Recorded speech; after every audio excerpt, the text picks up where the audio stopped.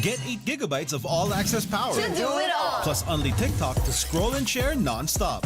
Power, work, life, and more. With Smart Power all-access data now up to 90 days. Load now. No signal, no fun. If only you could switch in an instant. But wait, you can with the Smart eSIM. Backed up by nationwide coverage. Get your Smart eSIM now.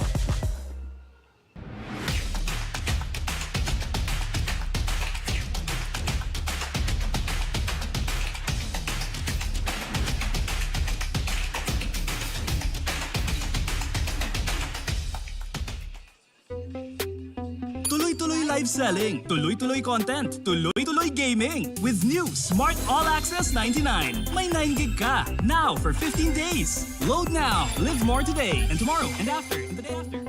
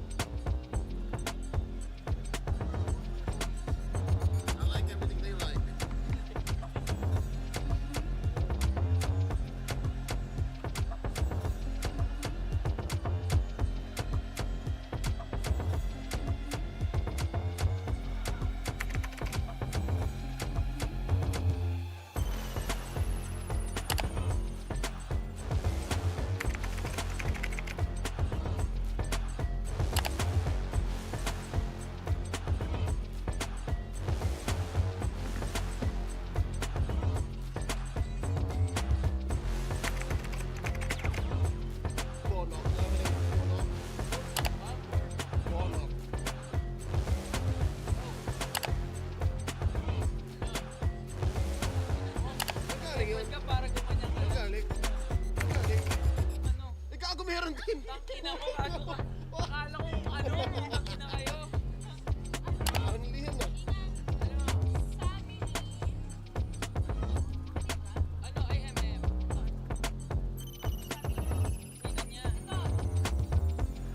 Uy, ano? Huwag na akong kulitin, wait lang, nag-push yung tao. Hindi. Ay, I mean, okay pala.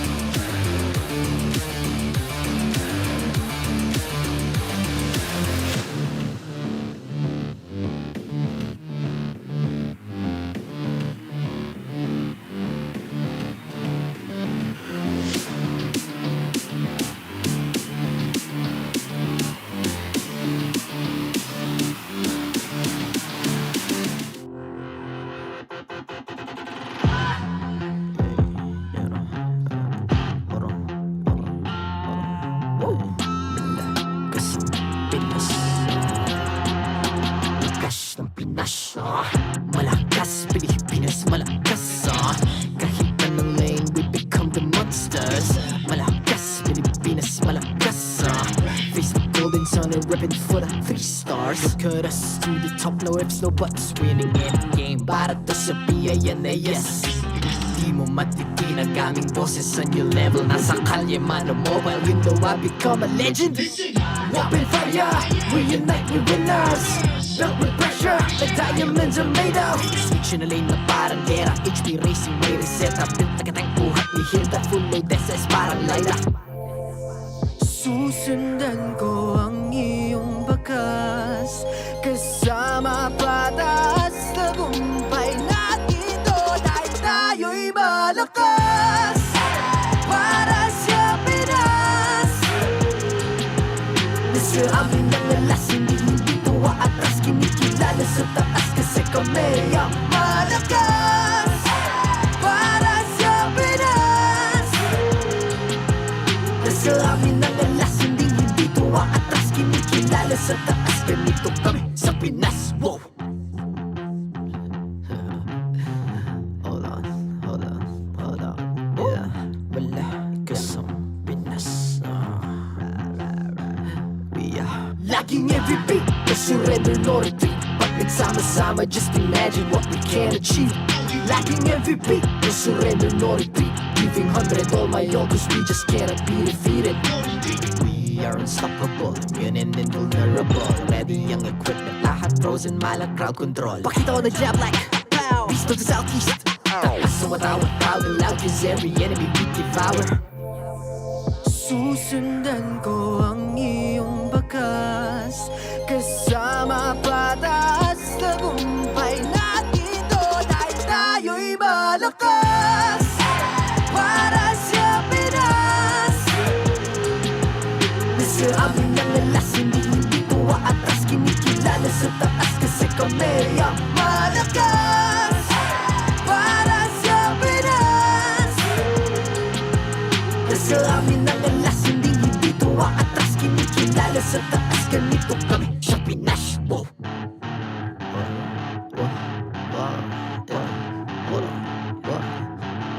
Malakas, Pilipinas, malakas. Kahit anong lane, we become the monsters. Malakas, Pilipinas, malakas. Face the golden sun and reppin' for the 3 stars.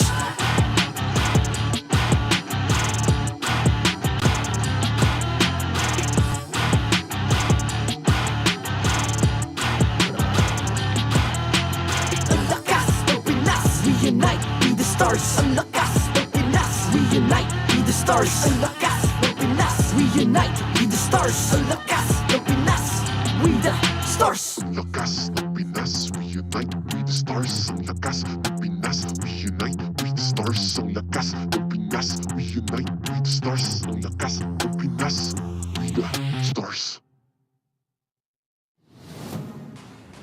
The 14th season of MPL Philippines is brought to you by the following sponsors. Smart, the official telco partner of MPL Philippines Season 14.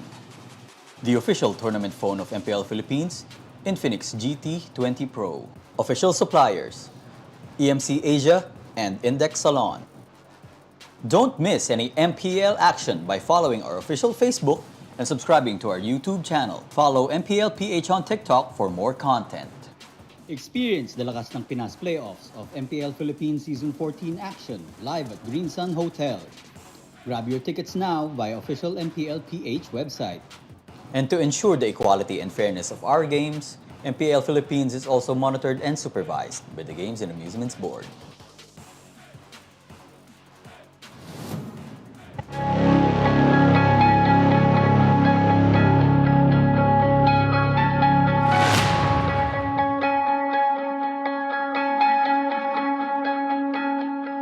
Malala yung season na to. Kasi, ewan ko, para sa akin parang hindi ko ine-expect yung mga ganap. Especially during the preseason na yung Falcons APBren tsaka yung Liquid Echo na nagdo-dominate for like the entirety of the off-season. So parang ine-expect na sobrang daming tao na sila yung papalo. And then all of a sudden, Fnatic Onic. Parang kung tutuusin nga sila yung mga underrated teams na parang kailangan mong i-watch out eh. So I feel like they really outdid themselves na parang OMG, ganito pala yung palag-palag nila. Season 14 regular season, don't y'all watch the forecast? I predicted about 4.5 out of 7 matches on average every week on week for the whole season. That means I saw almost every match result from a mile away, save for week 6. We don't talk about week 6. That's the upset week. But predictable, all right? I told you so. I told you so. Unexpected, napakaraming twist and turns. Sobrang saya kasi sobrang changing ng meta. Every week parating may bagong flavor na hero. Nagdaan yung mga edit, nagdaan yung mga Khalid. So hindi mo na talaga alam kung ano may expect this season. Although Fnatic Onic is undefeated, pagdating sa playoff sigurado ako wala makakapredict kung sino magcha-champion. So far, summary ko sa season is a little surprising. Titans are falling left and right. And may kumikidlat-kidlat na dumire-diretso hanggang playoffs yata and most likely to M6 for what we're seeing here. And I think na I'm still ready to be surprised and I hope may konting surprise factor pa na naiiwan dito sa MPL Philippines Season 14. Very, very looking forward to that. Beyond lahat ng mga teams na parang bigla ang nag-rise yung performance and kumbaga nalalagpasan pa yung mga Titans quote-unquote na initially we thought would dominate the regular season. I also think it has something to do with the heroes na lumabas. Nagbabalik sila 1-1, sila bigla may mga Bellery ulit, yung Nana even. So, even yung Kagura pala, no? Actually, kung inisa-isa ko na sila, hindi na ako matatapos dito. So, parang ang saya-saya ko lang talaga na makita na ganun. Kaya, mas nagkakaroon ng unpredictability in a sense din and surprise lalo yung MPL because of it. So for me, I think same lang. For the past few seasons, ito pa rin yung MPL Philippines. Siguro nakakagulat lang na iba-iba na yung mga teams na nagbabakbakan dito sa upper spot for the playoffs contention. Pero I think ang pinakamalaking summarization na pwede ko ibigay is if international viewer ka, mas nakakaaliw at mas nakakatakot panoorin yung MPL Philippines kasi again, leading into M6, mas marami silang kalaban.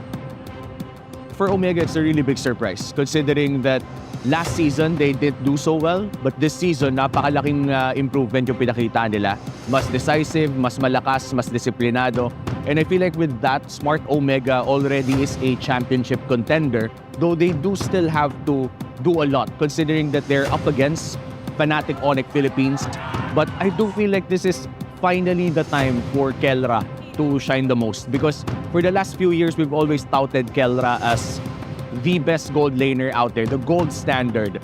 But for some reason, he was always like losing in the first round or the last big championship that he got was from MSC 2021 pa. But this time around, Kelra is looking to be sharpest. We always thought that he was already the gold standard, the best gold laner out there. But for some reason, he was able to beat himself and lead Onic to a golden age, honestly. And with a supporting cast such as Super Prince, King Kong, and the rest of Fnatic Onic, I do feel like they're the team to watch right now after the regular season ends. It feels like I'm reading really good fan fiction that you can make into a movie. Struggling teams, strong teams, unexpected results, unique meta. It's one of the most competitive and exciting seasons we've ever had. If I could sum up the season, honestly, great.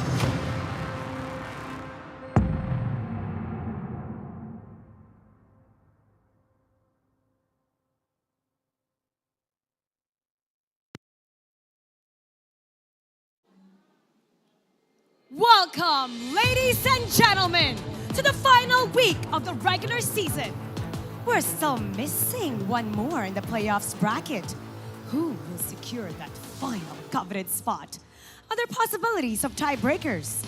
Do you have your guesses? It's going to be a phenomenal week here at the MPL Arena, and you wouldn't want to miss any of it. I'm Mara Aquino, and this is Retribution Rumble Week. Casters, pasok! I hope you guys are ready because it's Retribution Rumble. Welcome to MPL Philippines Season 14, Week 8. Dan Leobang at your service here with Jose Ingan, and we're bringing you the action on this opening day. Honestly, it's great. All right, all right. That's why you were feeling nervous. You were going to you were gonna play with the boundaries here. All right, ridiculous. Ladies and gentlemen, level up your game anytime, anywhere with Smart's Powerroll 99. For just 99 pesos, you get 8 gigs for all your favorite apps, plus Unli TikTok and Unli texts to all networks. Of course, you can stay connected, improve your MLBB skills, and keep the fun going with your friends no matter where you are. Load up now and enjoy the non-stop gaming with Smart. If that video package wasn't enough to get you hyped, let us lay down what's at stake here. One last slot in the playoffs. 2 teams that are championship franchises, and only one of them makes it through. Not to mention the win streak of Fnatic Onic Philippines on the line, and the Titans waiting in the wings. This is what it looks like. Wow, Fnatic still undefeated, 12-0, and I know they're still gonna put the pedal on the gas because they wanna remain undefeated going to the regular season. And you're right, one more slot is left between these 2 teams. Whew. This is how you know this season's one of the more competitive seasons, because down to the week 8, we're not yet secured when it comes to the playoff spot, even the bracketing. One more slot. The last time I remember it being this tight, I would say was season 8 in the last quarter of 2021, and then season 10 in early 2022. Like, these are the moments wherein every match is a must-watch. And those were the seasons with the streak, except season 10, because it was season 11, Echo, formerly Echo, and season 8 was Blacklist. See? Wow. And they are in the place of history who Fnatic Onic Philippines is now. We're opening up with Smart Omega versus RSG 2022's MSC. Filipino representatives coming up. Again, both former MSC champions, if you look at it. And we're closing off with the rematch between Fnatic Onic Philippines and Falcons APBren. The last time we saw those 2 in action, it went all the way, and it was so close. FCAP almost broke that streak in half. Yeah, I know Falcons APBren really wanting to redeem themselves up against one of the Titans, the gods of season 14. But of course, the first match is a do-or-die match for RSG Philippines, because at this point, you really want to have a series win.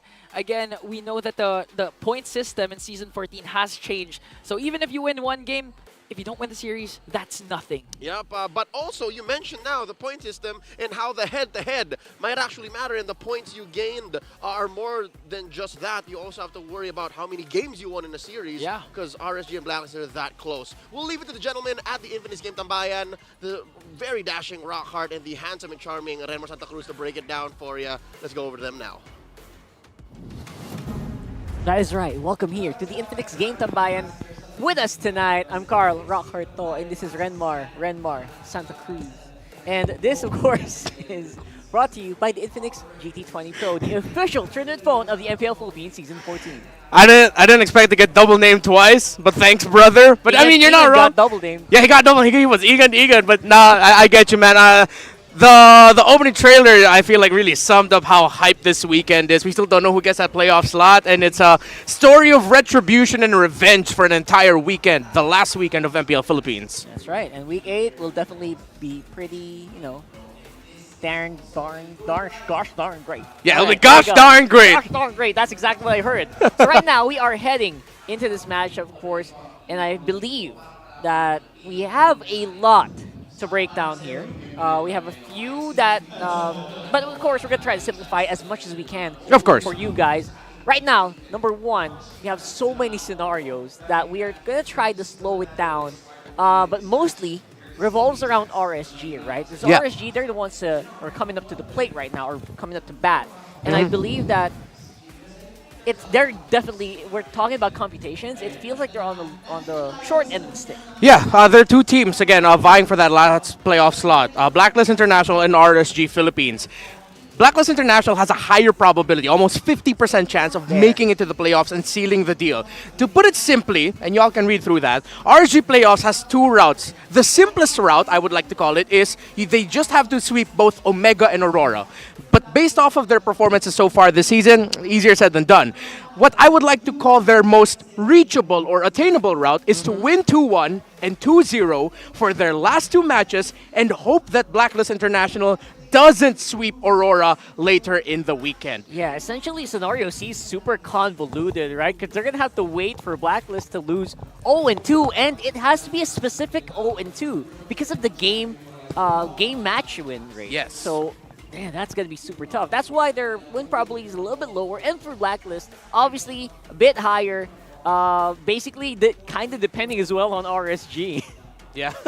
The thing for Blacklist International, though, is they already are on the simplest and most reachable route. For RSG Philippines, that was 2 separate roads. For Blacklist International, it's 1. Hope that RSG loses all of the remaining matches. Seriously, right. Blacklist are leading in the playoffs race now. As long as RSG loses, Blacklist gets that slot. Yes, that even counts. If RSG loses 1-2 to both Omega and Aurora this weekend, Blacklist is fine. They don't need to do anything else. But they just really have to hope that RSG Philippines doesn't win at least one of their matches. There you go. And these are the remaining matches. So we can even break it down even simpler. I don't know if we can even do that, right? Yeah. This is as simple as it can get. RSG, just win. 2-0, 2-1. For Blacklist, you also got to win. Even a 2-0, 2-1. And basically, for Blacklist, just don't lose, right? Yeah. Either way, you can see the point differentials here. And I would still say it's still neck and neck. And again, guys, there is still a chance of a big BO3 tiebreaker happening on Sunday in day number 3. Yeah, actually, we'll find out if we will have a tiebreaker by tomorrow. We'll update the standings, especially after this matchup. But it's crazy to see that Blacklist International won't fight their potential playoffs clinching match until the very last day of MPL Philippines Season 14. Which, again, Leo did mention that happened so long ago. Last time this was this tight. And for their last matchup, going back into this one, is RSG versus Omega. It was an Omega-sided game.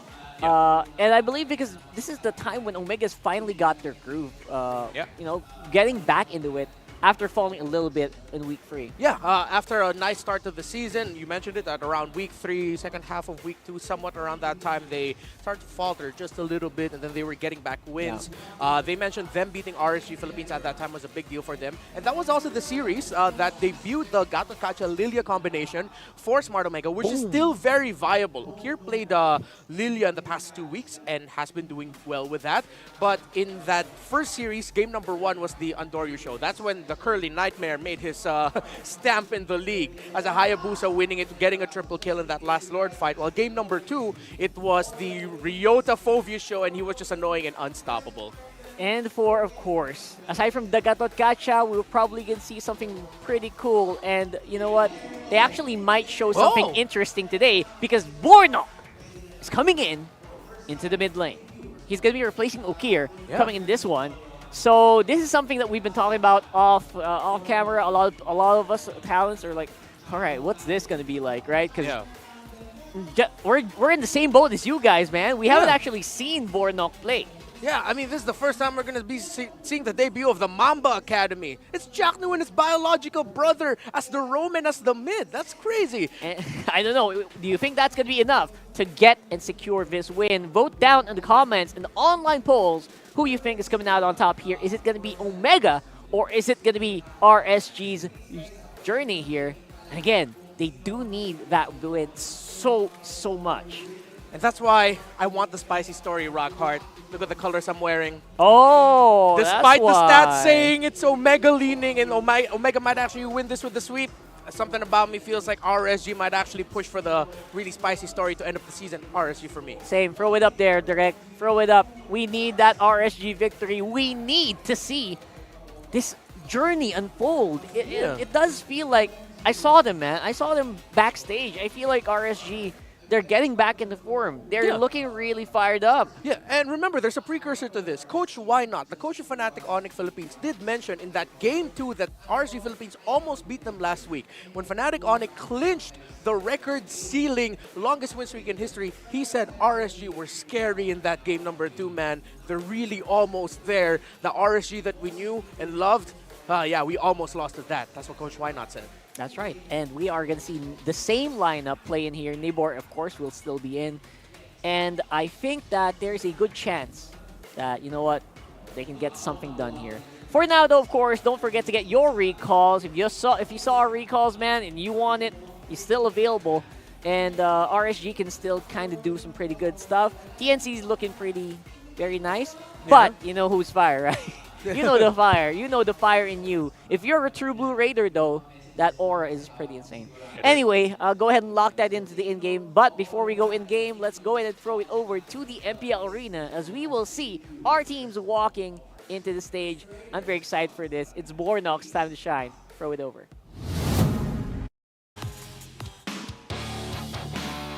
This is the first match of the last week of the regular season. Pat, Chico, JJ, and Jeff are our marshals.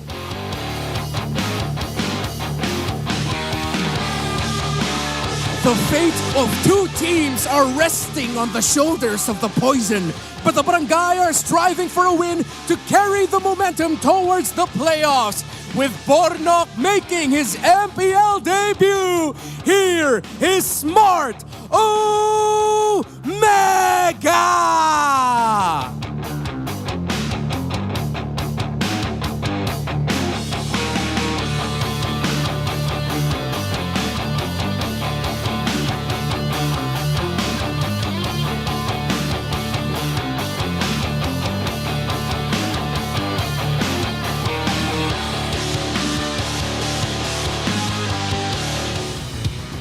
And their opponents, new faces but very familiar to them because the Raiders have their eyes set on those remaining spots in the playoffs and they won't stop till it's theirs. Here come the Raiders. It's RSG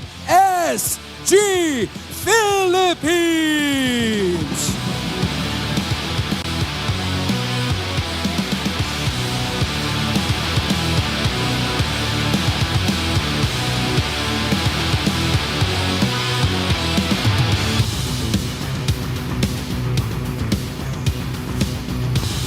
And their coaches. For Smart Omega, Coach Lembot.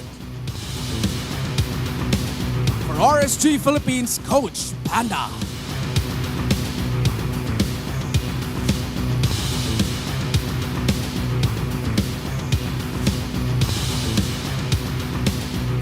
It's time for the face-off. Aqua, step forward. And making his MPL debut, Bornok, step forward. Step closer together.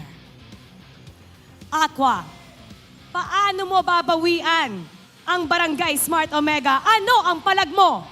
Siguraduhin ko kami manalo. Bornok, paano mo masisiguro na hindi makakabawi ang Raiders? Ano ang palag mo? Wala eh, sumbungan na lang siya sa kuya ko. Palag kung palag, fist bump. It's the first match, the final week, and it's a crucial one. Get ready for a day full of action.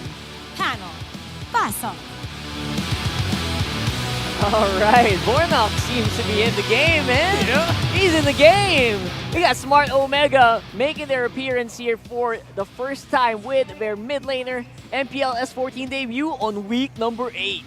What's he gonna play? What does he play like? How does he fare with his brother in the room? We already saw a glimpse of it. He even held up his brother's pose. He was even getting directed by Chapman. It's like, yo, this is your first time, bro. Let me help you out. Walk here, I'll walk here, then we go into the back. I feel like it's gonna be like that. To keep it simple, Smart Omega, Chaknu, and his brother Bornok really need to be sharp against one of the most fearsome row mid combos we got in the league, even though they're struggling, Light and Aqua. That's right, and this is an RSG Philippines that is on fire. And especially for sure, you know, on fire probably on stage, but right now they don't seem to be bothered. They're gonna have to show it in the game though. This is a really tough match despite a newcomer in Smart Omega. Yeah, I think one player can really pressure Bornok. They're probably thinking like, nah, I feel like it's gonna be Irad. You know, when we play our RG games, if we're the mid laner, we're up against a really good assassin, we're just wary of going wherever the hell we want to go. I think that's what Irad needs to do here. His rotations need to be in sync with Light and Aqua, but show himself enough that it stops Bornok from making moves. And basically don't let yourself get intimidated, right? Oh, yeah. Which is what Irad's actually super good at. Yeah. This guy goes toe-to-toe with the best in the world, Carl TZ. You name it, right? Yeah. I'm sure he can probably go against Kyrie pretty well, so you don't want to be an MPL rookie against this guy. And again, we're talking about mechanics, we're talking about the stats. RSG still looking pretty fire. But Omega, definitely those wins did help boost these stats up. Yeah, that's why it will make an Omega victor here all the more impressive. Come on, the Chak and what is that? The Chak knock connection. Chak knock. The Chak knock connection. Chakno and Bornok. Yeah, if equally, Irad needs to pressure Bornok with his presence. Chaknu and his brother Bornok really need to pressure Irad in the jungle. That's the first Infinix key to victory, but for RGPA, you got a good one. It does feel like it's better right now with Light and Aqua. This is a time, this is a duo tested by time, right? Yes. They've been through so much. And you can kind of wonder how that's going to fare between a possibly newer connection they have here in the mid. Of course, for everyone, get your head in the game. You know, got to get your head in the game, and that does feel like, you know, it does feel like both teams do have that in spades here. Yeah, if you have a choice between pursuing your theater dreams and playing basketball, play MLBB instead and win games. Bornok, you're making your debut. You're up against one of the most early game suffocating teams. Yes, they're still struggling, but that is still RSG Philippines that even warranted the respect of Fnatic Onic Philippines, which is why now, I know we predicted for RSG Philippines, I feel like it might be one of those situations where at the end of the day, people will be making clips about Bornok and how good he is. I'm ready to be surprised, honestly, with this one. Because knowing Smart Omega, they're not a team that takes these lightly. You know, they, no pun intended with light. It does feel like they have a plan that they've been serving or reserving for a long time now. Since Bornok came in week 6, week 5, he was slotted in there pretty early on. So I'm sure he's been present in all scrims. He's been playing a lot. So that's probably the biggest surprise factor here for Omega is how is he playing? Does he play the usual heroes? Does he play off-meta stuff? Like, does he play in the Kai mid? You never know. Yeah, you'll never know. I mean, that's what I love about new players making their debuts. We don't know what to expect from them. Is this guy an assassin in the mid? Is he the type to opt to play Hellkurt mid? Julian in the mid? No. Hellkurt, maybe not, maybe not.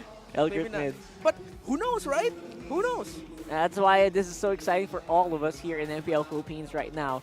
And of course, Omega picking up the blue side means they can have a bit more of a free reign on starting off that way.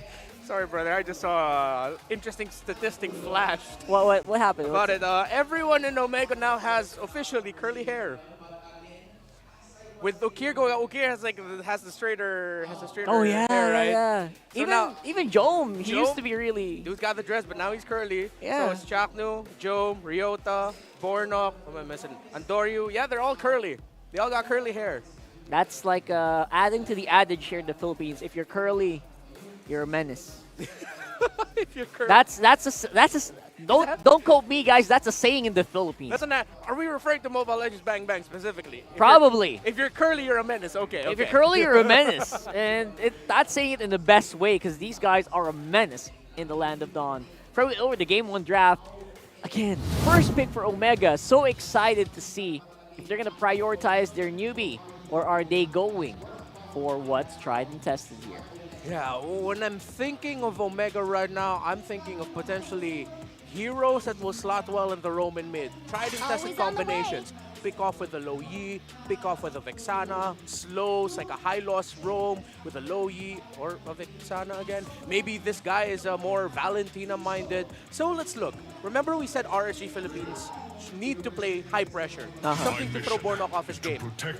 Cho is the perfect hero to ban in that scenario along with the Matilda. While RSG Philippines this time are respecting Chaknu's high loss, which is very high win rate for him, and one of the highest banned heroes when going up against Omega. Yeah, so no bans against the mid lane here. A bit surprising. Kind of gives you a bit of a leeway. And if you're talking about mid lane mages, you can probably go for something like an Aurora, definitely a safe pick. Yeah. Because of your passive, you got Pride Device, but you know what? Andoryu is the guy that they want to front here. Yeah, you pick up the Ling, take it away from the hands of Irad, so it's going to be the Ling Hayabusa trade. With the Cho gone, you still have a Grok that Chaknu can slot in to play the high invade style of roamer. It's been a while since we've seen a Jawhead roam to play that pressure single target. Who knows? So RSG Philippines will take away more comfort picks from Omega by taking away the Gatot Kacha of Chaknu, and then you take away the Arlot of Ryota as well, so you take away 2 strong setters. So we might end up with seeing an Edith or a Terizla in the EXP lane. But I think they can go for their gold laner and mid laner right now. They can leverage that. It's funny because I heard comfort pick Gatot Kacha. Who never thought I'd hear that. Yeah, you're right. Yeah. I never thought I'd hear that here in our league, man. And here's the Lunox. Kind of half expecting it for Omega already. That is definitely, probably, or not saying definitely, probably on the gold lane. And again, I'm not gonna be surprised if Bornok comes out with it. Yeah, but you did mention something like safe mid laners. I feel like if Omega want to keep Bornok as comfortable as possible, I think safe mid laners are a really good bet. You mentioned the Aurora. I like the Lilia for him too. Hell, maybe even the Nana if possible. Yeah, for him. yeah. So that might be the pick later for Omega, but I mean, we still have the Order of Brilliance from Lunox, which is sort of like safety. But I feel like I agree with you here. This is more of a gold lane Lunox because usually in the matchup, the Lunox should either be 50-50 or slightly actually 65-35 against the Harith. So that's what they're thinking about. So RSG Philippines just get an aggressive mid laner that can pressure Bornok in the mid, whatever he picks. Valentina for Aqua. It does feel like the route to go. And I was actually thinking about Valentina for Bornok here. More of mobility, just to make sure you can dodge out of harm's way. Good dashes, yeah. But then again, it got picked up by RSG already, so it feels like RSG is also forcing that scenario here. Harith is still open, by the way. Most likely gonna get banned out, to be honest. If I was RSG, maybe trying to ban out that Harith, or sorry, if I was Omega. Yeah. But yeah, Matilda in the mid lane would have been great as well. You know, if you're trying to start out, trying not to do anything too active. Oh, yeah. There's Aurora ban. I guess RSG was thinking as well. Yeah, they're also thinking the same thing, like safe type of mid laners here for Bornok. It'd be so funny if, like, in his MPL debut, dude just straight up shows up with a cushion. Gushan mid, That oh would be my so funny. god, that was I so mean, funny. That's just me like wishful thinking right now. So Omega take away the Moskov, so some of the best gold lane marksmen. Hey, that's the OHEB superfan. Oh yeah. He's a really cool dude. He's back. Yeah. Wow, he's back for another one. Probably Yeah. watching out for Omega, you know? Exactly. And RSG, whether or not they're going to take it. I think he got engrossed in the story, you know? Yeah, I think he wants to see RSG's journey as well here. So Moskov's out, which is surprising for me, because... I guess unsurprising rather for me, because Kusei loves that hero. Yeah. But then again, maybe just leave it open, just, you know, for the possibility of Joel picking it up and Lunox going over to the mid. Yeah. to the mid, I you think know? that's sort of them showing their hand that Yeah. the Lunox will be going to the gold. It's super open, yeah. Good ban here on the Tigreal, taking away one of the last best options for Jacknu. You pick up the Valentina third pick as RSG Philippines, and you take away the Tigreal. Now you're thinking, okay, if ever Jacknu picks up something along the lines of a Grok, we can steal the wild charge from him. Yeah. Although most of the time, the Valentina will probably be stealing the ultimate of the Eden. So fourth pick, I think they lean towards the jungle now. But maybe one of the reasons why RSG is not picking up the jungle yet is because they really want to see what the roam is first. So they might go safe, play gold, get either the Harith or the Alice. Maybe if they really want physical or true damage, then they go carry. And then pick their jungler for last so that they can adjust it to whatever Jacknu picks. Honestly, last pick jungle sounds like the play. Irad has so many good heroes. And who knows, maybe Lancelot can make an appearance here today and wow all of us. No. Then again, you are facing up against some pretty nasty heroes, especially that Lunox. You can get kind of derailed here, and they go for the Hayabusa early on, which is also pretty good. Just so hard to beat that hero. Yeah, so it's the more traditional line of thinking wherein, okay, let's save our gold lane pick for last, so he has the best possible chance of survival until we see their lineups and the matchups that we get. So officially, Bornok's first hero played in MPL Philippines will be a Vexana. All right. Let's see if this Edith will go to the EXP or maybe the Roam. Nope, it's a Roam Jawhead. So yeah, we posed the idea of a Jawhead earlier for Chaknu for the pick-off type. So they get a lockdown already for the Hayabusa, high pressure, invade jungle, good control in the mid, and you have a link to cover. So yeah, this should be a good draft for Omega right now. I think for the gold, still same, Alice, Harith, or Carry. I was half expecting the Rock, but then I guess he realized, you know what, I can't use my passive against a Hayabusa. Yeah, you're so right. Yeah. He's thinking, you know, I might die immediately early on. True. So I don't blame him. Gold lane though is gonna be the Claude, the safest option again for RSG. Just playing it really close to the chest. Yeah. Their picks are super safe. Okay, they decide to play the map and they go for an entry type of gold laner. I mean, then again, the Claude's farm should come up a little bit, does come up quicker now. But, okay, I think they decided to go for the more macro-centric play the map style. Yeah. Play the map around. Don't do anything too fancy. Coach Panda, you know why he's called the Pandamentals. He wants to stick stick as close to basic as possible so that I guess there is less room for error in that scenario, right? So everyone knows muscle memory and it's gonna make a play. And here we go. There you go. What? 2 purifies. 2 purifies. There you go. Thank you so much for that. And throw it over to casters, Leo and Ingan to bring us a game. Here we go. Game number 1 in a best of 3. It's do or die for RSG. If on paper it's not, well, it might as well feel that way. Jose Ingan and Leo here at your service bringing you this matchup. Did you know, I'm speaking as the advocate of Big J and the Mamba, that these are 2 heroes that their first time playing with in Season 14. So there are 3 debutants for the side of Omega. That's one way. Yes. Can you believe it?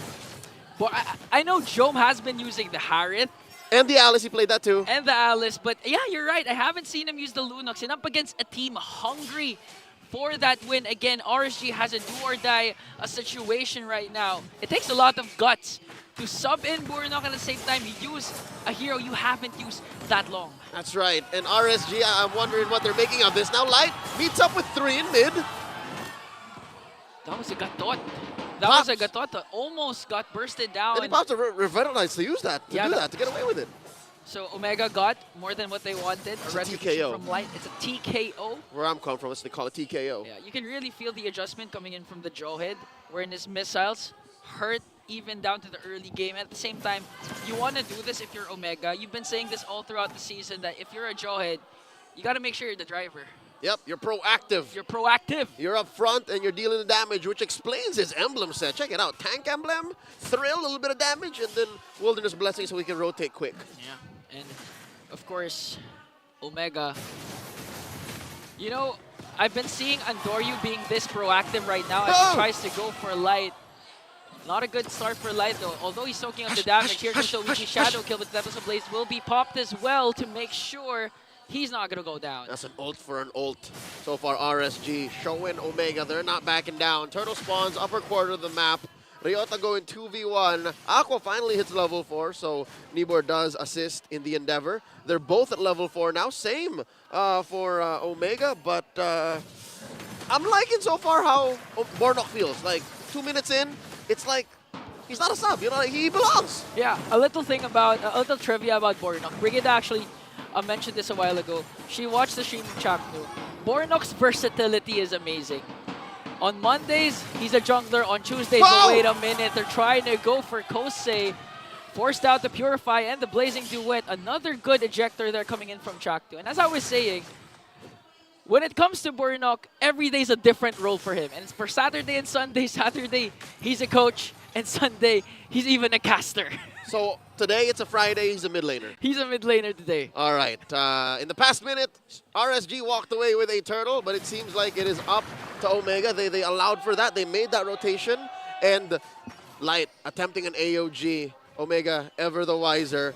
I'm liking RSG's, how do I say, boldness. I wouldn't say aggression because they'll be crossing the river more often and fighting fights where they shouldn't. Yeah. I call it boldness just because they're not backing down. Again, it's clear that based on the stats, and I know Coach Link, Coach Panda, RSG's coaching staff, they know what's up. They know that these are the debuts of a lot of things from OMG. And RSG's not letting them get away with it. Yeah, plus they also have 2 Purifiers for their one of the most squishy heroes from Aqua and Kosei.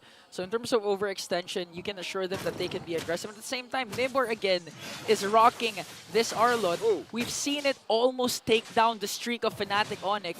Maybe he can do it again, but here comes, Ira didn't commit the Ouija Shadow Kill as Ryota is still safe. That's right. RSG now up by about 300 gold. Should be enough to make... Whoa, OMG, think about it! Oh, but there's the unstoppable force now. 4 members ganged up on Shaknu as he falls down. That's what you call a conflict of interest. as a jawhead, again, you want to be proactive. You were looking for fights. You were looking for someone to toss over to Bornok to take down. You go, brother, you go. Brotherly love. Yeah. But the problem is, Chaknu, being the elder brother, just said sacrifice. I'll sacrifice myself for you, Borno. I'm sure he didn't have to. I'm sure he didn't mean to. That was RSG just being a step ahead. Turtle spawned, lower quarter, this time around 4.5 minutes in. And Chaknu positioning himself like that death like 30 seconds ago didn't happen. Yeah. Again, a while ago, it was RSG who got the first turtle. They just traded as Andoryu got the orange buff. And at this time, they are starting things off. Here comes the zone coming in from Chaknu. Nibor really want to cast things. Oh, look at that. Ryota goes in first with the Earth Shatter Flicker combination as they bring down Chaknu. Here comes Nibor with the final slash, Light with the AOG.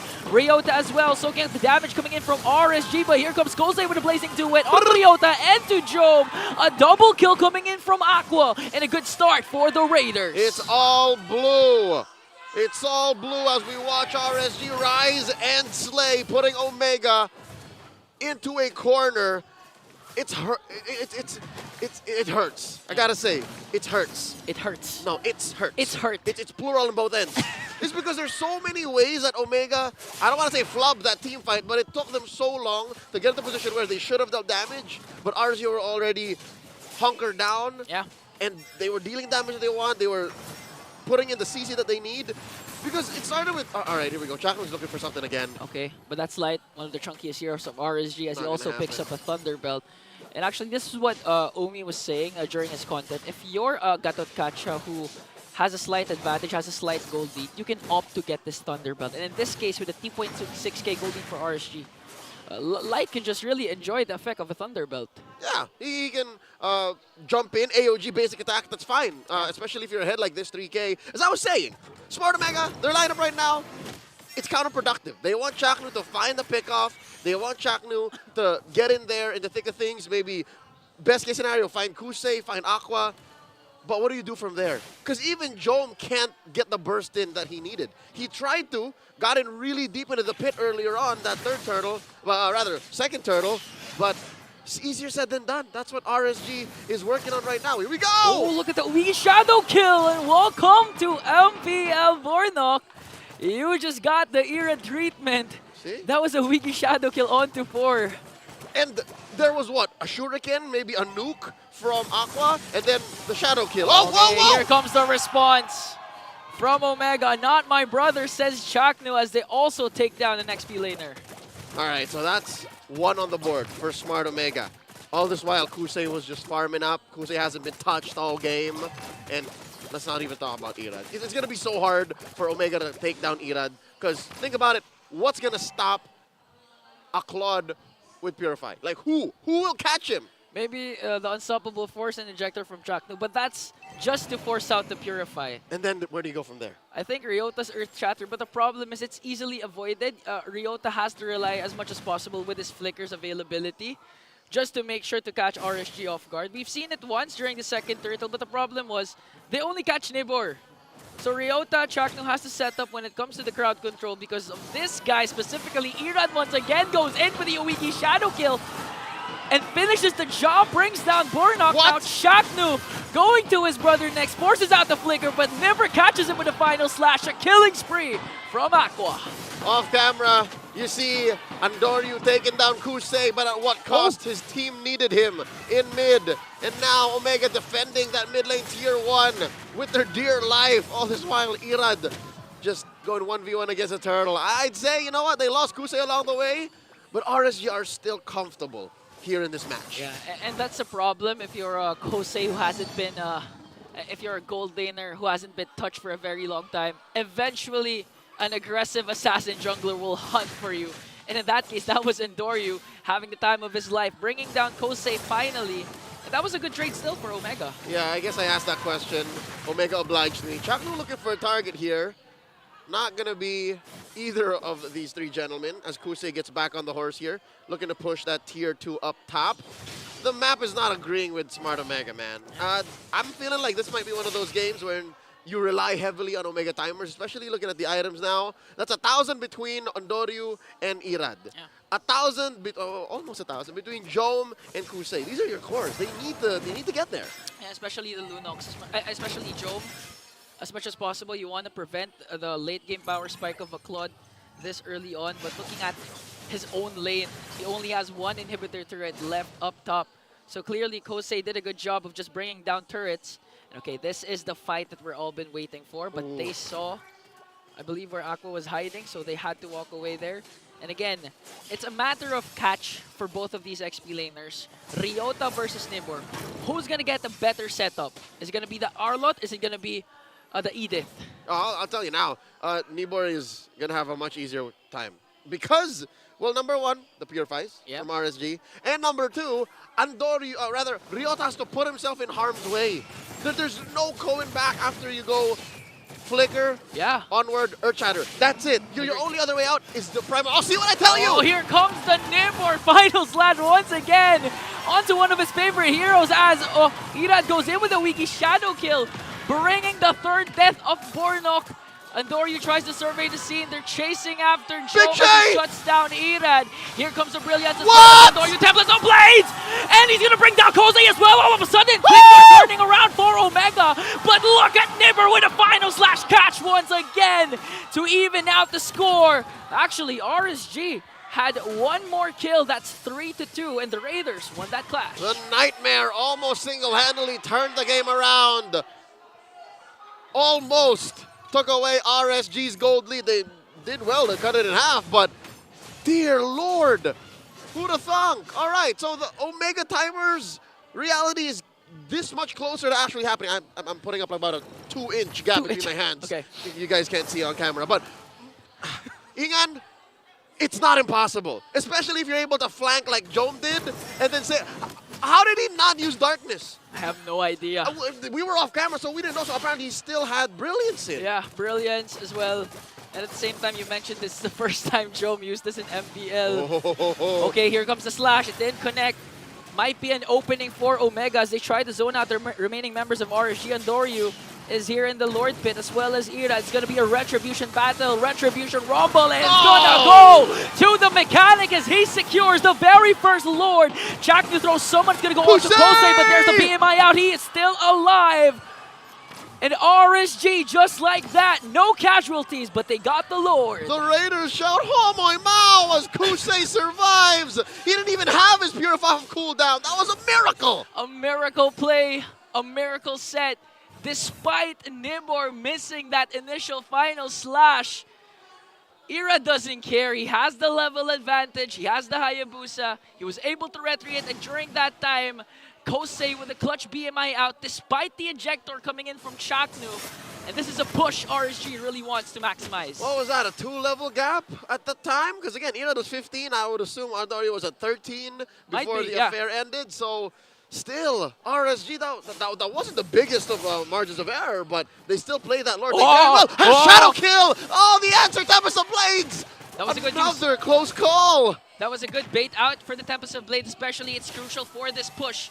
Nibor has his flicker and the final slash. They can force out the clash here or just try to get the inhibitor turret as they bring down the top lane inhibitor turret.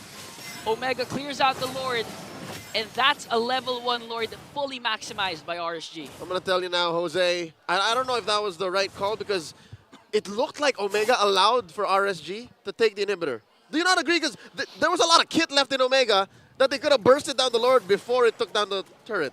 I mean, some interesting decisions here. They were really trying to, as much as possible, play safe because the Nibor final slash flicker is there. It's not going to connect once again. You're right. Might be an opening for Omega as Chaknu tries to go on light, but look at Endoryu though. Okay, I don't think he should do this. Okay, no. You're right. Now in hindsight, yeah, maybe they're respecting Nibor's final slash. Yeah. That could definitely put them in much deeper trouble than a lost inhibitor. So far, so good here. RSG maintaining the chokehold onto the Barangay. About 5,000 gold ahead here. 13.5 minutes in. Smart Mega should counter blessings. At least they're able to get their hands on their buffs. I've seen teams in much worse conditions. Yeah, at least Endoryu still has a good KDA 210 and at the same time still gets his purple. But okay, when it comes to the 18-minute mark, that's when we say it's Omega time. Which is about 4 minutes from now. 4 minutes from now. But then again, RSG was able to go head-to-head against Fnatic Onic for more than 20 minutes. Even though they lost that series, I'm pretty sure they learned a lot from that game. So we'll see, but here comes Irad. That's true. You only really lose if you don't learn. And agree. I don't know if RSG learned against Fnatic Onic in the way that you have to beat Smart Omega. Looking at the items here, good news for the Barangay. Jome has picked up on his farm. He's just like 200, 300 gold behind Kusei. And I guess a majority of this 5,000 gold lead you see in mid and in the jungle, and hardly enough in the roam. Like Chaknu and Light, one is living like a king, the other is struggling. Yeah. It's a matter of really the setups, not necessarily the damage, because we've seen Andorio and Jome go up against 4 members of RSG, but wait a minute, there's a conceal coming in from Chaknu. Oh, just the mere sound of a conceal pushes back RSG. Okay. Still haven't reset the Lord here as Chaknu holds it on. Okay, it's going to be a matter of setups once again. In terms of damage, both teams are capable of bursting every single member down, but here comes the blitz from RSG as they get the Lord, and it looks like Omega didn't contest for it anymore. That was a tough shuffle. I gotta say, RSG kept Omega in about an arm and a half's reach. Yeah. So Omega can see that they clearly cannot enter RSG's effective zone of engagement. But just the same, wait, what is this? Oh, 2v2. Andorio with the Tempest of Blades. Here comes Light. Will be able to taunt him though. Finch Poise out, and Chaknu and Andorio remain safe. Wow. That was this close. Again, I'm putting up about a half an inch between my gap. Okay. That was this close, folks. And now Omega have to defend against RSG's full-on wrath as they defend all 3 lanes, push it in. Just look at Nibor being the front line of RSG, and when they see Nibor, everyone's just scattering out. They don't want to get caught by the final slash as Ryota pops his Primal Wrath to make sure to burst down the Lord. 1 inhibitor turret left, and Irad is working on it, and now the base of Omega fully exposed as Nibor manages to find Ryota on his Primal Wrath form. But here comes the counter attack coming in from Omega. Bornok with a good cast of that skill. Jome goes after Aqua, shuts him down. That's 3 Raiders all of a sudden gone, and Andorio also brings down Irad. Off camera, Andorio wins the anime battle. Dear Lord, RSG down to just about 1,000 ahead at 16 and a half minutes. Omega found the clap back inside their base, the punish. They're taking their, and that's their second turret all game. Their second turret all game. Omega timers is what you need to know. Just making sure Omega capitalizing on the potential mistakes that their opponents can do. They have minions here as Nibor goes for the catch, paired up with a blazing duet coming in from Kosei. Light though with AOG. This must be the answer coming in from RSG. They're gonna bring down Ryota. Chaknu's the next target. He has the immortality. Nibor making sure to cut his exit route there as 2 members will fall down for Omega. Andorio has to walk away here. Oh.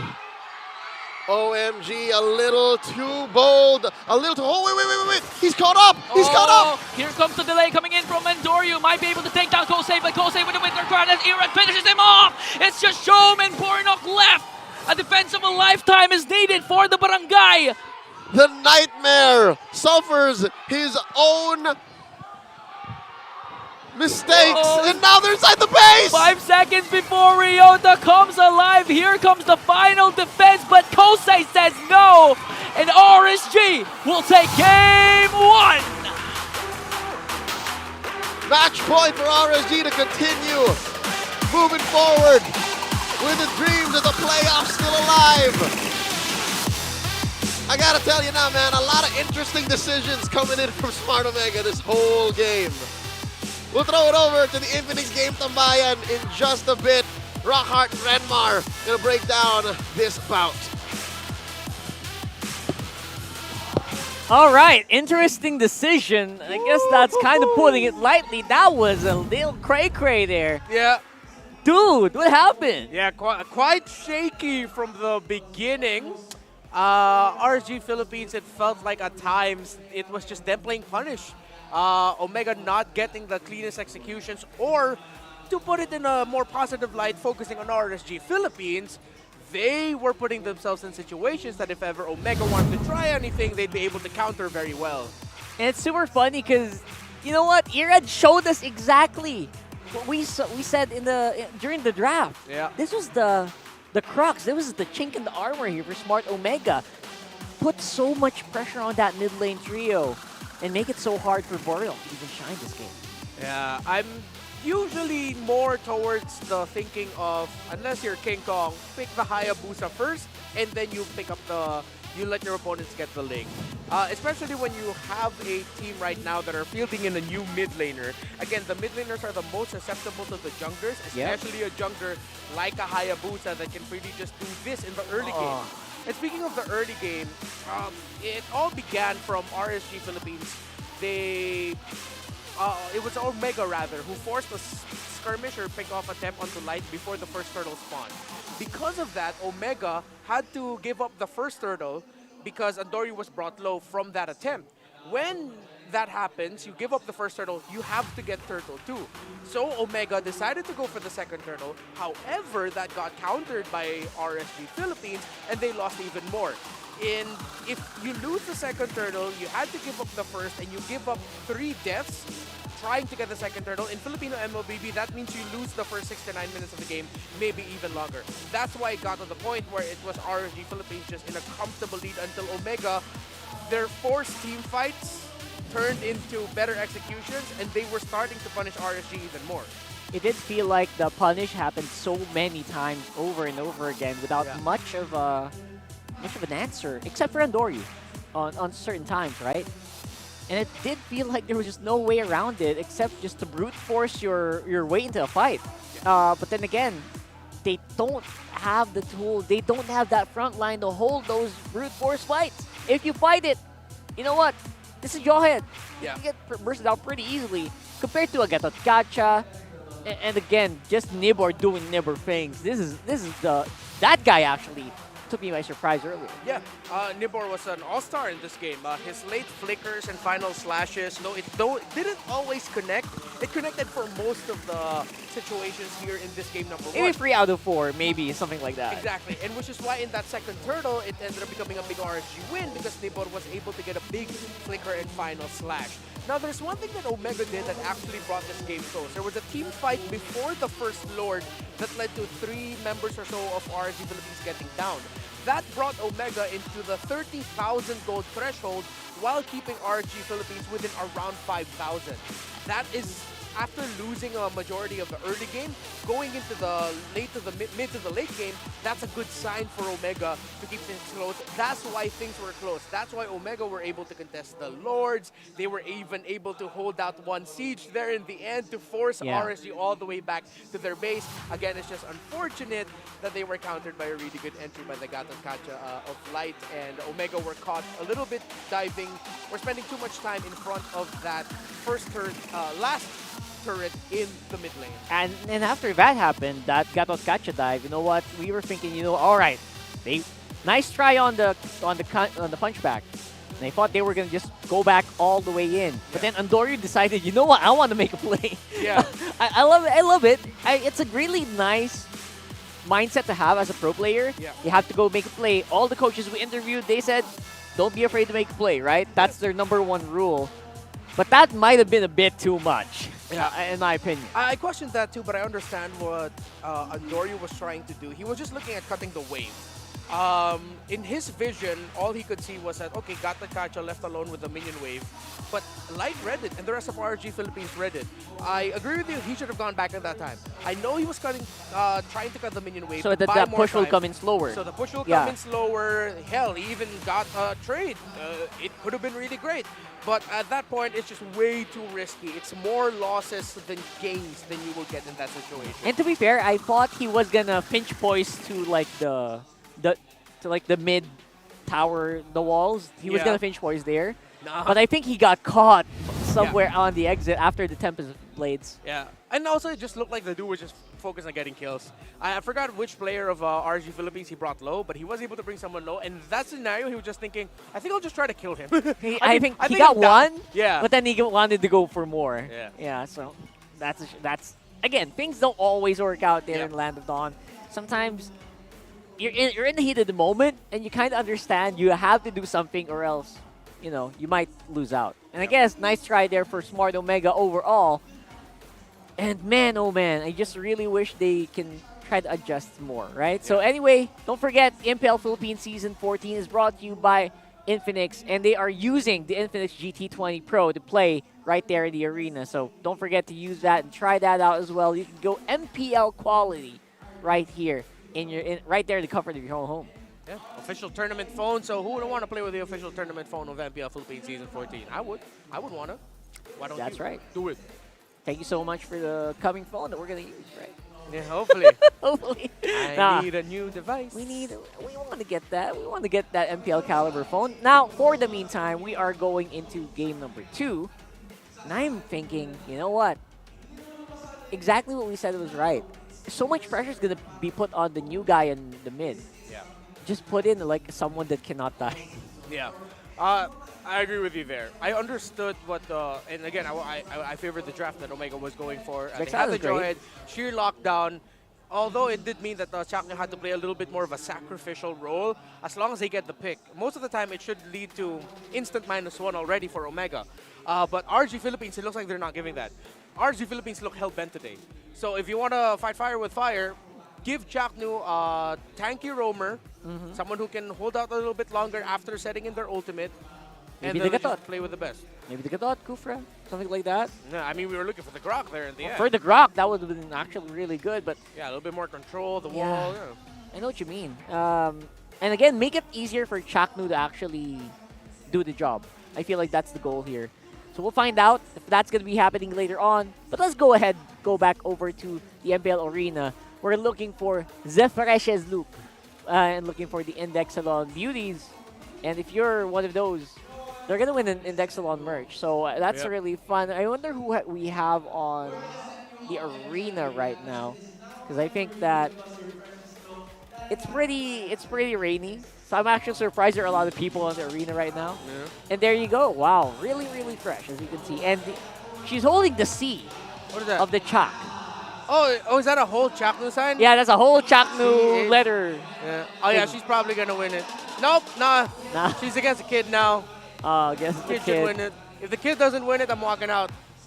He's asking, what do we do? What do we do? Come on. I wasn't trained for this. Are you really going to take a good prize away from a child and his mother?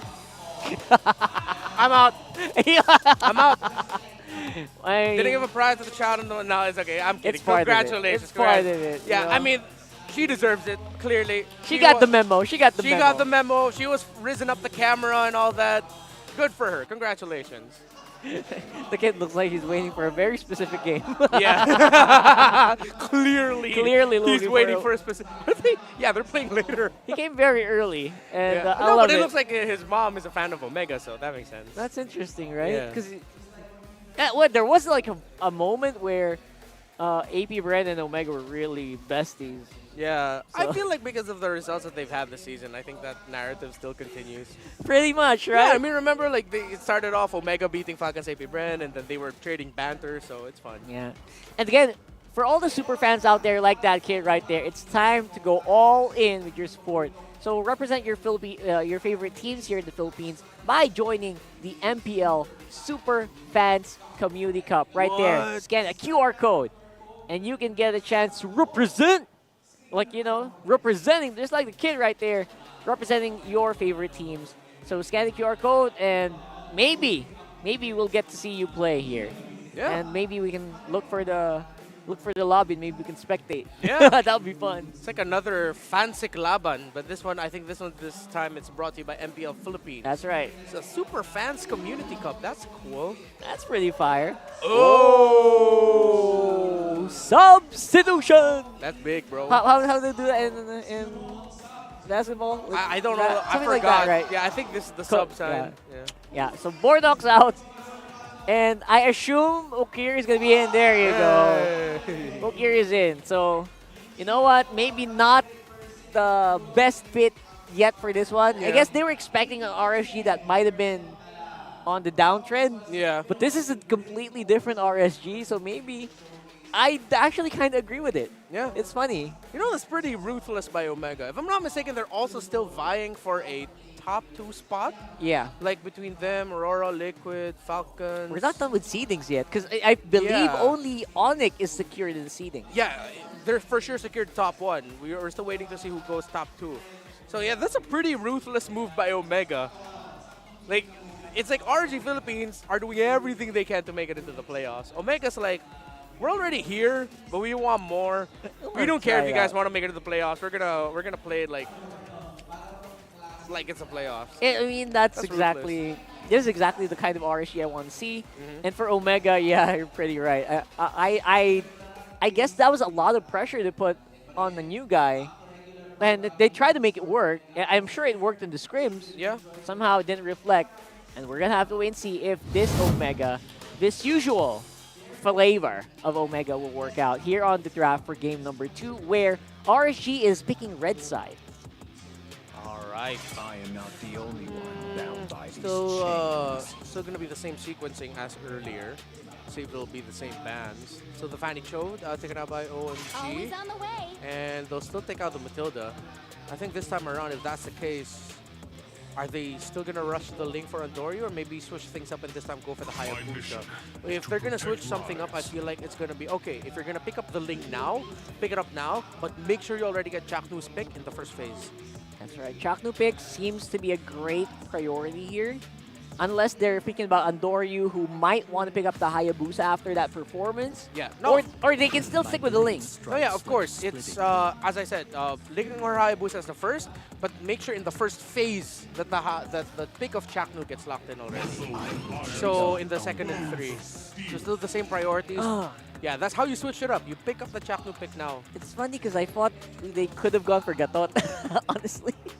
A Gatot Maybe they could have rushed the Gatot just to make sure that, you know, just to make sure it won't get stolen, because it feels like Light wants to keep taking it. Yeah. I think they'll still have the Tigreal available for Chaknu if they want to go for it. But no, same draft. They're still leaning into it. I think they're leaning into the idea now that maybe they'll just shift up the Jawhead pick later, or rematch. Yeah, really, maybe it's just them saying that, okay, the chemistry wasn't fully quite there yet with Bornok. So this is round 2. Yeah. Literally round 2 with the same heroes, it looks like, right? Same bands. Oh my goodness, it's the exact same bands, bro. Yeah. I just noticed. Matilda band as well on Ferd and Hylos. So yeah. I don't know if they're gonna do anything different here. That might be on the second phase. Yeah, okay. In terms of the bans, earlier it was Aurora and Tigreal for RSG Philippines, and a Moskov and a Julian for Omega. So let's see if this is still going to stick around. Or maybe this time Omega will ban out maybe even both the Julian and Haya. Okay, it's still Tigreal. And I wonder if... I would consider banning out the Hayabusa, honestly. I don't want to stick to the same one. Because honestly, the Hayabusa does fare relatively weaker against a Lunox if you're trying to assassinate the Lunox. But we saw earlier... Ira does some crazy stuff with that hero. Yeah. So, I don't know, man. So they ban out the Julian first. They'll think about banning out the Moskov for Crusade. Because now that they know if it's not the Moskov, there's a Claude, there's an option. And they already know that they're going to be Lunox Golding here. So I think the safest bet really is to just ban out an Irad pick. Because you already know Kusei has a wide pool. That whatever you decide to pick, he'll always have something that's like equally just okay. If it's not the Moskov, it's a Claude. If it's not the Claude, it's the Moskov. If the RSG aren't feeling like going physical for their marksman, then they can go also magic. It also depends on when they want to spike. Moskov spikes a little earlier for some reason compared to the Claude now, or is that the other way around? It's a little bit the same, except that Moskov is just less involved compared to Claude, because majority of Moskovs just go off in different in the far lane and just split push and then join with the Spear of Destruction. Yeah, I guess more focused on the map. They're easier. Yes. They have easier access to the map, right? Yes, sir. Banning on the Claude means they're forcing or they're pushing back Kusei into his Moskov, which I'm sure he's going to be happy to do anyway. Okay, so yeah, Moskov's still open. Moskov's the pick, I think, honestly. Yeah, that's yeah, it. there it is. Yeah, there it is. Of course it's going to be. 100%. Oh, wait, Lolita's open though. They kind of expected it. Oh, it's a Belleric. Okay. You know what's funny, Rep? I feel like the Belleric would have worked better earlier. Yeah, in game number 1. Actually, you're right, yeah. Oh, no, the AoEs would have worked so well together. Yeah. Oh, man. Yeah, you're right, you're right. Anyway, what's done is done. We're going to see the Belleric anyways. I'm sure you're happy. And for this last pick, Haya is still the best. Belleric's more tanky comparatively. Yeah, I mean, there's no other way to put it. You just go Hayabusa. But I think Omega drafted in this scenario thinking about the Hayabusa, and now RSG Philippines is thinking twice about it. Are we getting baited? They might go Lance, but that's also like If it's not a good Assassin, they option. can lean Alpha Bane. But It's yeah, still high. It's still the high. It has Yeah. to be. But I think they were thinking about it. It's like, is it still going to be okay for us? Might be a little bit harder. Yeah, because earlier it was a little hard, especially if Ling goes Tempest of Blades, especially if the Lunox goes Brilliant. Yeah. It's so hard to catch anybody, honestly. Ooh. All right. I don't know. There's something about the cheesiness of seeing Belleric and Loyi together that makes me lean a little bit more towards that. And even our draft in the index thinks the same. Yeah, I think Omega has a pretty good. Yeah. Look at all those stats, dude. Early to late potential, damage potential, survival potential, all higher than RSG Philippines. They do seem like they have it covered, right? For RSG, it's, again, you kind of have to make the picks happen for this lineup to work. Yeah, make the picks happen. 100%. Let's see if that's going to happen as we throw it over to the Land of Dawn. Let's see if RSG can take it. Caster's going there. Ooh, yeah! Ukir is back for the Barangay in a shocking turn of events. Welcome with to RSG Mobile at match Legends. point. I'm pretty sure the coaches said, you know what? We can't risk it. Can't. Again, the standings for Omega are at stake here as much as possible. You want to be closer to the upper bracket. And for RSG, this is a do or die match. Because right now, currently, Blacklist is ahead of them with 1 point. Because of how week 6 went, and then week 7, RSG, they're not pulling out any of the stops. You see how very similar to game 1 this draft is? So they're going very clearly off of momentum. And as a momentum stopper, Chaknu brings out the Belleric. Yeah.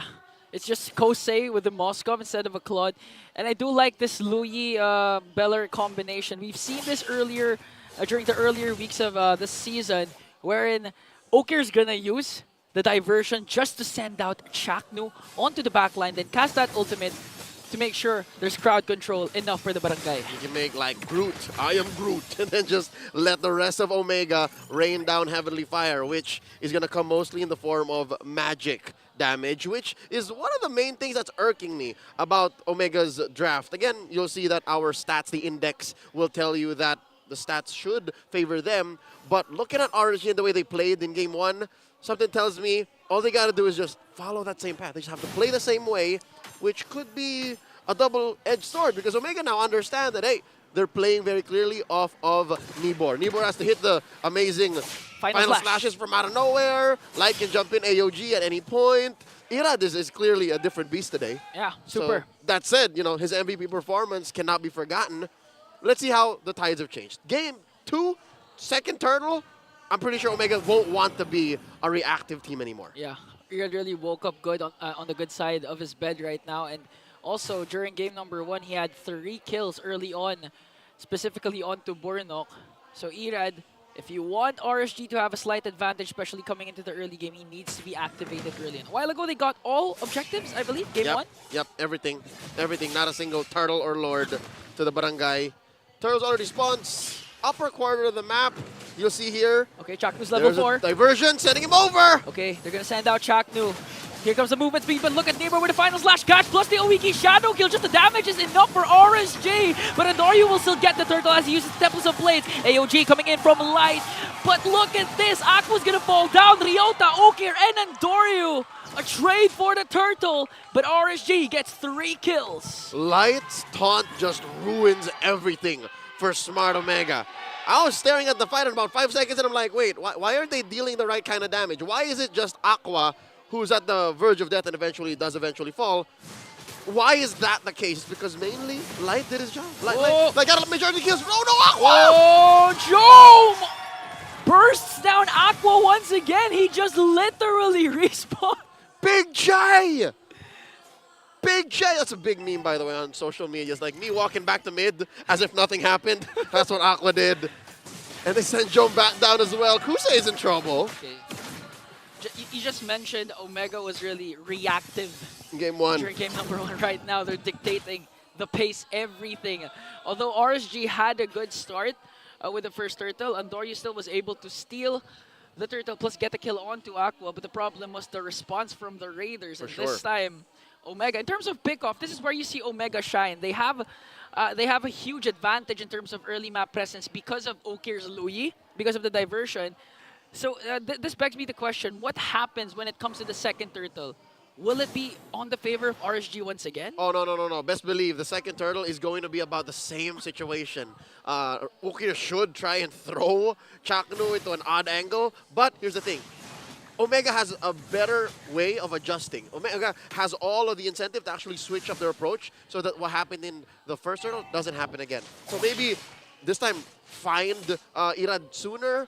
Don't touch light, like don't bother with him because he's just going to taunt y'all and then make that initiation null. There's an AOG. That should definitely help OMG though, right? Because it's an early AOG, shouldn't be up in time for this turtle. Yeah. Plus, the beauty of this is Neighbor just picked up his Thunderbelt. Although he's not going to be part of this turtle clash potentially, but look at this Mega just suddenly bursting out the turtle as Chaknu zones out Light and Irad. Here is the threat. This is the threat of the Belleric compared to the Jawhead. Jawhead, single target. Chaknu AoE crowd control with the Wrath of Dryad. If both of these players from RSG just suddenly walked up there, Chaknu's gonna cast it right away. Right? And he has all of the tools to even get out of there too. With their Vitalizing the Punch and Diversion into this little corner here. I wonder if Kusei knows. Oh! Chaknu. Okay, the taunt's not gonna connect though. Okay. What I tell you, right? Second turtle looked exactly the way I told you it was gonna look. It went to the favor of Omega. But a lot especially helped with Jome's burst onto Aqua. That literally gave them a slight gold lead advantage. I believe it went up to 200. It switched to Omega's side.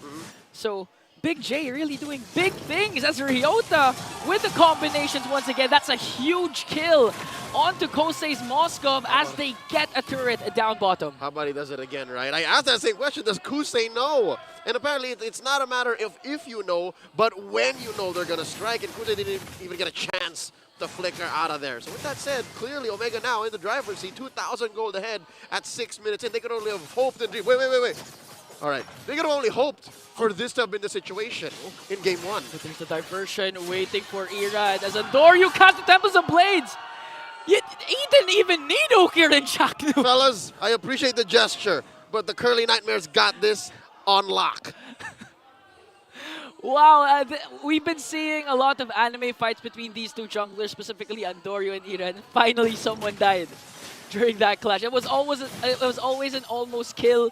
Both of these junglers always manages to escape, but this time, Andoryu made sure the Wigi Shadow Kill wasn't there before he cast the Templars of Blades, and all the Defiant Swords connect, bringing down Irad. Which is odd. I think that was Irad just feeling himself a little too much because he pulled the trigger on the Wigi Shadow Kill sooner, and then I guess Andoryu had minions to share the damage with him. So now, final turtle already spawned up. Look at this, Andoryu's bothering Kusei this time, all the way down bottom. Yeah. Doing best of the both worlds, gonna create a push down bottom, get the turret as much as possible, at the same time be right there on time for his purple buff and the turtle as Omega controlling much of the... What do you call that? Wait a minute. Here comes... Of the battlefield! Chaknu. Checks in. Okay. He hasn't cast yet the Wrath of Dryad, but 5 members of Omega are here to make sure to zone out RSG. Quad Shadow for Irad out. And again, no trade for the Raiders. Amazing work here by the Barangay RSG, doing their best. And this time, the tables flipped. Kusei! Chaknu! What an amazing backdoor play! Cuts off the exit route of Kosei with a taunt. And he didn't even get the flicker again! Yeah, Chaknu didn't even use any of his battle spells. That's how fast Omega's planning and communications were.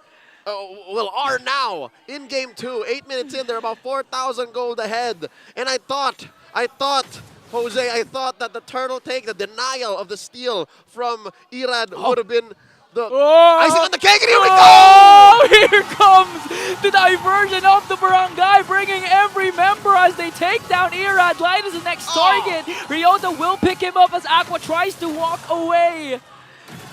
We've seen Omega send out Chaknu, but this time, the whole Barangay who was present for that clash. Call it an Omega bomb. They go into that bush all in, 100 to 10% full send. And all this while, bottom lane was getting pushed in. Like, that's That's where Andorio was about a minute ago. Yeah. During the pre-Lord take. And now, Omega have all of the time in the world. They have all of the lanes pushed in. Lord has, what, about 30 seconds to come onto the map. It's amazing how they've pivoted. I don't know if I can say right now if it's all Ukir. I think it's also just their mindset changed too. Yeah, of course chemistry plays a huge part. I mean, they've worked on this 5-man lineup since the latter parts of last season. They gelled so well. And again, a big factor was Ukir, specifically his hero. Because those diversion plays, we've seen 2 good diversion plays from Ukir. Him and Chaknu's hero. Yeah. It begs to be said that the Mamba is good on the Jawhead, but he's great on the Belleric. And even Ryota, we have to commend Ryota because game 1, not a good game at all for Ryota. But game 2, his first flicker, Earth Shatter combination connected onto Kosei. So this time, he's feeling himself, really confident, making sure to get those crowd control. And the best part is Kosei has a flicker. So it's easy. It's an easier catch. Easier. All right, folks, well, we're not saying that what Ryota's doing is easy. Easier. It's just more likely, and more often than not, he won't even get the press flicker nor his dash. That's been the story of this game so far, 10 minutes in. 0-2-0, the Kamai King, Kusei, cannot get away from Omega. Almost 100%. Whenever somebody's sent over to take him down, he just takes it. All the lanes pushing in now. Smart Omega. Almost 10K ahead. What? How did we get here? Almost 10K! I mean, look at the map. All inhibitor turrets left for RSG, plus total dominance of the jungle minions here for Omega, specifically Andorio. And now the problem for RSG is Nibber played a good game during game number 1.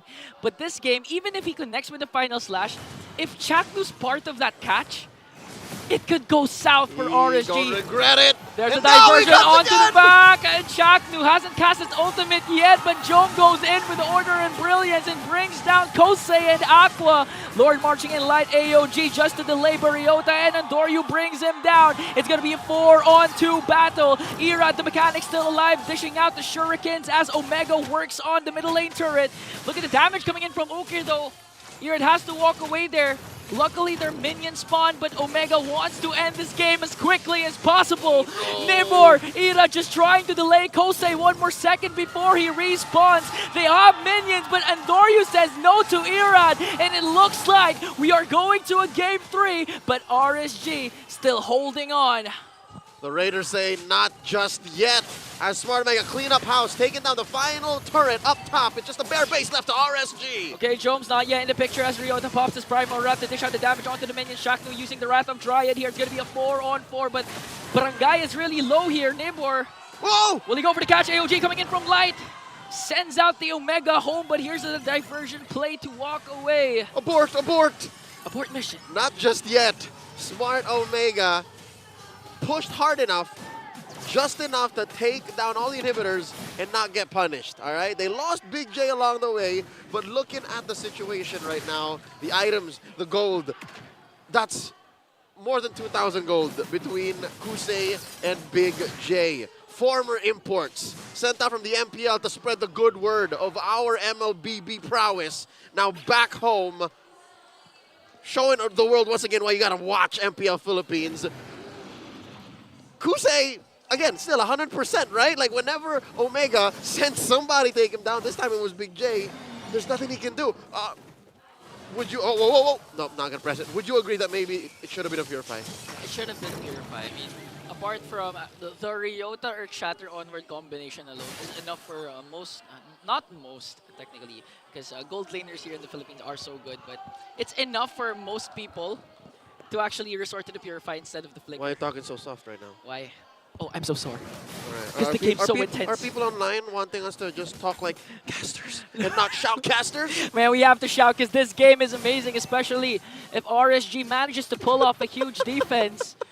Again, it's not impossible because Nibor, one catch could secure the job for RSG, but again, the question remains, if you catch Chaknu, will that actually benefit you or benefit Omega? And here's the thing, Chaknu doesn't mind getting caught out. He's not even died once. Oh, and now he's gonna get sent back over again. Again, delivery for Omega. Chaknu, but look at Jom onto the backline, sending 3 Raiders down to the base as Ukir picks up another kill, and Ryota Locks, we are going to a Friday game number 3.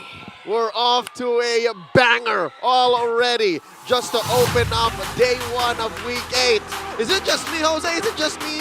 Or did it feel like a grand finals win as we just go to game 3? Man, just look at the Omega fans screaming at the top of their lungs.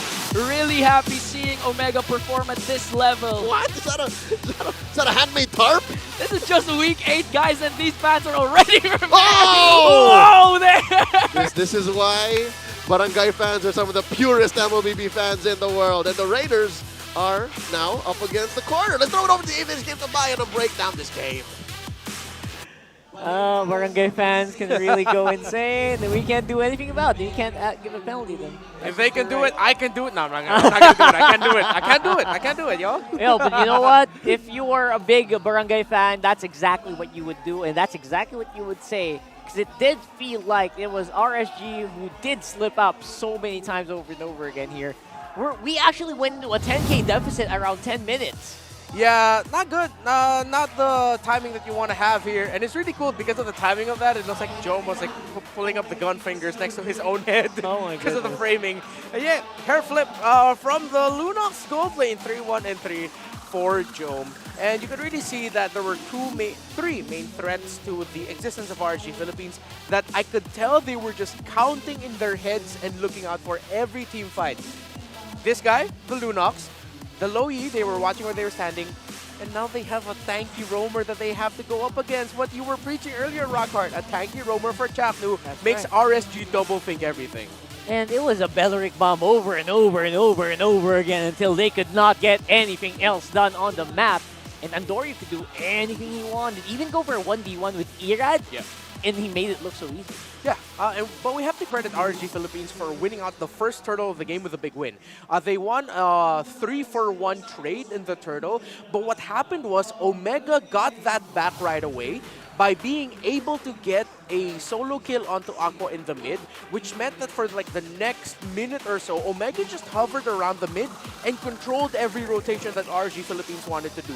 They kept showing up in the mid lane, they kept blocking off the river access of Light, which blocked off the river access as well of Irad, which led to then Omega being more comfortable making movements around the map and in the lanes. And again, one of the main reasons they can do that is because they have a tanky roamer that is just a threat to everything RSG wanted to do, and they have the Low E to roam around the map quickly alongside the Ling. They had very little uptime combined with just the bare speed of a Belleric to get into a fight, plus, of course, the diversion.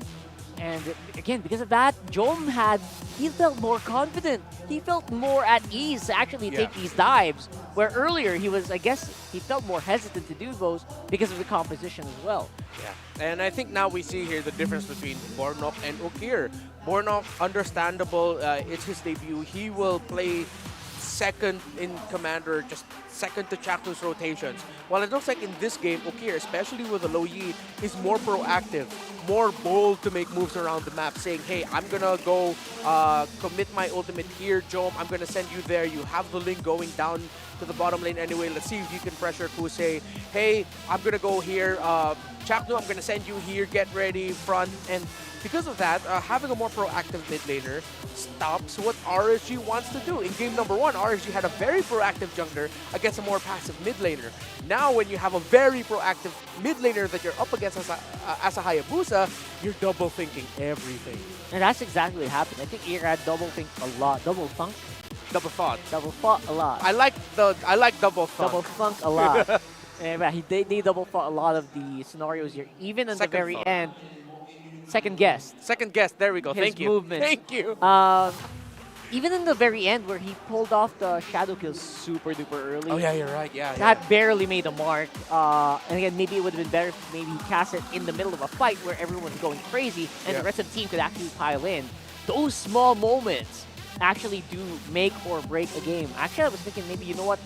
Maybe RSG can do an Omega. Exactly what Omega did in game number 1 where they punched back right inside the base. And then take it after that. But you know what? None of that happened. And we did see an Omega victory.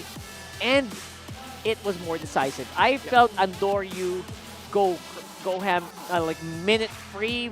Right after that first turtle that you mentioned. Yeah. Right after that was just non-stop Omega game. And now Andori's performance is making me think about my whole statement of wanting to prioritize the Hayabusa over the Ling. And again, it seems like the key really is just make sure that his aggressive links or good links are paired up with proactive mid laners. Maybe that's also one of the secrets as to why Fnatic Onic Philippines has succeeded in how Ling Kong has succeeded, you know, with using that hero, because Super Friends is a very proactive mid laner. Funnily enough, you know what? They also like these exact hero picks. Yeah. Except for Beleric. We're not talking about that. Onic actually used some of these hero picks a lot. Yeah. That's why we call him Ling Kong. And that's why you also got to ban out the low Yi against these guys. Yeah, for sure. Those guys, rather. So, you know what? The meta really is starting to shape itself up, and I really hope that Beleric becomes a mainstay, because watching Beleric games can be really fun. And on the other side of the roam, I'm seeing why the Gatot kind of fell off before, because once you commit to the AOG, that's it. If you mess up, if they dodge that and they go and gank on you, you're going down. Yeah, that has to be an instantaneous combination. One of the biggest threats of the Gata Kacha is, being able to use the enhanced basic attack and being able to combo his skills together. If he can't do that, then a Gata Kacha is a sitting duck. That's why it's equally important that Nibor also goes in with the final slash. That's why they were able to win that first turtle. Nibor had a very good final slash. But as the sequences went on, Omega were just dealing with it a little bit better, and it looked like they were counting the skills of Nibor more, because they realized after game one, after that first turtle, it's like, yo guys, Nibor's on fire today with his Arlaw. We gotta respect him. And again, calling where Nibor is mostly does rely on the shot caller. Like that we're talking about there. The Okir definitely more decisive, especially if we're basing it off of game number 2. Yeah. Right? So, about you guys, do you think that might be enough for Omega to actually just complete the reverse sweep here? I'm not counting it out at all right now, because it's like a really big ask of RSG to swing back big after that game. Yeah. I mean, that sounds like a difficult task. Yeah, I think it's going to be a big draft resequencing for RSG Philippines. No more rematch? If it ends up, no more, hopefully. Hopefully it ends up, if it ends up in the case where it's Omega Blue side again, RSG Philippines are going to have to change up one ban to recontextualize what they want to do. They have to choose between taking out the Phoebus or the Hylos. Which they have been very adamant in doing anyway. Yeah, right? they've been taking out both. The other side has been very adamant as well to do that. So, in any game that has Chakno in it, I think Hylos is gonna get banned out after that miracle performance. Yeah, so I I don't know if that's gonna make an appearance here. But then again, Omega has to think of alternatives here, right? They can't just keep doing. RSG has to think of other alternatives, right? Yeah. If they have to be ready for anything. That Beleric, I believe he got banned out as well a few times a few weeks ago, so not out of the question. Yeah, I'm also not going to doubt the possibility that we might see a return of the Akai Roam. We saw it last week. Brusco was able to get a win out of that, and it's one of the responses to the Tigreal pick. It makes assassins think twice about entering, even with Claudes, going up against Claudes. So that might play into a factor, especially for Omega. And Akai is actually really great against heroes like the Ling as well. Yeah. You know what? Just counter it out. Again, don't knock it till you tried it. Especially right now, where I feel like there's just so many fights are happening, many compressed team fights. You know what? Why not? Yeah, in a meta that has a lot of assassins, that means there's a lot of diving heroes. Heroes want to join in the fray. That's Straight in why, your face. Yeah, exactly. That's why Tigreal and the Beleric are shining right now. Why Beleric came up, why Gata Kacha came up. It's because that's where we're in right now. And one of the roamers that counter strongly against that, especially against countering against an Arlot, also as well, it's an Akai. Yeah, Tigreal got banned twice in a row here. Yeah. So we might not see the light of the day of that hero. If someone gives that means something's brewing. Let's go. And again, these are one of the reasons why the drafting's so fun right now, right? In the MPL Philippines. I don't know who's your favorite pick, guys. For me, obviously, I feel like the Beleric is super underrated right now. Combined with some heroes like the Carmilla, so many things can really happen. Oh yeah, Carmilla for sure. Yeah, that one too. So let us know. Let your voices be heard, and of course, join us in celebrating achievements of our teams, our players, and our coaches. We have the Alamat Awards coming up. Voting period is starting from October 10 to 15, and it's happening in the MPL Philippines websites. If you think Chakno deserves another one, I'm just kidding. I don't know if that's a thing. If Chakno deserves another one, or you know what, who else is legendary here in this one? Maybe Light finally can shine. I think he's done being in the shadows despite being Light. Yeah, I don't know. Who you think? Who do you think is the most underrated? The guy that deserves to be a legend. We're talking about the Alamat Awards, and all of those are happening on the MPL Philippines website. Check it out now. ph-mpl.com/ I would say awards or Alamat. I don't know. Check it out. Just to be safe, just go to the just MPL go to the Philippines website. Yeah. ph-mpl.com. ph-mpl.com. Go ahead, check it out right now. Maybe there's the most underrated hero of the week. Of the season? I don't know the full categories. No, we're kidding. We're glimpses of kidding. that. A lot of all-stars, Check it fan out. votes. Yeah. Yeah. So right now, we are going into game number 3 very, very soon. And Omega going on the blue side this time around. Am I going to be surprised to see a Ling on first pick again? There needs to be shakeups, man. There needs to be shakeups in the banning pattern here of RSG Philippines, more Right. importantly, yeah. We need to see some shakeups, because if this keeps happening, if we see another rematch, Omega just might actually take it out. Yeah, because like right now, Omega, I'm all for the bans that they committed. Fanny, Cho, Matilda. For RSG Philippines, I agree with you. If they should not give the high loss to Chaknu. But then again, with the high loss open, Omega first picking, it might be a little bit risky for them, but it seems like that's their comfort, and sometimes they do go for that they're willing to first pick the high loss right away. You know what's funny? Tigreal actually gets banned on second phase. So maybe if you want to go Tigreal, you do it on first. Yeah, you go a little bit earlier, right? Right? Because aside from that, there's just no other way that Tigreal is going to make an appearance here on second phase. So do For it sure. maybe on as a third pick, if you really want to do it. But then again, maybe Omega's ready for that as well. So scary. Lots of permutations to go through. And let's see if RSG Philippines will be the one determining the tempo of the draft by changing their last draft ban here. It's still high loss. It's all still the same. Same. They're leaning in. So now Omega are going like, do we really want it, guys? Is this a trap? Just go Ling again? It sounds like a trap, but it's also relatively harmless to maybe pick up a Ling here, because Andorio has proven he can play it in so many different scenarios and do it with style. That's a Gatot first. Oh, now that's a swerve.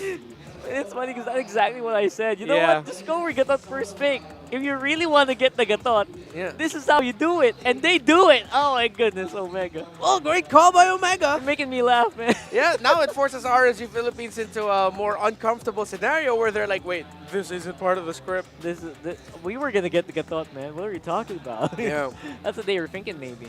I think this is also one of the calls by Omega saying like, give it at whatever, we're okay. It's funny because you see Light, he's clutching his head like, really? Yeah. He feels like he's pressured by this. Go ahead and take it. I mean, he still has a lot of options later on. They Yes, can still go for the exactly. Arlot and then maybe the Tigreal as one of their picks later. So they do go Arlot Moskov. I wouldn't be surprised if that's a Tigreal third pick for Light, considering that they already got their gold. For Omega now, let's see if they go ahead and pick up the Lunox again, or they can go Lunox Ling. Yeah, they can. Yeah, I agree. Lunox Ling or Lunox Haya. Since it seems like Job is comfortable going up against it. Yeah, That's Lunox exactly Ling. what they pick up. Go Tig. Come on. These are the picks that you get if you're super confident. Yeah. Right, with your laning and your I guess your muscle memory from the previous game.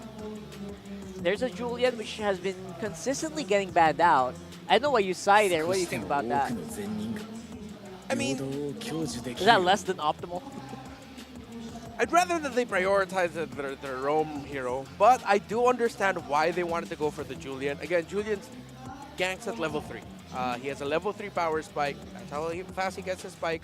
If he gets an early kill, gets his item quickly, he's a one-item spike kind of guy with a combination that he can dish out.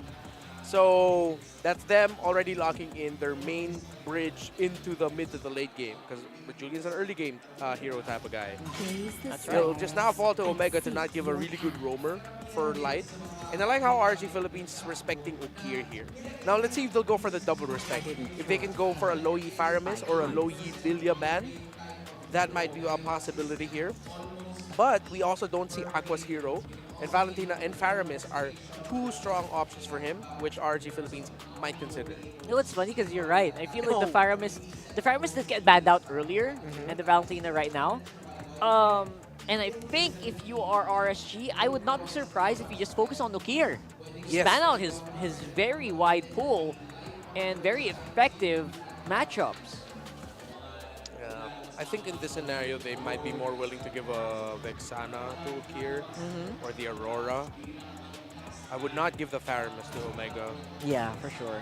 RSG might lean into picking that fourth, but the thing is they're already up against a Gatot Gacha.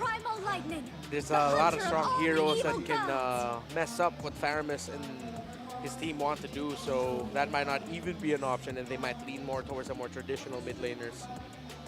So cool to see Omega fans just so happy, and on the other side, it's like everyone's praying for RSG. Yeah, they do need the win. They need the dub again for their playoff. Yeah, if they don't win the series, they 100% need to win their final game of the season against Aurora later in the week. Well, tomorrow. That's why tomorrow we're gonna find out so much. Tomorrow is gonna be the lock-in period. Yeah. And then afterwards, we're gonna see tiebreakers need to happen. Again, that is a discussion for another moment. And you do see a Jawhead get banned out. Ooh. Not the one I was thinking about. Okay, they're more willing to ban out the pick-off aggro style, and I think they're really just respecting how Light can be so annoying with that hero. That is the most picked roamer for RSG Philippines this season. Yeah, and the Cho also gets banned out pretty early on. Yeah. So huge focus on Light, and you can see why he's getting pressured a lot. Yeah. So when he does get pressured, RSG seems to falter quite a bit. Yeah. So is it Faramis? Yep, it is. As you mentioned earlier, so I think it's going to be a Faramis Tigreal later for RSG Philippines. Big deny pick as well. Love that. This mid has to be an Aurora or a Vexana. Oh wait, no, they have the Gatot Kacha Lilia combo already locked in. They can't go for that. But the EXP lane for Ryota is what's missing. That's right. They might just opt to go to Rizzle or maybe even EXP Ruby. Export? EXP Ruby, yeah, that sounds more likely, honestly. And right now, obviously, Lilia is great because you can just blow people up in the Netherrealm and they'll just go out of it. Then they don't have anything else for the fight. Yeah, Lilia to Rizzle or Lilia Ruby. There's a Lilia and Terizla. Export. Grok? Oh! Wait, Grok. is this Grok? I think it's a Grok XP. All the Groks we've seen so far in double tank lineups that are like this are EXP. Interesting. All right. I wouldn't put it past Chakna to pick up the Grok though for this one. Oh, of course, yeah, that's a possibility still. And now RSG. You got thrown a pretty big curveball there. Don't know if you expected that. Just don't pick the Ruby. The Ruby is going to struggle hard here. Just pick the Tigreal. But the problem is, what you're going to catch, it's like you're just going to be waiting for the link to go down. Everyone's slippy. Yeah, everyone's slippery. Kaja? It's too soft. Too soft. No, I'd rather go for something really tanky. Huh? It's a Rome. It's a Rome Arlot. It's a Rome Arlot. Oh no! It's what? Rome. Rome Khalid. Are you Okay. sure? I was thinking about this, but in my own personal playtest, maybe just because I suck at the game, like it's not As a working. Rome, as a Rome. As a Rome, it's quite hard. It's so squishy. I tried it as well before, like way before, like not right now. It's annoying, 100%. Yeah, and early on you can get some pretty early ganks. Yeah, that's gonna be a Thunderbelt Rush. For sure, that's Concussive Blast. Could be an easy pick. Lineup rating is heavily favoring RSG Philippines here. Because of the big curveball that they threw. And I get it because the mid laner doesn't really have an interrupt that messes up the quicksand heal. guard. The quicksand guard, yeah. Oh my goodness. Conceptually, I don't know. There's so many things. Throw it over the casters. Maybe they can continue the frame. We're also just as flummoxed as y'all gentlemen, seeing a Khalid roam Welcome to in the Mobile hands of Legends. RSG as they fight for tournament life to make it into the playoffs. Game 3, the final game in this best of 3 between the Raiders and the Barangay. Leo and Ingan bringing you the action. You know I've been spamming Khalid, right? Yeah. You? A lot of people have been telling me, hey, Leo, try it in Rome, try it in Rome. Little did I know we would see it Friday night. Man, if anyone can pull this off, it's going to be Dylan. It's going to be Light. Light has been a huge, huge veteran here in our league. And we all know the capabilities of a Khalid in terms of the early game, especially the first 5 minutes. We can expect a more aggressive kind of playstyle coming in from RSG. And that's what they actually did when they won Game 1. I wish our esteemed analysts in the FaceCap could have broken it down, but as the match continues, maybe we can try and figure out exactly why Light picked up the Khalid, or why RSG, of course, through the guidance of their coaches as well, said yes to this. Look at the build, look at the emblems, right? Yeah. Instead of Thrill, he picks up the extra Wilderness, health. yeah. Extra health, Wilderness Blessing, and then Concussive Blast. So, sure, maybe you do rush a Thunderbolt, but something tells me maybe they build them a little chunkier. Maybe they focus more on just defense. Maybe that's where Aqua comes in. I mean, you have a very mobile, very versatile roamer with this Khalid. But paired up with the NetherRealm, he's going to get chunkier and chunkier. That's right. So it might be a good strategy for RSG, but again, here comes Andoryu. Kosei! Kosei is the target. Might fall down because 3 Barangay members are there to bring down Kosei. All right, just a little bit of continuity, right? In Game 2, we said, hey, maybe Kosei should have rocked the Purify. Here he did, he still died. He still died. I mean, that was 3. Sure. That was 3. And against the Ling, your Purify is gonna do very little. Yeah, it's not gonna do as much as possible. Oh, look at this. Look, wow! Okay. Already, the turtle down to a 5th. Oh, but there are 4 members of Omega here in Andoryu. Right after killing Kosei up top, secures the first turtle, making Omega get a 1K gold lead. Wow. Curly Nightmare on point. Again, what happened in Game 1, forget about it. This is Game 3. I'm a different beast. And the best part is Light just went to level 4 just now. So you know RSG is really behind. And the question is, are we sticking to the Curly Nightmare mode? I like it. It works. You translate it, it works even better. Okay. I'm here for it. All right, so with that said, Smart Omega now, I personally think what they're doing here is the right thing. They're not caring about Light. They're not caring about Khalid. One of the reasons why I think the Khalid got greenlit by RSG is because, look, for them to stop the quick sand guard, they have to commit 3 things. Yeah. Chaknu, the ult on Andoryu, and Ryota. Yeah. Save for that, he can just quick sand guard free. Yeah, easily. Willy-nilly. Yeah, and the beautiful part for Omega is they're really trying to avoid where Light is. That's why they keep rotating onto Kosei once again. Seems like it's a replay of what happened during the first minute. But here comes Light though. Okay, we've been seeing most of the rotations coming into the XP lane the past few days, but this time we need to avoid the Light.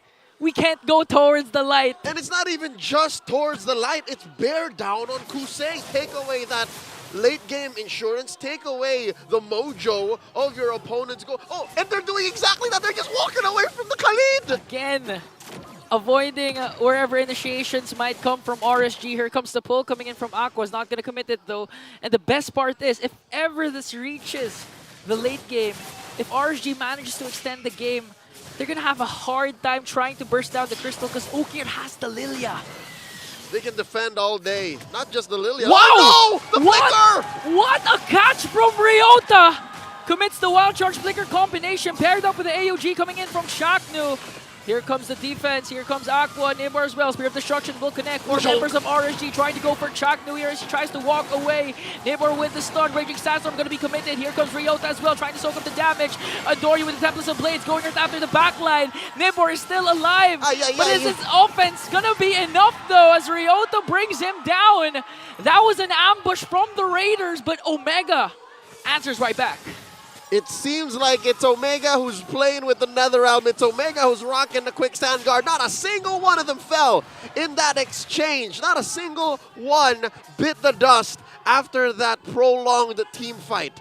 And now 5 minutes in, they get all the kills. They get the first turret. They get the first turtle.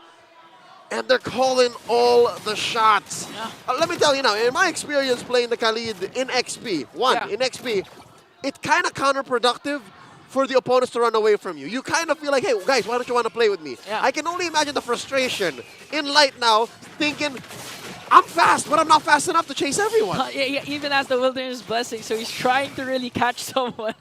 But Omega doesn't want to play. Exactly. This is a stroke of genius. Again, Omega understands, Omega knows that this is how the Khalid works. And by denying him one of his main strengths, now RSG's like, so what do we do now? Yeah. I mean, they're avoiding trying to gank up on RSG, but here comes the gank onto Aqua, led by Chaknu and Ukir. It's anywhere but where Light is. And now Light has been left playing the pacifier. It's an old Vin Diesel movie, if you don't remember. Yeah. Just babysitting Kusei because Kusei's already died twice. When you're feeling low, like what Kosei is feeling now, he literally went to the bottom lane instead. Deep cut. That's a deep cut. You watch that movie. You watch that movie. Because Omega, okay, I thought that was a diversion. It was a recall. You're remembering game 2. Yo! What? But Ryota remembers how to use the Wild Charge Flicker combination. The Shaktu goes in with the AOG. Again, Kosei's gonna fall down. Here comes Devordo. Oh! Final Slash will connect as Aqua uses the Nether Realm up against 4 members of Omega. They're in between 2 turrets, but Omega doesn't care as Endoryu steals away the purple buff. Grand Theft Purple, highway robbery, straight in the face of Irad, and now he sandwiched me 3! Okay, here goes the Tempest of Blades for the catch onto Irad. Irad's gonna fall down. Here goes Spear of Destruction though. Andori still standing tall as Light tries to go right after him. And just like that, Omega now has a 4.4k gold lead. Wow. About a minute ago, I was about to say, RSG, they're fine. It's more of an EXP gap, and less of a gold gap, and more just the kits from Omega and their aggression. But now, at 5,000 gold ahead, 7 minutes in, there is a large gap, light years between them now, between the kit that Omega has, their items, and as well RSG's economy. Yeah. The fact that Kusei died 3 times and there's not a single kill, not a single objective, not a single turret that RSG have to their name means Omega are, whoa, wait. This is just for the wave, all right. Okay.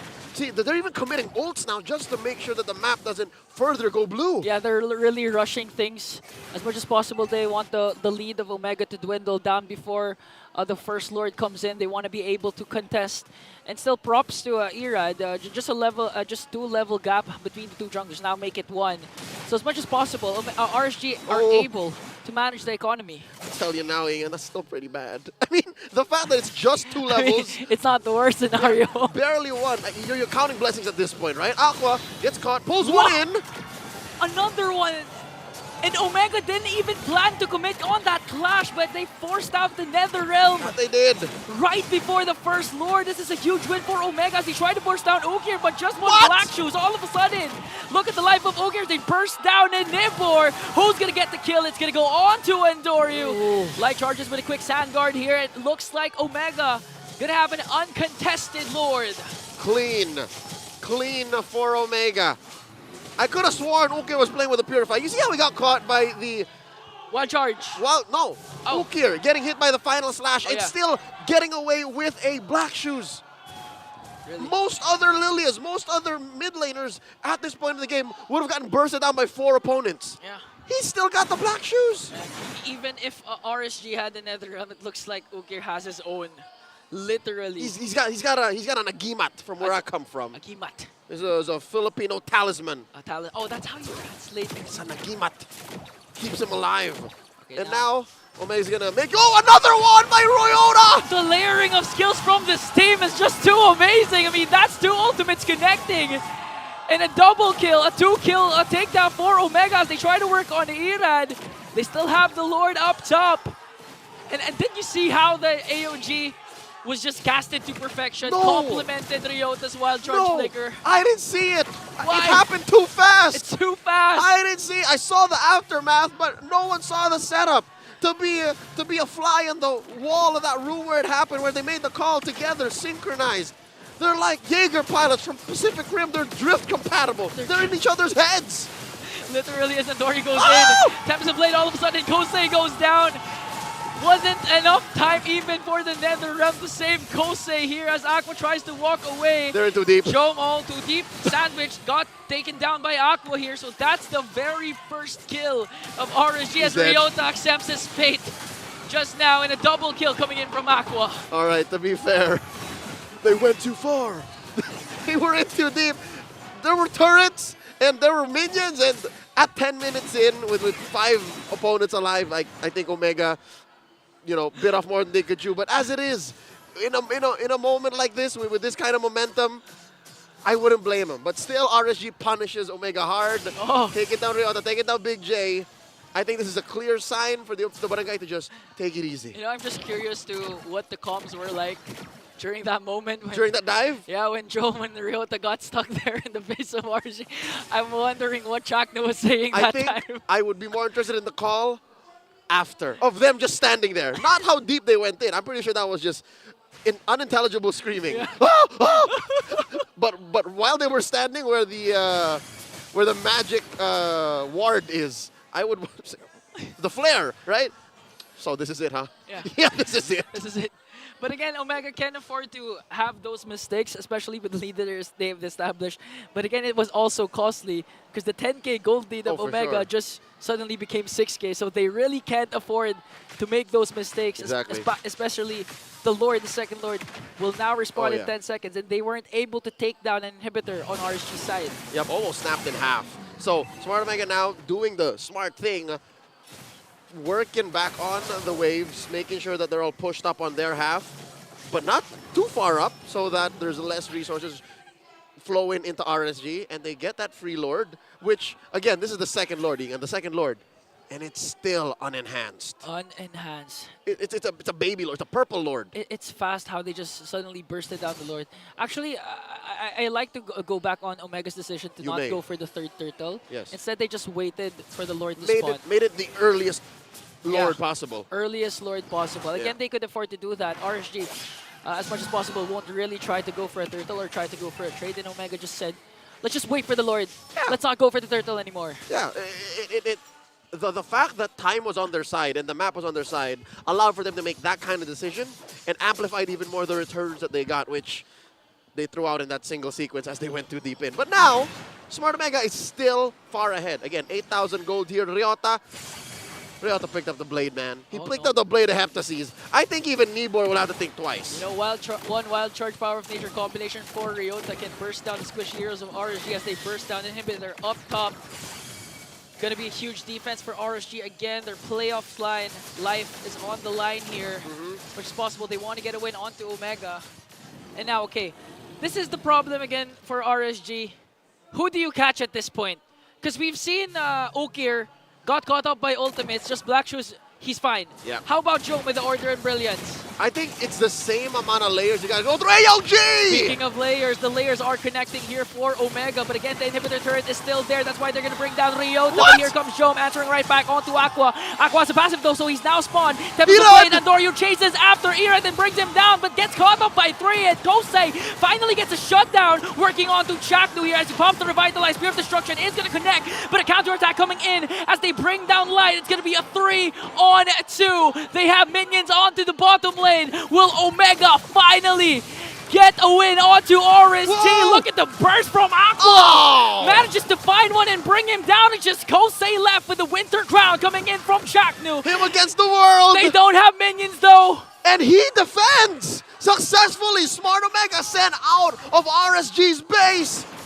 RSG still alive! That was a clutch spawn from Aqua with his passive, even though Jom was able to bring him down 3 seconds in for him to become alive once again.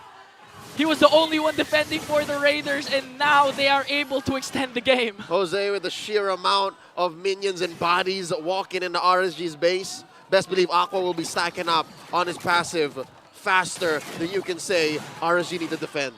He's got the passive, that's it, see? I told you. Nice. So with that said, RSG good heads up play, Leo. Can play. Never, don't try me. So RSG can, here's my guess. Maybe they don't contest. Maybe they try to turn after the Lord take, but they shouldn't be deep into the pit, not like this. I agree. I think they need to utilize the Kosei split push here, but again, the threat of Andoryu. is just too much. You know, Andorio's gonna literally try to look for Kosei. His priority isn't the Lord. It's really Kosei. So what do you do if you're a Moskov? Will you split push or will you join the fight? Will RSG just try to contest for this third Lord? Well, they're trying. They're showing themselves. Kosei defending in mid. Lord now down to a fourth of its health, a fifth, a 10th, and that's it. Okay, and just like that, Omega secures the Lord. AOG, they want to continue the fight. I think they're not going to wait for the Lord anymore as Andorio brings down Light. And just 2 seconds off his flicker too. I don't know if he would have survived, but now it's off of cooldown. Yeah, at least he still has his flicker for a potential final defense. In 20 seconds, 25. In 25, they have minions here into the middle lane. Inhibitor might go down here for RSG. Chaknu just charging the taunt here as Ryota has the wall. They don't have minions. RSG are able to clear that. And it looks like Omega will wait for the third Lord. All right, they have time. They have time. That's a slow pushing Lord up top. Again, the only inhibitor left for RSG is that mid lane. And RSG, they have a hard decision. Again, the aforementioned split push dilemma. Do we send Kosei off to where maybe... Whoa, Flicker! Oh no! Nibor! That was the catch RSG really wanted. Now it's a goal signal coming in from Omega. They burst down Era, Tempest of Blades, NetherRealm even unbothered for Omega as they try to work on the remaining members of the Raiders. And it looks like a triple kill coming in from Jome. And Omega will bring down the Raiders. A turn of events none of us expected. Bornok's debut, a reverse sweep, and RSG holding on for dear life. Barangay Omega with a 2-1 victory. That was a clean game from the Barangay. Redemption really won the Retribution Rumble between two mechanically gifted junglers in the form of Irad and Endoryu. But again, Omega won against RSG. All right, so tally for Retribution Rumble was a close call because the last time they met, you know, Rockhart and Rem were talking about 2-0. it was a 2-0, right? This time, Omega just continues. Omega just showing us what they worked on in the off-season, and now it's RSG who will take their bow here. GG, well played. Woo. But I think now their fate is out of their hands. Yeah, hands of the opposing team Blacklist. And of course, Omega standing tall once again adds another point to their current standing. I'm not even sure where they're ranked right now. I'm pretty sure the race for second place is still up there. We'll throw over to Manakino on stage. She's with Smart Omega for their post-match interview. All right, MPL Arena. Pag sinabi kong bagong barangay, isigaw Omega. Bagong barangay! Congratulations, Smart Omega. Borno, kailangan kausapan ka namin because debut mo sa MPL. How is it like for your first MPL game? Nakatapa ka na dito sa stage. Kasama mo pa si Kuya. Kamusta? Okay lang po, masaya. Masaya, syempre. Okay, tingin ka sa camera para makita ka nila lahat. May mga tips ba na binigay sa'yo si Kuya Chaknu? Opo.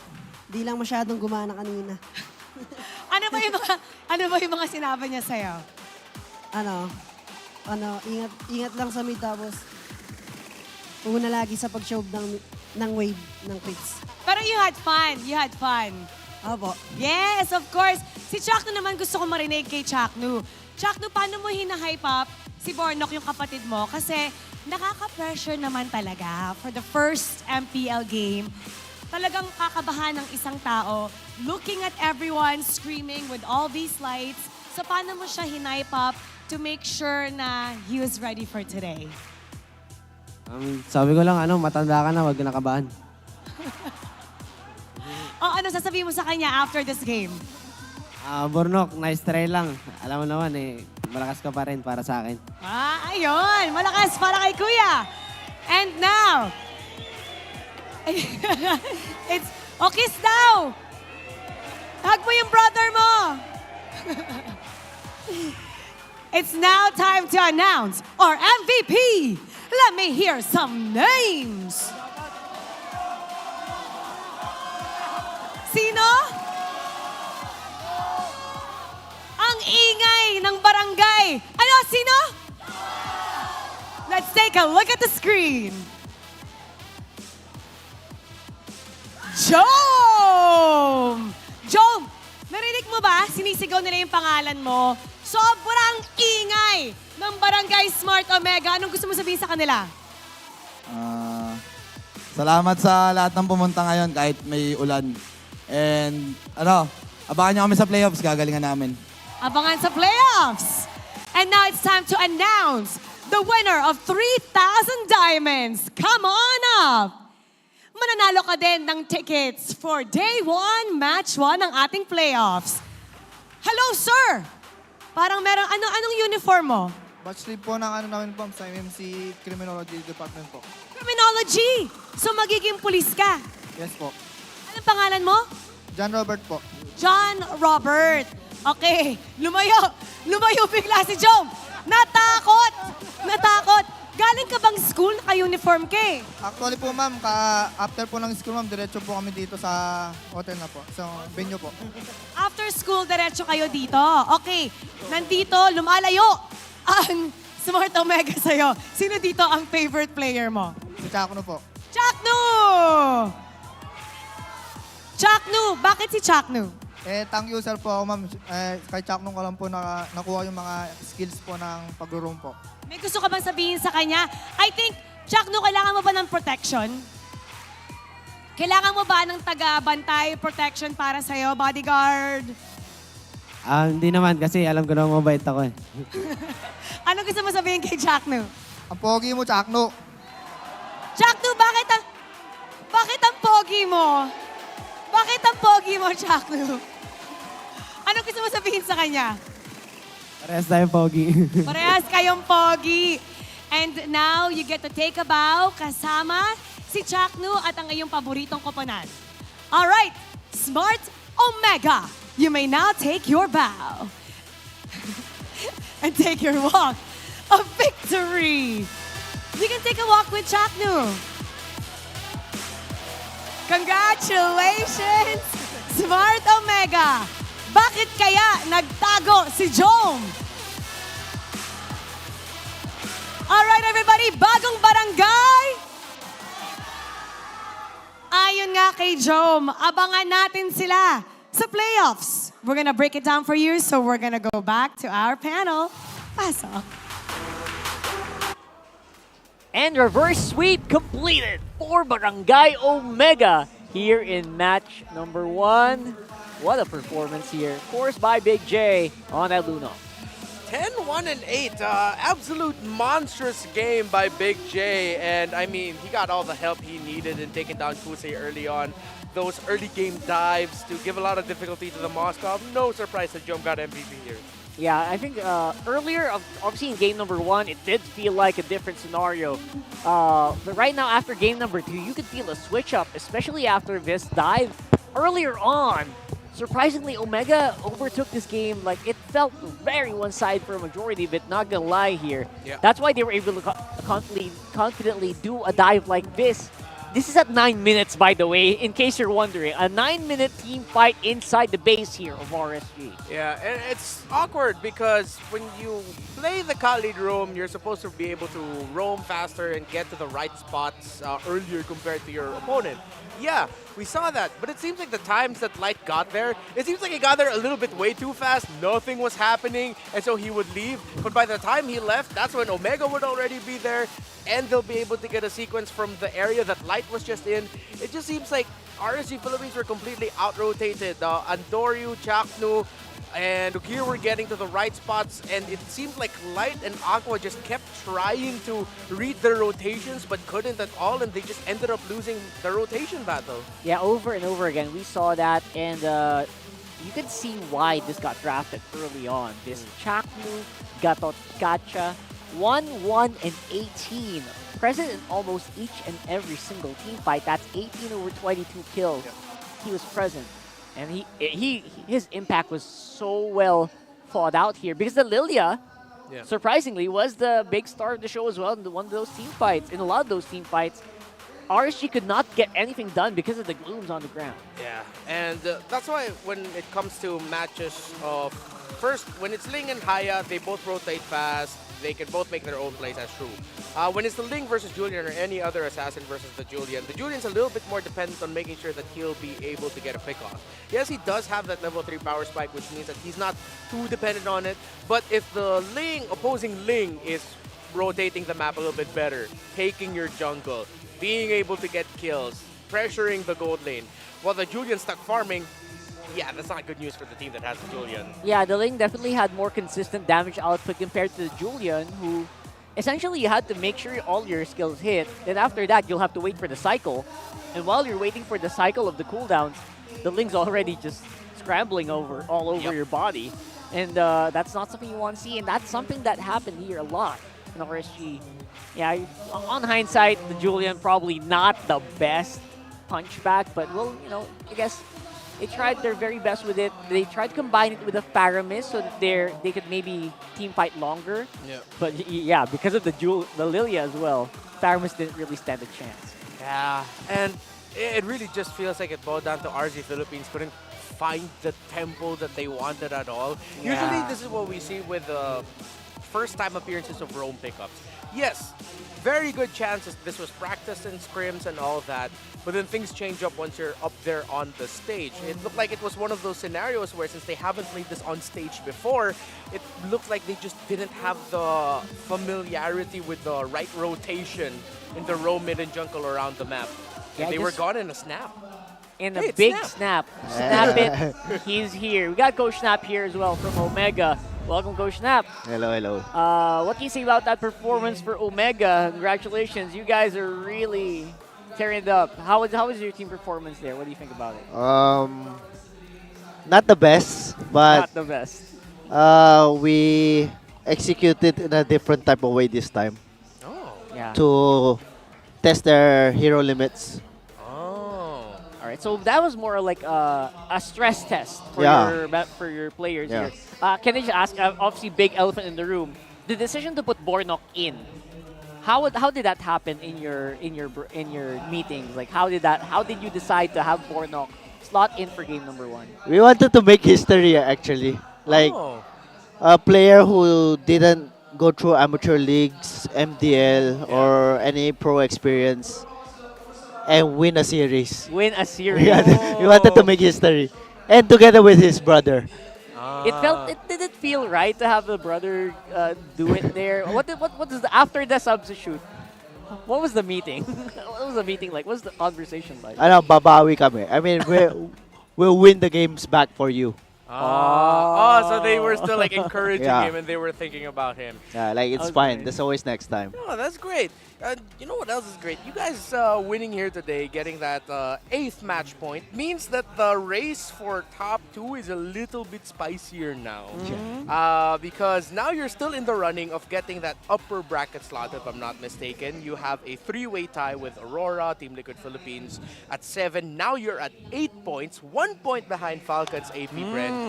Is that a main motivator for the team? Guys, we can still make it to the top 2? Or are you guys just focused on winning match per match? We're just focusing on winning the rest of our match, which is FNOP tomorrow. Oh, yeah. Yeah. And if ever Falcons APBren don't break the win streak, you guys will be the last team that Fnatic Onic Philippines will face. And you could potentially be the one in 13-1, if ever. Wow. So now that you're going into that series, what are your thoughts heading into going up against Fnatic Onic Philippines? Honestly, quite confident. We can maybe use one of our strats or surprise pick. Maybe. Depending on the situation. All right, we'll see. I guess you guys got to watch out for that tomorrow. A big shout out as well. Thank you so much for hanging out here. Big shout out to your barangay members. Thank you for supporting us. Watch our last game of the regular season tomorrow at 7:30. Yeah, 7:30 p.m. There it is. All right. See you guys. We might get a spicy pick. Maybe. Not fully confirmed. Depending on how they draft. I guess if it's FNOP, you know, anything can happen, right? Yeah. And if you're facing against Omega, you can also say the same thing. Anything can happen if you're facing Omega. You might even see Bornok there. Again, you never know. So, right now, obviously, big thank yous to you, Snap, and I really hope that this is going to be it for you guys. And again, going to the playoffs, we wish you all the luck in the world, man. Congratulations to Thank you, Omega thank for you. this win. Congratulations. And thank you so much, guys, for watching. Don't forget, we still have another match here coming this one. Don't go anywhere. This is MPL Philippines Season 14. Bye.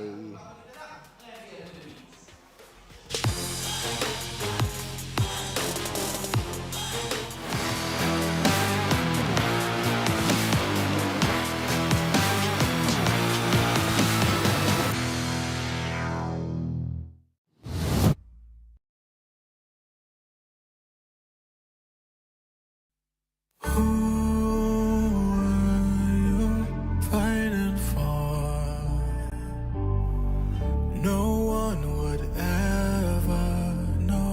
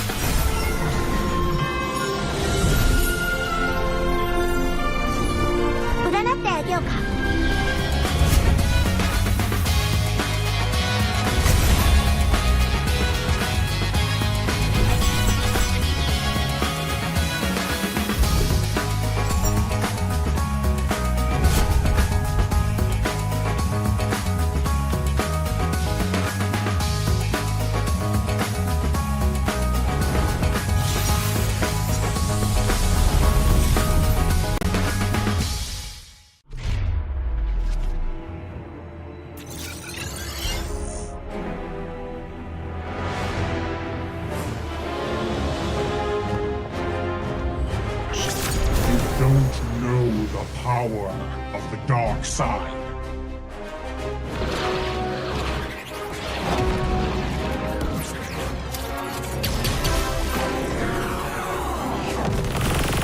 Target on the move. Prepare to engage.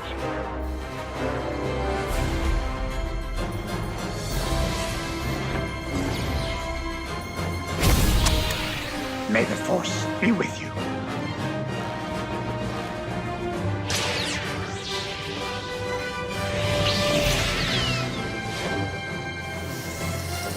I will do what I must.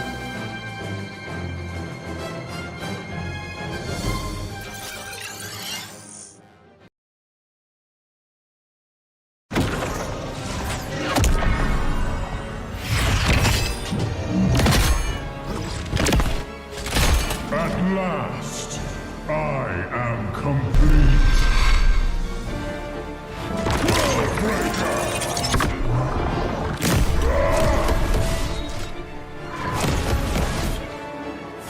Come in fairness.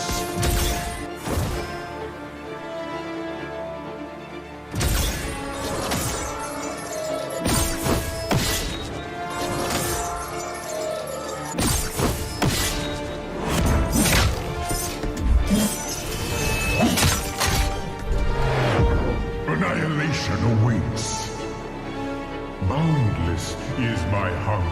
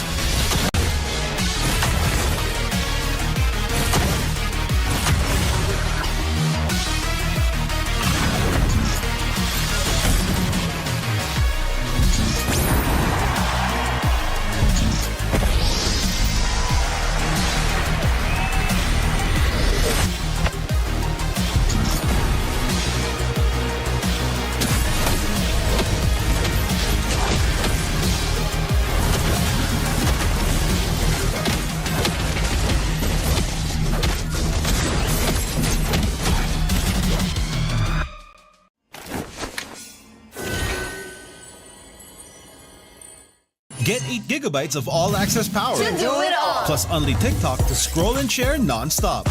Power, work, life, and more. With Smart Power all-access data now up to 90 days. Load now.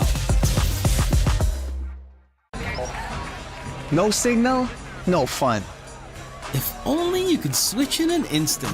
But wait, you can with the Smart eSIM. Backed up by nationwide coverage. Get your Smart eSIM now.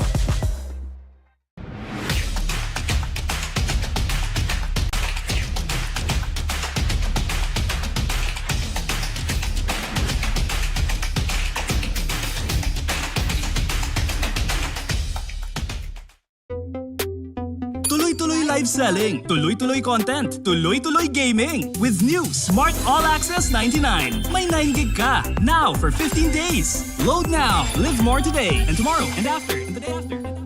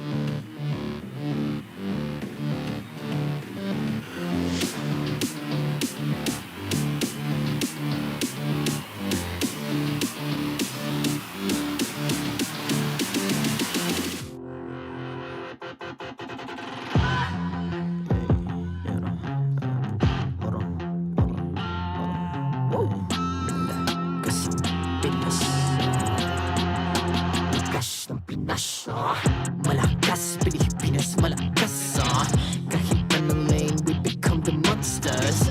Malakas, Pilipinas, malakas Face the golden sun and repping for the 3 stars. Look at us to the top, no ifs, no buts. Winning any game, para to sa PINAS. Di mo matitin ang aming boses sa new level. Nasa kalye man o mobile window, I become a legend. Open fire, we unite, we winners.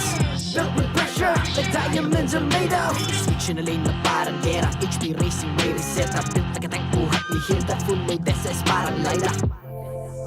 Susundan ko ang iyong bakas.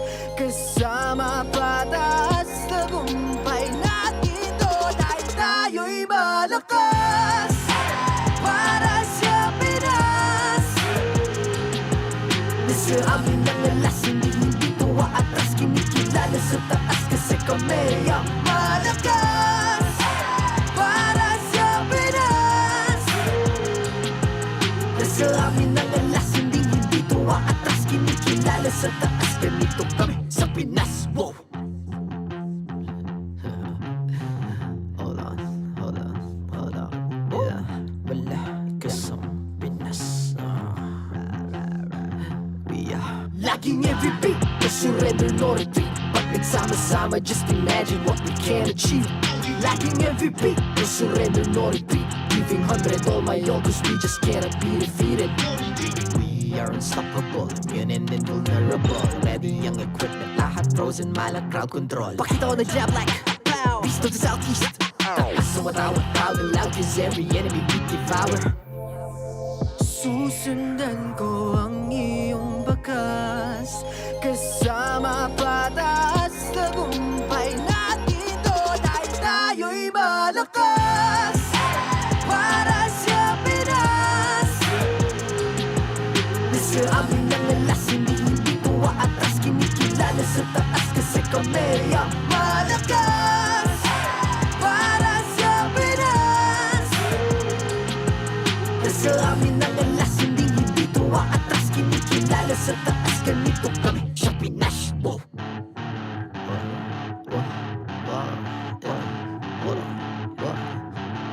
Malakas, Pilipinas, malakas kahit anong lane, we become the monsters. Malakas, Pilipinas, malakas face the golden sun and repping for the 3 stars.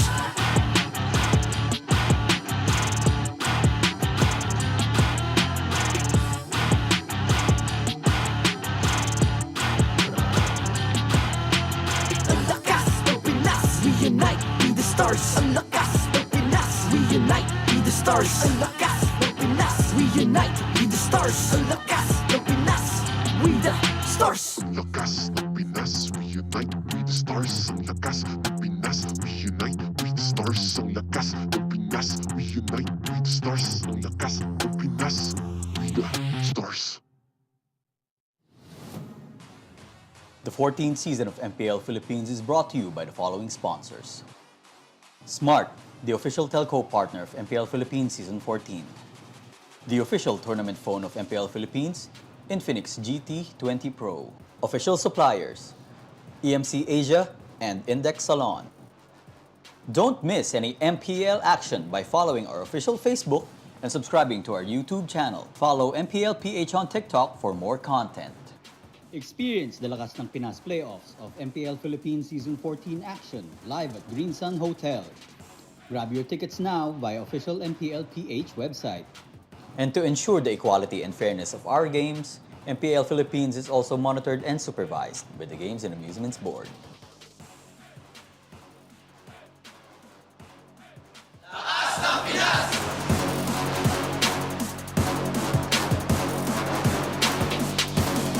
Lakas ng Pinas!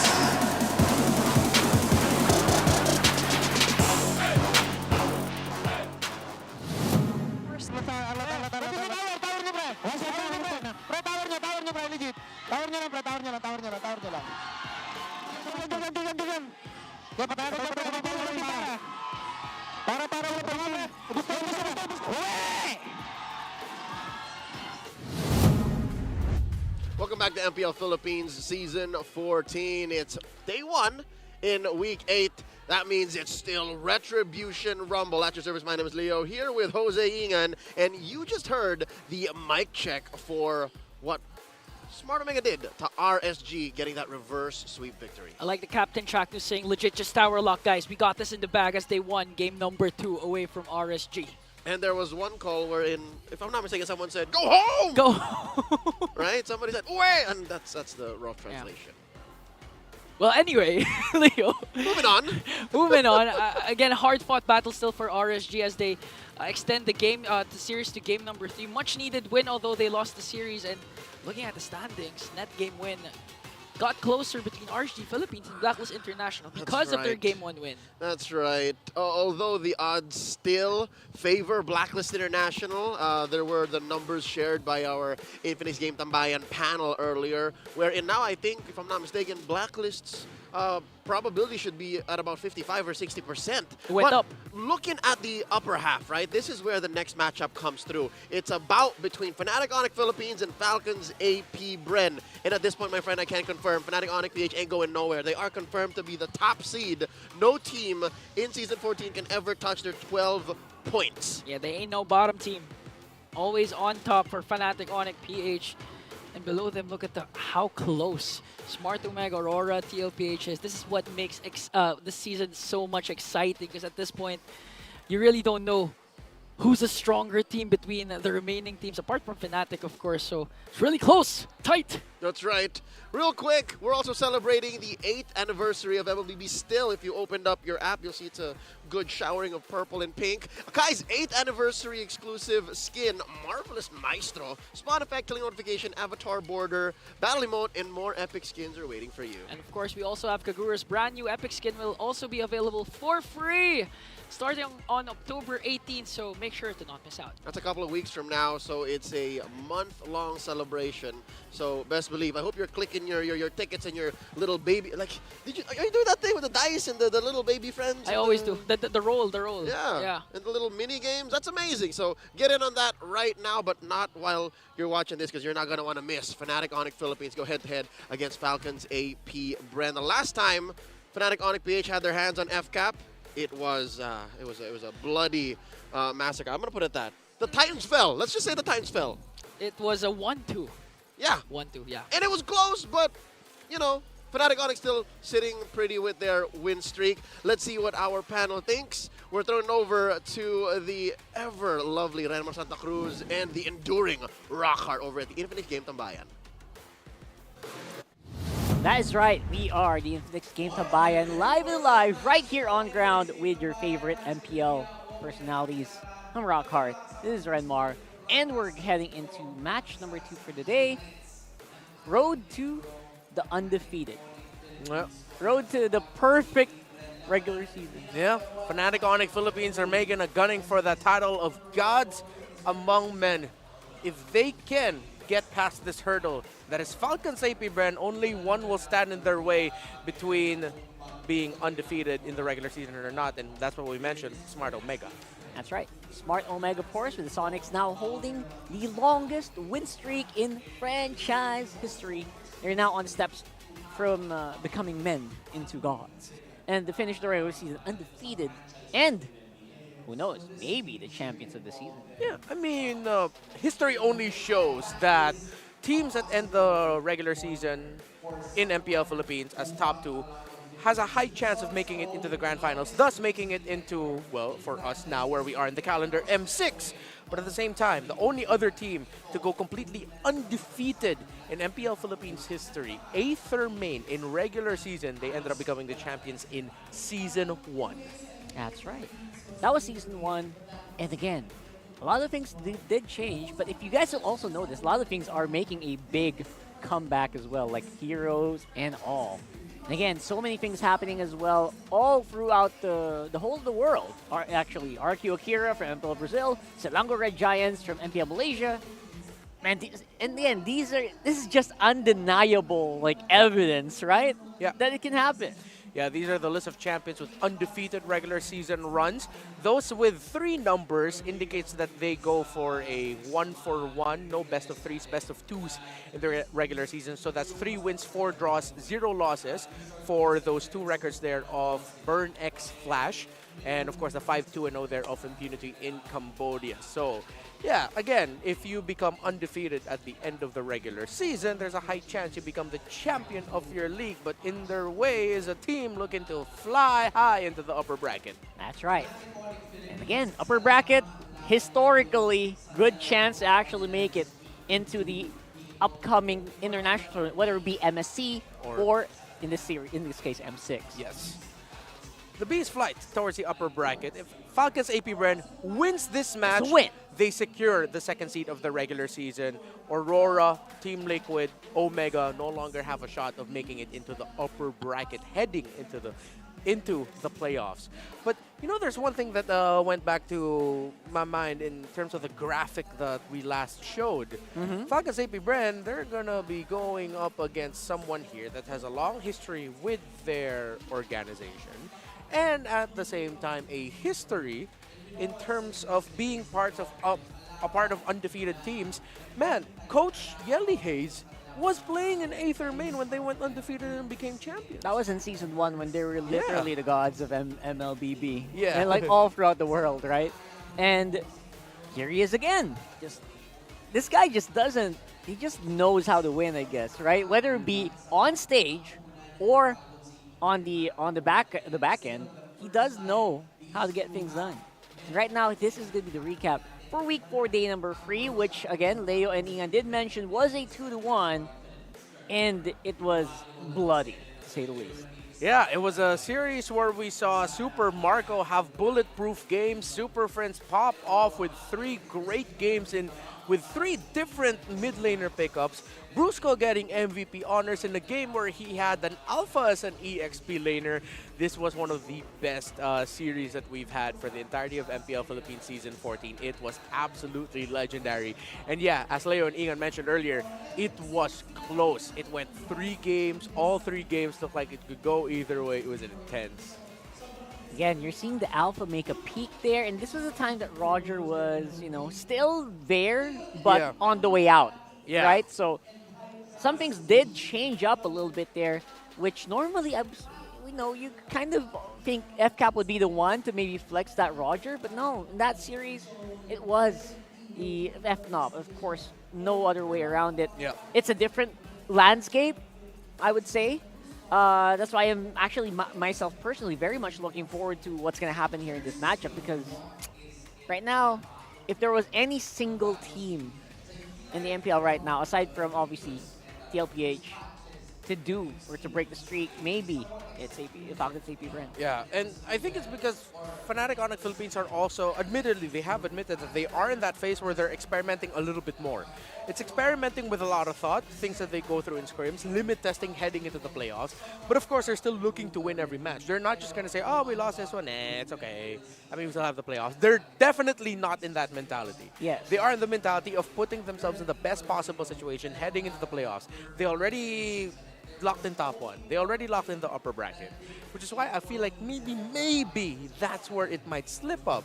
Because when you're limit testing, your limits do get absolutely tested against teams that will run more of the tried and tested type of lineups. And this is FCAP we're talking about here. Yep. They're literal world champions right now. So you can't really... I would say if you want to limit test, maybe for FNOP, this is the best time to do it because there's not much at stake except for the record. And maybe just prepare your team better for the playoffs with all the information that you gather here. Yeah. Then again, we're talking about FNOP. They said they don't really care that much about the regular season wins. They said that time and time again in interviews. We don't care about the win streak that much. We need that championship. And you know what? You also will have to think, maybe there's a better chance of them getting that championship if they do all of their testing here. Yeah. Aside from scrims, because in scrims, obviously, people play well, but not to the maximum level like here. Yeah, MPL. for sure. And again, Fnatic Onic Philippines are a team that know how to lose and how to win from a losing situation. Yeah. They've had to make comebacks. Come back. Time and time again. And right now, who do you think is coming out on top? Do you think it is going to be a historic undefeated continuation? Or do you think that the Bees have it in this bag? I think the Bees have a good chance here. Yeah. If there was any team to do it, I will predict the Bees to do it. Yeah, it's tough to predict against Fnatic Onic Philippines despite the second half of the season they've been having. They've only dropped one game in the second half of the season, and that was against Aurora. They swept Team Liquid Philippines. They still have yet to face Omega. Against Falcons APBren, I feel like this might actually be the end of the road because Falcons APBren, despite them getting swept by Blacklist International, they've been on a tear, getting wins against Aurora, RSG, Omega, and TNC. So, you still think, what do you think? That's an FCAP victory, or is that? Yeah, a very bloody three-game victory for FCAP. It's not going to be easy. Not going to be easy at all. Even with the limit testing, FNOP feels like still going to be a game for you, doesn't it? Yeah, for sure. Yeah. Definitely. I don't think if ever the streak ends here that Fnatic Onic Philippines will get swept. I refuse to believe it if that happens. I'll be like, wait, did this really happen? Someone woke up on the wrong side of the bed if they get swept, Yeah, right? Did I die and wake up in a weird universe? Nah. Yes, we're both predicting an FCAP win here, but I think we're both in agreement. 3 games. 3 games. 3 of the best games we've seen in our lives. I'm ready. I got the popcorn brewing already. I don't know about you. I want... Yeah, we have popcorn. What? I'm kidding. I wish I did. Wink, wink. For the meantime, what about you guys? Let us know your comments. Let us know your thoughts right there. We'll try to read through them while we're watching the game. You know, that's what we try to do. We try to watch and read what you guys think is happening and try to analyze as well. You know, I'm just so happy that we have so many fans that really watch the games closely and they don't just like cheer for a team just because. Yeah. They really base it on like the performances and all that. For sure. And speaking of performances, you know what? You got to commemorate the performance of Falcons APBren on the last M series. So go ahead and pick up their first ever FMVP skin, the Fist of Glory Paquito, still on 30% off.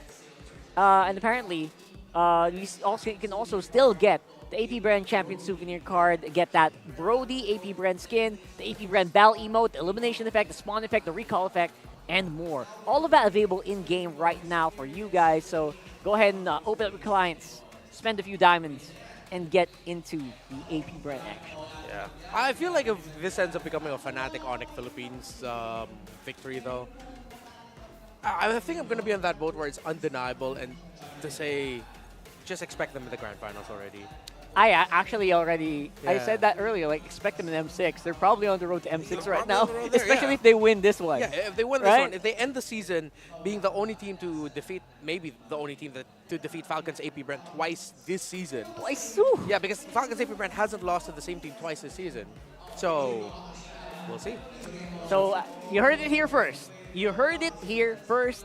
If they get it, if FNOP gets it, lock it in for M6. Yeah. That's a super advanced prediction, by the way. Yeah. Championship and M6. We're both, right? It sounds both. Or not champions of M6. I'm just saying M6, bro. I'm not saying championship. We'll never know. Heading to the championship. But yeah, for the meantime, for sure, they're gonna go M6. Like either way. Yeah. Right? So that's what we're saying here. I don't know if you guys agree. Like I don't know what other team can actually do what they did. That's the reason why we're so confident saying that. Yeah. Honestly.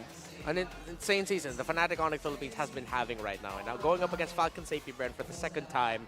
I feel like we're in it for a treat. But every time I've said that, it feels like I've cursed a match and it doesn't go well. Really? We'll see. We'll see. We're going to have to look back at the tapes there. See if that record is going to hold true. Yes, for the meantime, we got FNOP and FCAP walking up on the stage here in the MPL arena right now.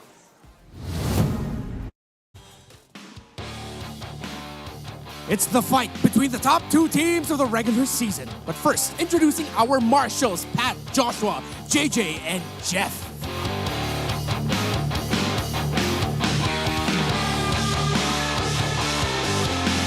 Sonics! The team with the longest winning streak in franchise history is aiming to add another point to their record. Can they take it all the way to the end of the season? It's Fnatic Onic Philippines!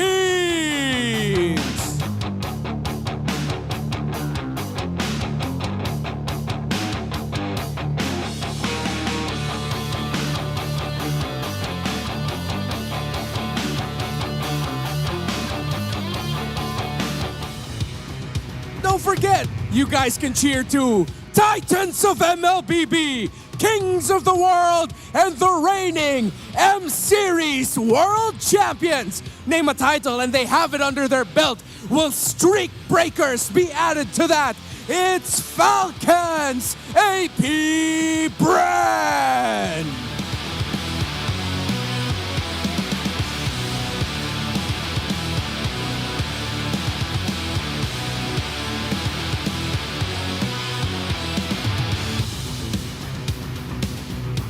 And their coaches for Fnatic Onic Philippines, Coach, why not?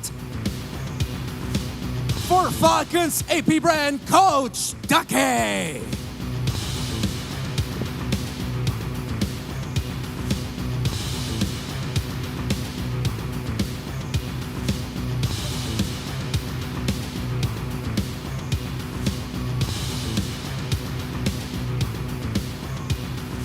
It's time for the face-off. Super Marco, Calra, step forward. Super Marco, paano mo babawian ang Sonics? Ano ang palag mo? Hindi ko alam, may bahala na. Calra, paano mo masisiguro na hindi makakabawi ang katapat mo? Ano ang palag mo? Wala naman, gagalingan lang namin. Palag kung palag. Fist bump.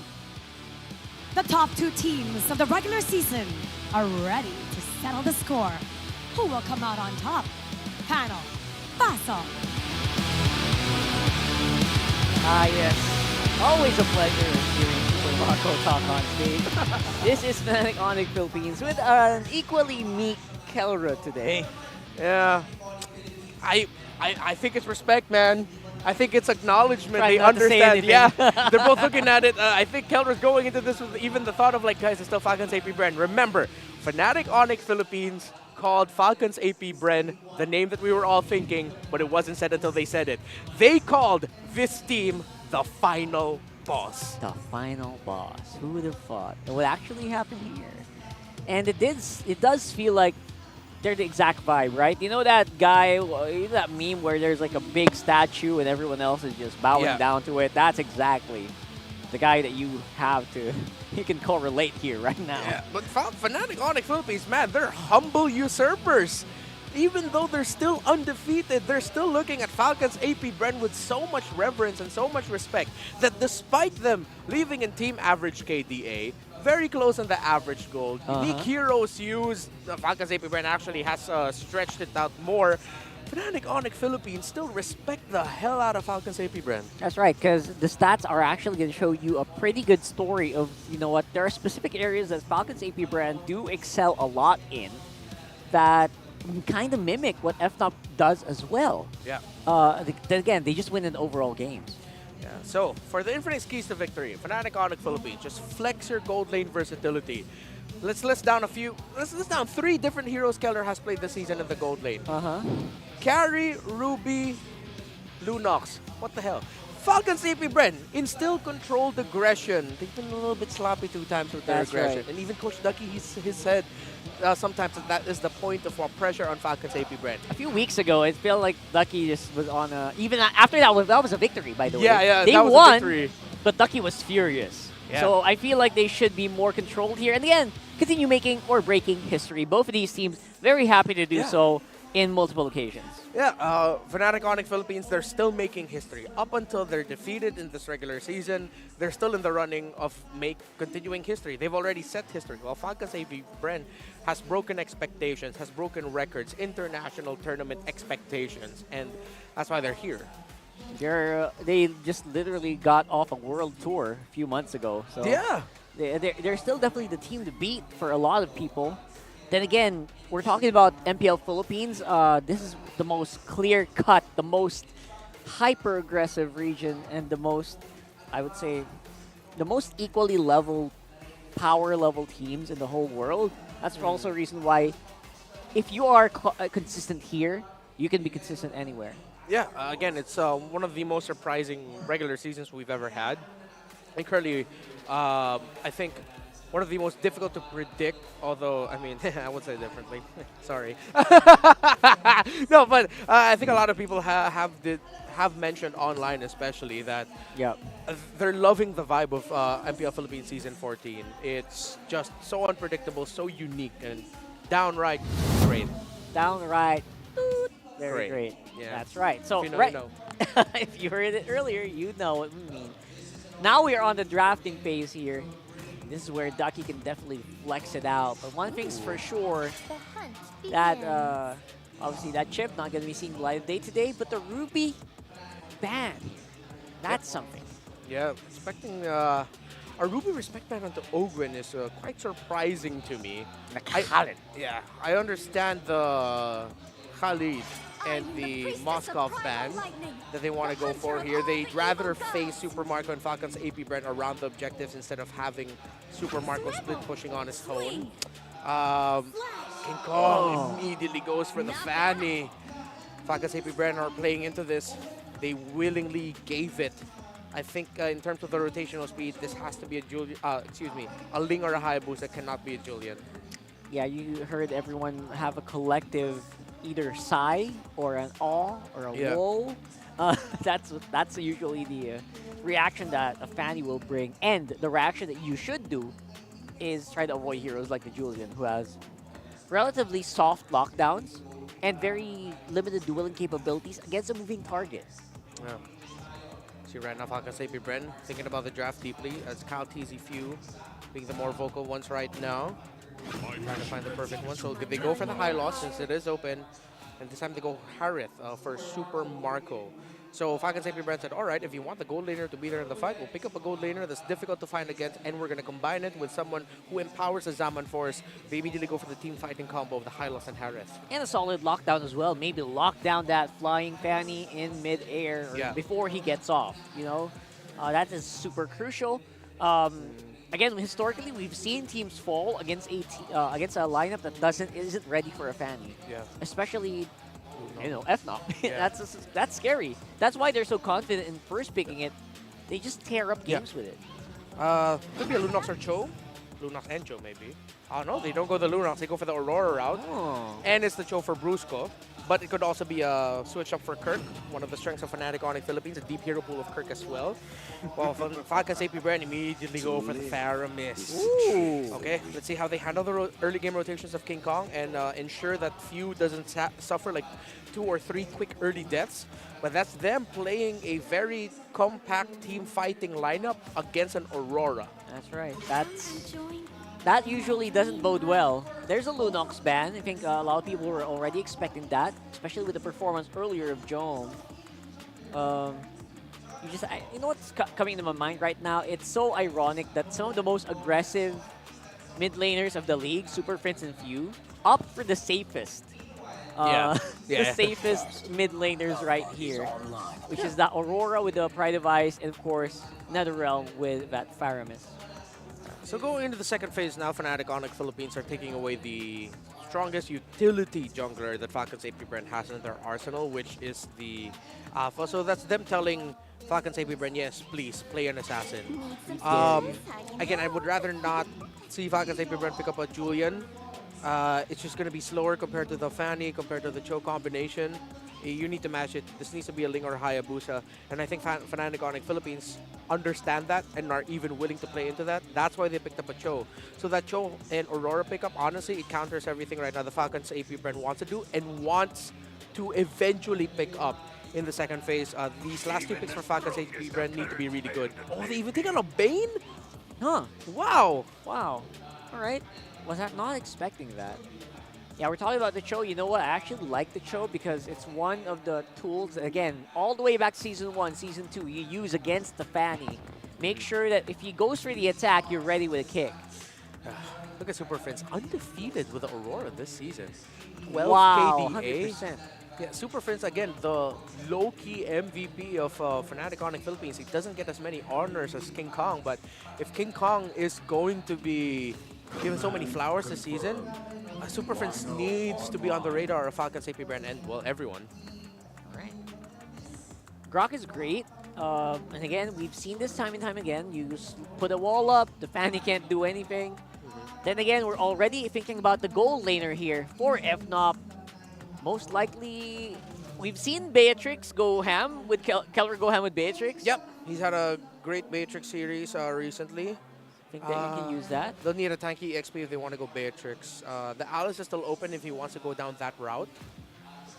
Again, Fnatic Onic Philippines has such a wide hero pool in XP in gold lane. Yeah. Arlot still open, and yes, would be a fantastic choice. Okay, but they go Claude. Relatively safe. Claude into Faramis, usual, and they can play the map a little bit more. And they go Gata. Gotcha. All right. Okay. That kind of locks it in. It's going to be a very, I would say, secondary roamer expilators here, right? Yeah. That's exactly what we're going to see here.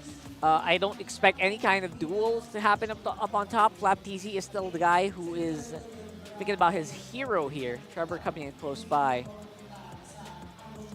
Actually, no, it's the jungle that we're waiting for. Oh, right.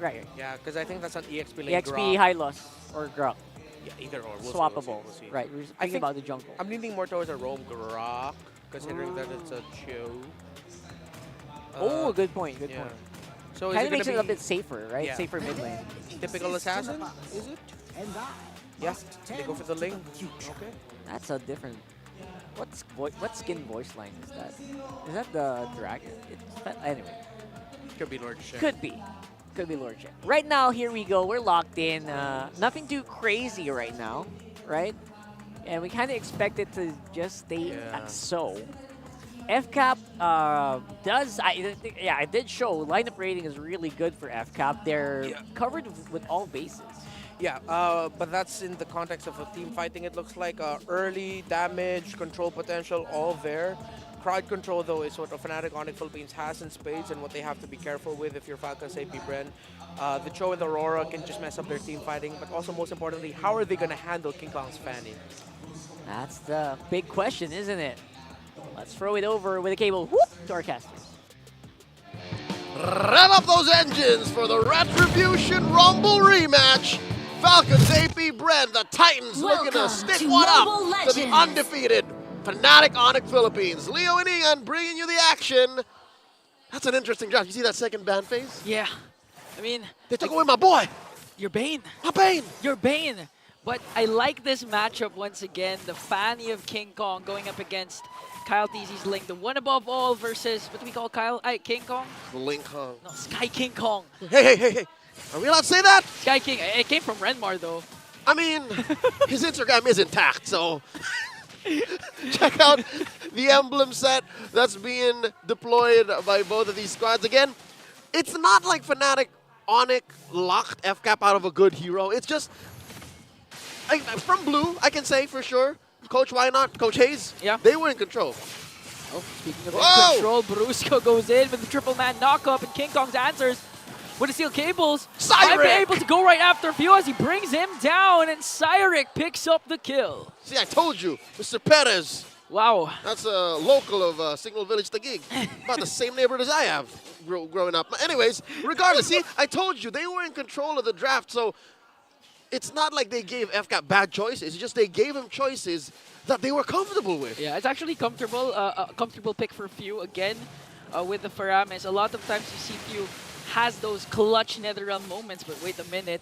Is King Kong really bothering Kyle T's here? Okay, so here's the thing for Fnatic Onic. All right, what's the thing? They have a good initial setup coming in from Brusco or Kirk.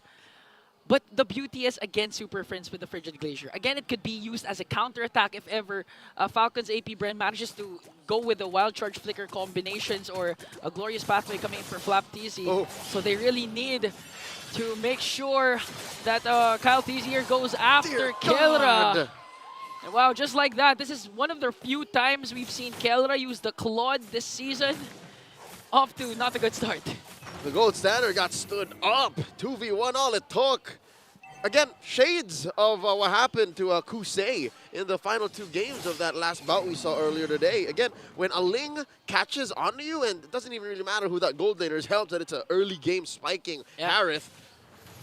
There's very little you can do, especially with a Purify. It's the same story. It's the same story. It's going to happen over and over again, especially with such mechanically gifted players on the map. Now, in trade for that, it was a free turtle for Fnatic Onic. Yeah, I think that Fnatic Onic really got what they wanted.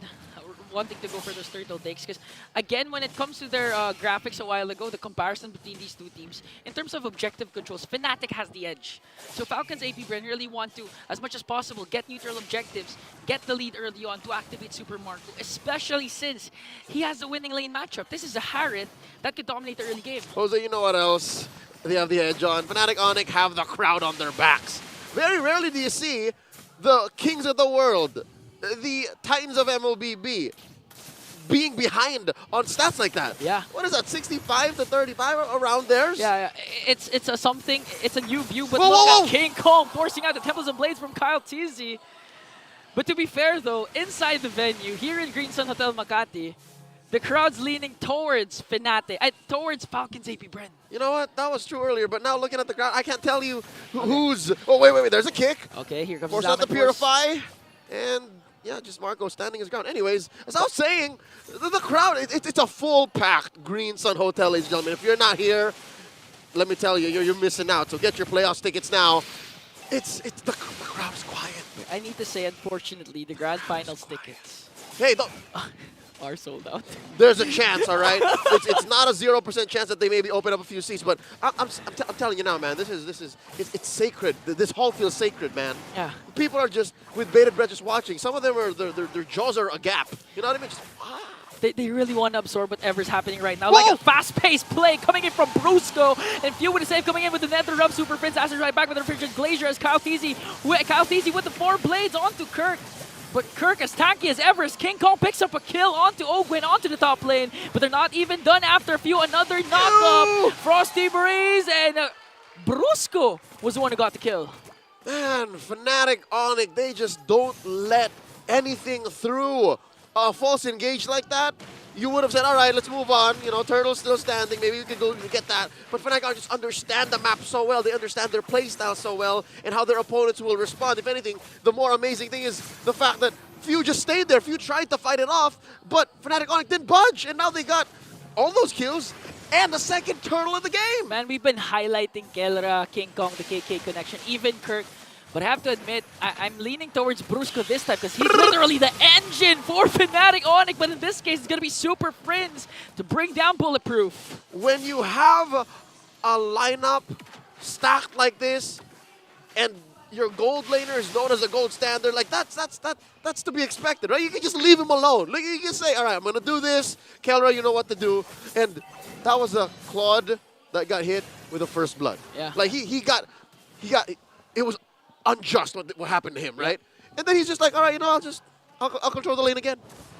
Falcons APBren really took advantage of the fact that they're gonna leave Kelra behind. But just like that, even despite the first blood attempt onto Kelra, he's winning the gold lane matchup. Took down one turret already. Here comes the pull onto Kirk plus a stun onto Flap TZ. But Kirk, when they got the catch, is just really tanky, not afraid to just zone out and take in damage. Fnatic Onic Philippines players are borderline mutants. They might as well go to Professor X and say, you know what, we want to enroll. You know, at this point, aren't they gods? They're superhuman. They're superhuman. Gods, mutants, whatever you want to call them. One thing for sure is they have the longest streak. All right, checking out the items. Again, there's about 200 between Kyle and the King Kong. Forcing out the Tempest of Blades there. Luckily, FCAP have two big frontliners away. No, Kyle! Oh, no! Just look at the damage coming in from Kirk. I'm pretty sure he has the Thunder Belt plus the Concussive Blast. And here comes the Frigid Glacier once again from Super Friends. No beefy, no tanky heroes for Falcons APBren. Fnatic doesn't care. A little Tagalog slip out? Yeah. Yes, it did. I was just saying, I agree with you, Jose. I agree with you. The fact that I understand why you got a little perplexed there is because how did a Grok just die like that? Yeah, he was next to a wall. Exactly. There was a Faramis. I guess, you know, few just deemed it necessary to just, all right, Ogwen's going to happen. Yeah. Just let it happen. He didn't even flicker. That's your job. That supports our thesis of maybe they let it go in hopes of, getting the turtle. Against Cyric, King Kong. All of it. Secures the third and final turtle for All of it. Fnatic Onic. And this is where the comparison comes in once again. Neutral objectives leaning towards Fnatic Onic. Just look at the aggression. Again, I do like to commend how Brusco has been playing. One of the roamers that you know for a fact is not afraid to go for those setups, go for those pickoffs, no matter how down or how up they are right now, as Kirk trying to zone out Falcons APBren. They're not going to attempt on the purple buff of Kyle TZ. So far, Falcons APBren can still, you know, a contest for the Lord later on, assuming Kyle TZ gets his purple buff. That's right. You're still looking at Kyle on the Ling, and you're also looking at Super Marco, a Harith. We're still at about the mid-game, so you're still looking for a mid-game power spike. And if you watch the first series tonight, ladies and gentlemen, you'll know that a Ling-centric lineup is very capable of just suddenly bursting down their opponents. But at 4K down, the map not exactly being on your side, and wait. And Kirk being such a nuisance. Look at the damage. Here we go! Flap TZ. Glorious Pathway will be casted, but all the way from the back line is the AOG. Super Friends commits his Frigid Glacier in a killing spree onto Flap TZ. They're not even done because they're going all in. King Kong with the cables on the kill. Gonna pick up a double kill. And now kick coming in from Brusco. Catches Kyle TZ. That was a Ling that Brusco saved his way of the dragon to make sure to shut down the one above all. Brusco more like Bruce Lee. He was like water, my friend. He used his flicker. Again, it's not as easy to say he waited. He more than just waited. He studied his prey. He surveilled the circumstances and the surroundings. And now he's pushing. He's going to get away with this. He's clearly going to get away with this. Brusco, oh my God. Those two hits onto that tower ensured was enough. That Fnatic, that Brusco specifically, was able to push a turret to down bottom. Brusco is doing everything for Fnatic. BJ Paro, I told you, he's a mutant. He's a mutant. He's an MLBB anomaly. Look at Kelra! What? That's a Grok! Man, the damage output of Fnatic Onic just now. 9 minutes in, there's a 7.4k gold lead. Looking at the items. It's a Trinity. It's barely a Trinity. Again, you know, the adjustments of the Claude, not relying to the mana anymore, not gonna result to the a common emblem. Has enough damage early on just with 2 items, but with 3 items. Again, that was an Ogwen with a tank emblem beside a wall. It was a Grok. It was a Grok. Bro is gonna make me burnt without the ult. Yeah. That's what it looked like. And clearly, Fnatic Onic in control, approaching the 8K goal mark up on FCAP. Now I'm wondering, what's FCAP to do? Because obviously the whole single turn isn't working. Okay, look at Brusco. Oh. Man, you don't have to wait for the wave of the dragon. Just the knock-up alone from the Jit Kondu might do its job here. He's seeing 4 members. Okay, Fnatic Onic controlling their waves beautifully here. They still have a Lord up top as Falcons APBren tries to work on the level 1 Lord. The question is, will Fnatic go in for the additional kills? Yeah, they won't force it. Fnatic Onic are still respecting FCAP's output. And there's a conceal. What are they looking for? Okay, here's the counter attack, and they're gonna find Super Prince. He does have the passive. No, he doesn't, as he falls down in the hands of one above all. Kirk soaking up all the damage, but he's not gonna be able to out-sustain the counter attack of the Bees. And this might be their opening, but King Kong knows this. That's why he takes away the purple buff of Kyle TZ and still goes in! You know what else King Kong knows? Is that his burst is on point. Now, just a moment ago, we looked at what Keller was rocking. What is King Kong rocking? Does he have the Sky Piercer? He has a BOD, that's for sure. That's what I want to know, because if he has a Sky Piercer with a 600, I just don't know what more can you ask from this guy.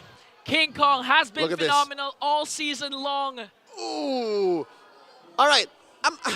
I'm not a fanny expert, far from it, but did you see that ankle break and turn? Yeah. The velocity and the trajectory, that might have been what caused that much damage. Literally, the fanny of King Kong has its own diversion. He was like a swimmer, like an Olympic swimmer. He kicked off of the wall and right into Ogwin's face. Ogwin's back now, but still, you gotta be really wild charge. Oh, wild charge out of nowhere for FlapTC as well with the glorious pathway. Here comes Super Mario with his Zapper Force, but answered right back with the AOG. Gonna catch 3. NetherRealm has to be popped in from Falcons APBren. The frigid glacier of Super Friends will catch 4 and bring down Marco.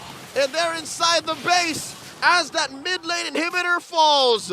Fnatic Onic walking away with everything that they want, plus something for the road, the orange buff taken away by Kelra. What I like about Fnatic Onic is I believe we've highlighted 4 players. The moment that it looks like we haven't said Super Fritz's name, he did an amazing job with the Frigid Glacier. 4! Catching 4 members with the Frigid Glacier. Fellas, don't forget about me. Prince Ramirez, by the way. Look at that. Jose Ingan, he does not have a Sky Piercer. It's all physical penetration with this King Kong and even Kelra. So it was the mechanics. It was the whole fact that he pivoted on the wall. This might be crucial though, because Kirk, he has the taunt. And Brusco as well, ready to charge that wave, the Dragon and Jeet Kondu. This is an unusual sight to see, Kelra being the one zoning the members of Falcons APBren. His basics are enough. As his frontliners are waiting in the bushes. He's a right-click assassin. All right, let me tell you this now. It makes sense as to why Ogwin folded that quickly. Yeah. Look at his kit.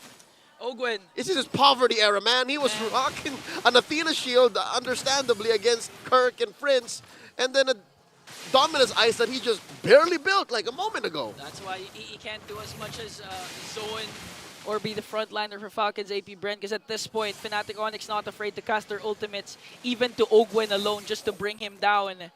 And now Fnatic Onic really controlling the Lord pit here. Here comes again King Kong, FlapTC trying to zone, but Kirk and Super Friends making quick work onto FlapTC as they still hold the Lord here. Let's see if they're able to contest, as the Glorious Pathway will be casted as well. It's going to be a Retribution battle, but King Kong gets it! And again, the Frigid Glacier combination will connect along with the Blazing Duet, but Kyle TZ manages to find a trade onto Kelra. Might be worth it for Falcons APBren. 1 for 1. Kyle for Kelra. But at the end of the day, Fnatic Onic still taking the Lord. It's an enhanced Lord, spawning at about now. Ian, I gotta tell you, Kelra's playstyle here, despite, you know, playing like a right-click assassin, is this not a utility marksman? Is this not? It feels like it. Right, all he's doing is taking objectives, zoning out his opponents, and then look, he's no kills. The initial burst though comes from Kelra, so King Kong just really does the pickup crew. So it looks like he is a utility. He's even zoning. So right now, King Kong works on the top lane turret. FlapTC has to use the Glorious Pathway to save that inhibitor turret. And I do like to commend what Ogwin did a while ago during the Lord Pit Clash. The Flicker Wild Charge combination made Fnatic Onic's formation a bit scattered. That's why Kyle TZ found an angle to go right after Kelra. And if they manage to pull things off like that and extend this game, they can create a comeback, but Fnatic Onic knows this. That's why they're really aggressive. Again, we haven't seen a beautiful kick, but again, King Kong onto Few. Luckily for Falcons APBren, that was Few with the passive. This means he's going to be alive once again. A 7-0-2 for King Kong with his Fanny. That's going to be a career high for King Kong. FCAP here losing one more inhibitor. Just one left, that bottom lane inhibitor. Their only hope in maintaining some level of control, in keeping themselves alive. Look at this gold difference, man. At 10K, I just stopped counting. At 10K, I just know I have to stay inside my base, hunker down, and get a free pickoff. Brusco holding this bush like a champ. Gets pushed out by Ogwin and Flap. Okay, a fight. Did he get purple? No, he didn't. Fight for the purple buff here. Fnatic Onic doing a good job. Important note though, the position of King Kong. Just waiting for the perfect opportunity because the AOG is going to connect. Frigid Glacier is there as well. They're going to try and burst down Flap Daisy. Here comes Cyric. King Kong forcing out the Nether Realm of Few. Now the Falcons APBren, the Bees have to walk away. They can't lose any other member because the Fnatic push might just be the final blow to win game 1. All right, Fnatic Onic here. I believe the correct call for them would be to wait for the Lord, but they're just applying enough pressure to FCAP just so that maybe this 10K gold is enough for them to deal enough damage to suddenly take 2 down and then end the game right here and there. Okay. But wait. All right. Fnatic Onic understand that FCAP are a world-class caliber team, so they're not just going to suddenly do that. Yeah, plus 3 of their ultimates from Fnatic Onic are on cooldown during that time. It was merely a zone-out play for Fnatic to make sure to get an inhibitor right before they engage in the second Lord.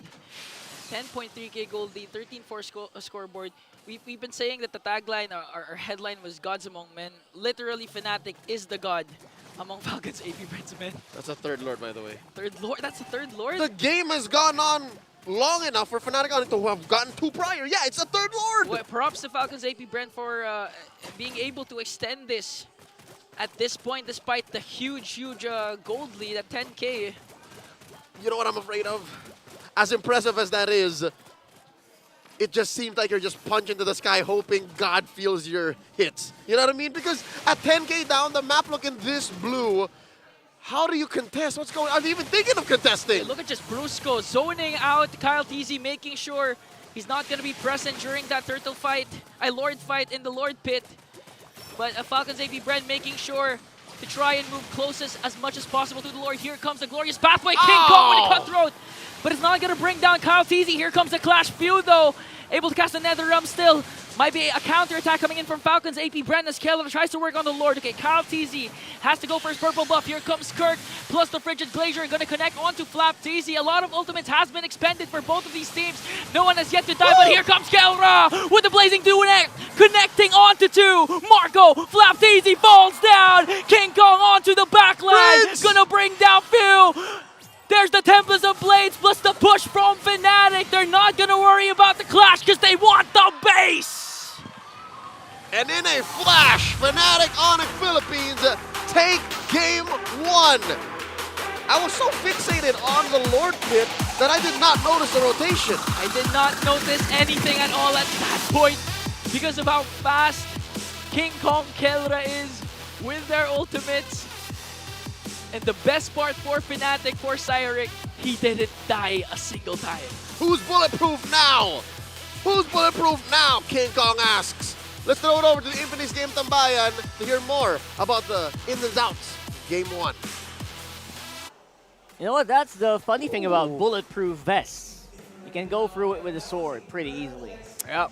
And that does seem to be the case here with Fnatic Onic Philippines. King Kong with a breakaway performance on that Fanny. Dude, again, we posed the question. Even though the numbers look like it was leaning towards Falcons APBren in terms of the the lineup comparison, we posed one simple question.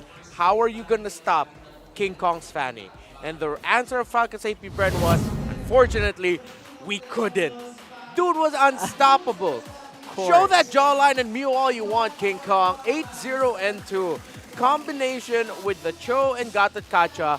The purple buff area of Falcons APBren. Ling, what is supposed to be his home and the safest part of the jungle, wasn't. Every time he wanted to go into the purple buff, The Cho, the Aurora, the Gatot Kacha, and the Fanny were always there. That's right. What happened, Grok? You were supposed to be the chosen one. You were supposed to stop him, not go down in a single swing. Yeah, that Grok felt right. Goodness. Felt like paper eventually. I mean, dude. Fall to the scissors. Yeah, nothing, man. Nothing. Couldn't do anything. That first victory there by Fnatic Onic Philippines early on, that turtle skirmish, it was just crowd control overload. Again, when we go back to the lineup comparison, it was leaning towards Fnatic Onic Philippines in terms of one key department, the early game crowd control, or the crowd control in general. And because of that, Falcons APBren had to get one back. So it was a well-timed rotation by Kyle TZ onto Kelra, comboed with Super Marco to give Kelra his, if I'm not mistaken, his first and only death of this game. But then, Fnatic Onic Philippines, though, I mean, because they disrupted Kyle TZ's rotation after the Turtle 2, Falcons APBren couldn't defend Super Marco up top. Fnatic Onic Philippines broke the gold lane outer turret first, and after that, it was just rinse and repeat. Every time purple buff is up, invade. King Kong, Brusco, Kirk, Super Friends, your job is simple. Mess up Kyle TZ, and that's exactly what they did. I actually like what they did there. I think they knew the assignment, basically. Yes. I think they brought in the fact that if a lane doesn't have a purple buff, it's not much of a lane at all. You know what I mean? So I guess that they read into that, and I think Kyle TZ barely got a purple in that whole game. Yeah. Confirming here, yeah, essentially. Yeah, it still ended up getting. I mean, there was some. Yeah, there was some, but then at the end of the day, if you're not getting the purple buffs in the team fights? Yeah, right. If you're not stealing purple buffs, that means you're disrupting rotations, and that's what they did. They disrupted the rotation of Kyle TZ and Falcons APBren, meaning that they couldn't help Kelra or they couldn't help Super Marco after Turtle 2 because Fnatic Onic Philippines rebalanced the rotations by going into there. Once they broke that first outer turret, that was it. That's the best quality of Fnatic Onic Philippines. You said it right, Rockhard. They know their assignment so well. Individually in team fights, individually in macro, and together as a super fam when it gets to controlling the map. It looked like a well-oiled machine, and again, putting these, layering these crowd controls so perfectly, like you know how Ian brought that up. It felt flawless. There was barely any single person can do about it, and that's with another realm. Exactly, and that's why we gotta go back to the draft real quick here. The first 3 picks of Fnatic Onic Philippines, they already defeated. Again, what the line was, they already countered what Falcons APBren want to do, and what else they're willing to do once we see their next 2 picks. Remember, it was Fanny, Cho, and Aurora already picked into the Hylos, Harith, and the Faramis. If you're looking at it from team fighting alone, and the invading of the purple buff, it all already checks out. The fact that the Gatot Kacha was already slotted in there, even the Claude, but more focus on the Gatot Kacha, that pretty much signaled that, yeah, Kyle TZ will not have a good time in the purple buff. Yeah, that's right. Again, I think you're right. The moment that first tower in mid broke, it was wide open after that. And again, just having a Ling with less energy than usual is less than effective. He's not as effective in crossing the map. He's not as effective going from top to bottom and making sure that the waves are at least in your favor, even if you lose out on the team fights. Yeah. Because that's usually what happens, right? In these scenarios, if you lose a team fight, the lane is going to cut top or bottom, whichever lane is weakest. And then at least your enemy is going to be pressured to move there or split up. Yeah. We didn't see that all game long. We saw a Fanny going crazy at every single time. Yeah, you're not going to see it. King Kong, again, was just flawless. You cannot deny, this is one of the best junglers in the world right now. The queen, Oh My Venus herself, lauded the Ling of King Kong. In her words, she said, I thought Sekai's of Selangor Red Giants would be the best Ling I would see in recent memory. But then here comes King Kong, showing up even better. And it's not just the Lings, it's all the assassins. Ling, Fanny, Hayabusa. Fnatic Onic Philippines are on the road to becoming gods among men. And the titans of MLBB, their arms are just too short to box with gods. That is true. Oh my goodness. That's saying something. So guys, by the way, if you didn't catch him, MSC champs. So, and that was a performance where you saw a lot of slip-ups as well from MSC. This one, it was too clean. It was too clean to say. Too clean call. Let's throw it over to Mara Aquino. I believe there are a few people who are going to get interviewed right there inside the MPL arena. I wonder who that's going to be. Check that out in here with the fans. All right, bees, let's go Falcons! Woo! Let's go Falcons! APBren! Kasama natin ngayon ang ating smart community team leaders mula sa Falcons APBren. Introduce yourselves. Hi, I'm Dion, the community leader of Falcons APBren. Hi, I'm Julius Coronel, community leader of Falcons APBren. Sobrang leader talaga kayo kasi lagi kayo nakikita dito. Every time may laban. Ngayon, nakita ko yung booth nyo. Ang daming nakalagay doon. Ano bang pwedeng abangan ng ating mga fans sa booth nyo? So guys, makikita nyo naman guys, na-release na ngayon ang jersey. Bagong jersey? Yes! Ang bagong jersey ng Falcons APBren. Nakakapogi! Ano pa? Ano pa nandun sa booth? Makikita rin po natin itong ating 5-patch varsity jacket. Ano pa? At makikita rin po natin ang ating mga pins, ang ating mga stickers, at iba-iba pa. Siyempre, pag bumili kayo ng mga merch sa amin, meron kami mga pa-freebies. Pero siyempre, secret lang yun. Kaya bili na kayo. Tapos pag nandito sila, ano pa pwedeng mangyari? Pwede sila mag-meet and greet? Opo, pwede mag-meet and greet. Makikita yung mga favorite yung pro player, ganon. Meron tayong bagong recall para sa Falcons Yes po. APBren. Yes. Invite nyo naman sila. Tsaka may bago tayong skin, Ayun. di ba? Yes. So guys, bili na kayo ng ating bagong skin. Ang ating championship skin ng Brody. At ang... Finals MVP na Pakito, Fist of Glory. Tapos yung recall po, meron pa sa gacha event. Anong itsura ng recall? Anong nangyayari? I-act out mo yung recall. Para kang nagte-teleport sa... Parang nagte-teleport. Yung kay Yay. Pakito, anong itsura ng Pakito natin? Kaya nga... Paano ba? Ayan. Alam mo, malaki talaga ang MLBB community. Yes. Sa lahat ng mga fans natin dyan na gusto namang makamit ng other Falcons APBren fans, how can they meet up? How can they join? May group ba kayo? Yes, guys, so join na po kayo sa ating Facebook group, ang The Hive Official Community Group po namin. Marami po kayong makikita doon na mga post po namin about po sa mga players, about po sa mga kanilang mga fan arts. Marami po pong iba. Iingayo naman natin ang ating mga fans na manood ng live para makita ang manlalaro ng Falcons APBren. Yun guys, punta kayo dito sa MPL Arena, napakalupit. Sobrang solid manood dito. And now, babalik na tayo sa ating laban, so tulungan niyo ako. We're gonna go to the panel, alright? Panel? Pasok! There you go. The smart community. Just a big reminder that a lot of things are happening here, not just the games. A lot of stuff are happening on site as well. Yeah. We got merch, we got people hanging out, we got people playing, and so many things.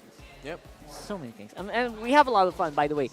Before the match starts, you see them lining up, right? And we get a chance to talk to them as well. So much fun stuff. Try to drop by. And the playoffs is also happening here, by the way. So, no better time to get your tickets than now.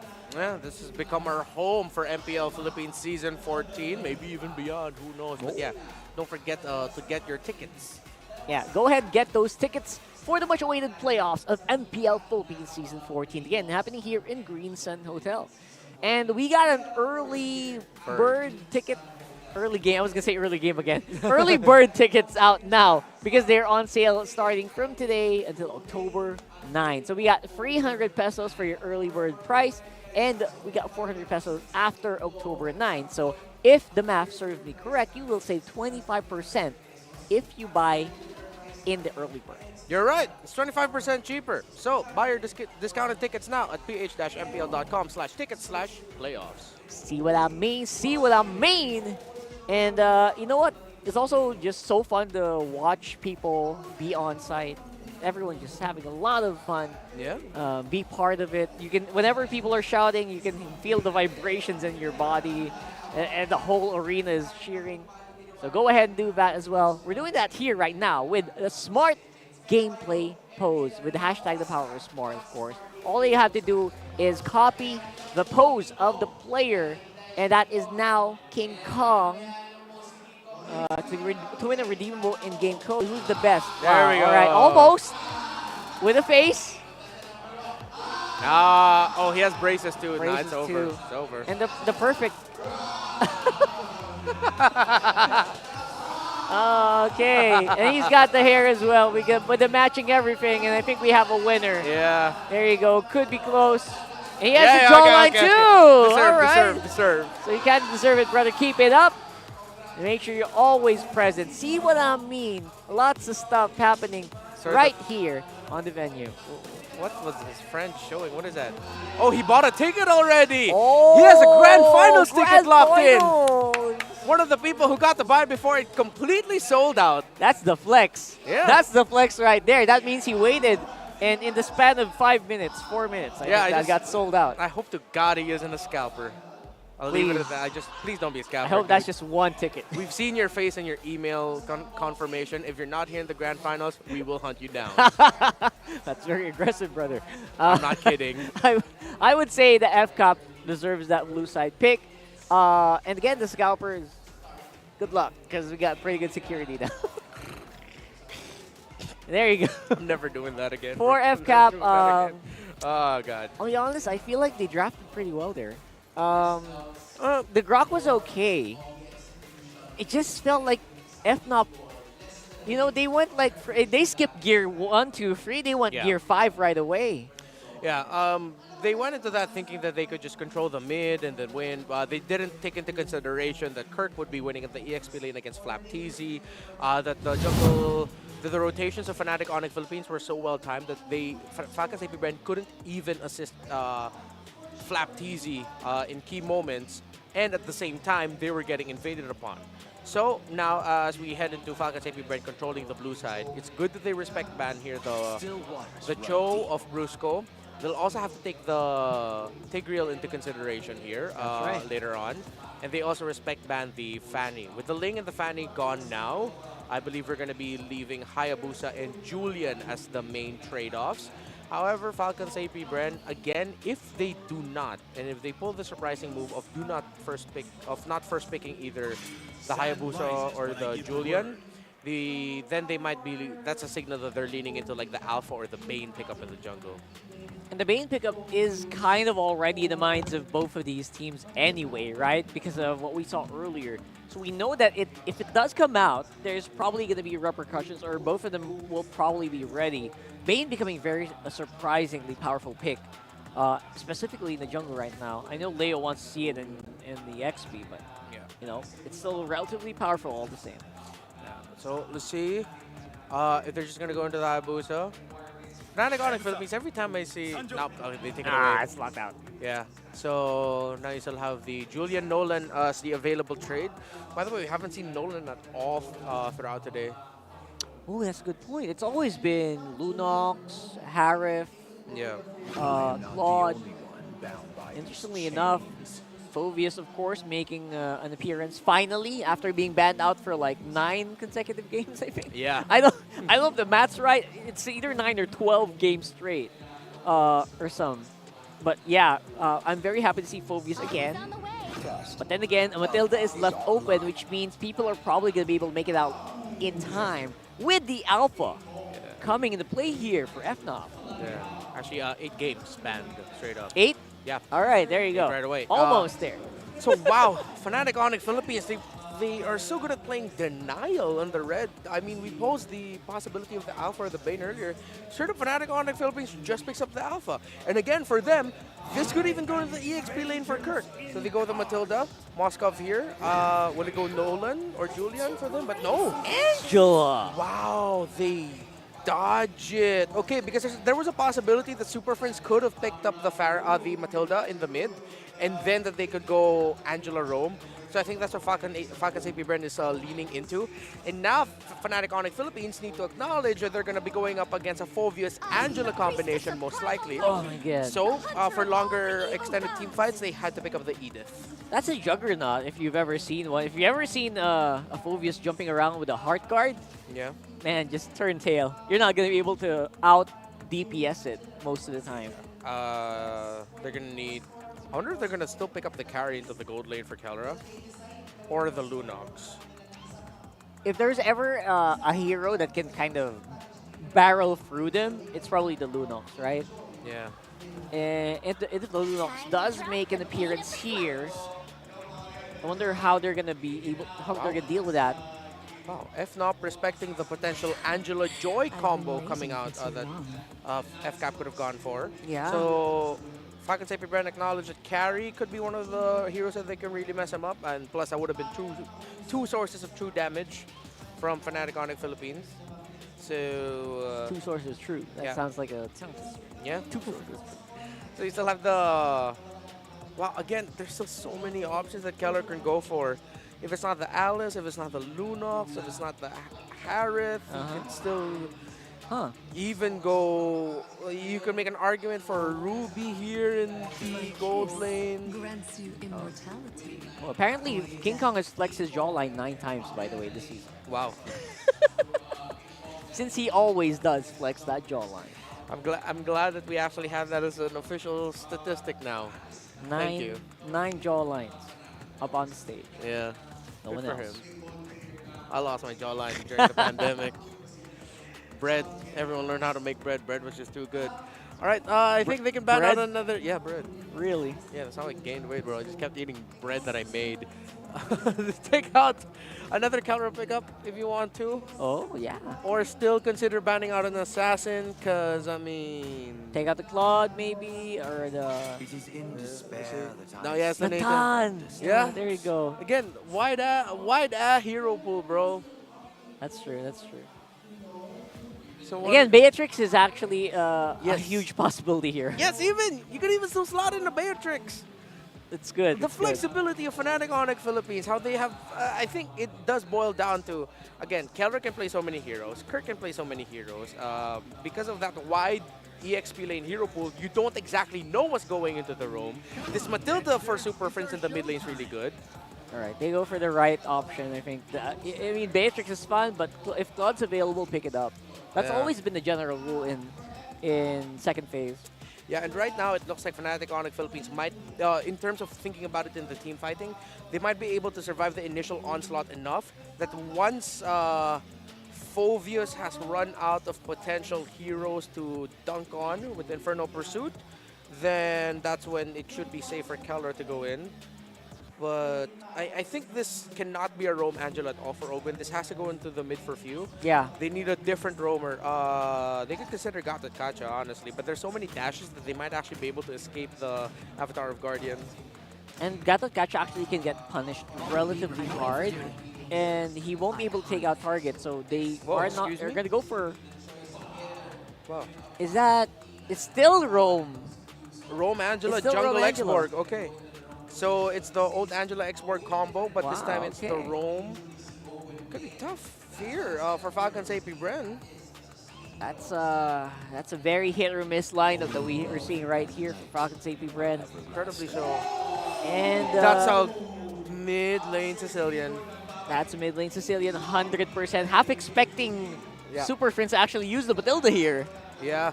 But no. It goes into the hands of Brusco. They go for the Sicilian, who has been racking up a lot of hype recently. Scrims, ranked games, not just in the gold lane. Hi, Skylar, RRQ.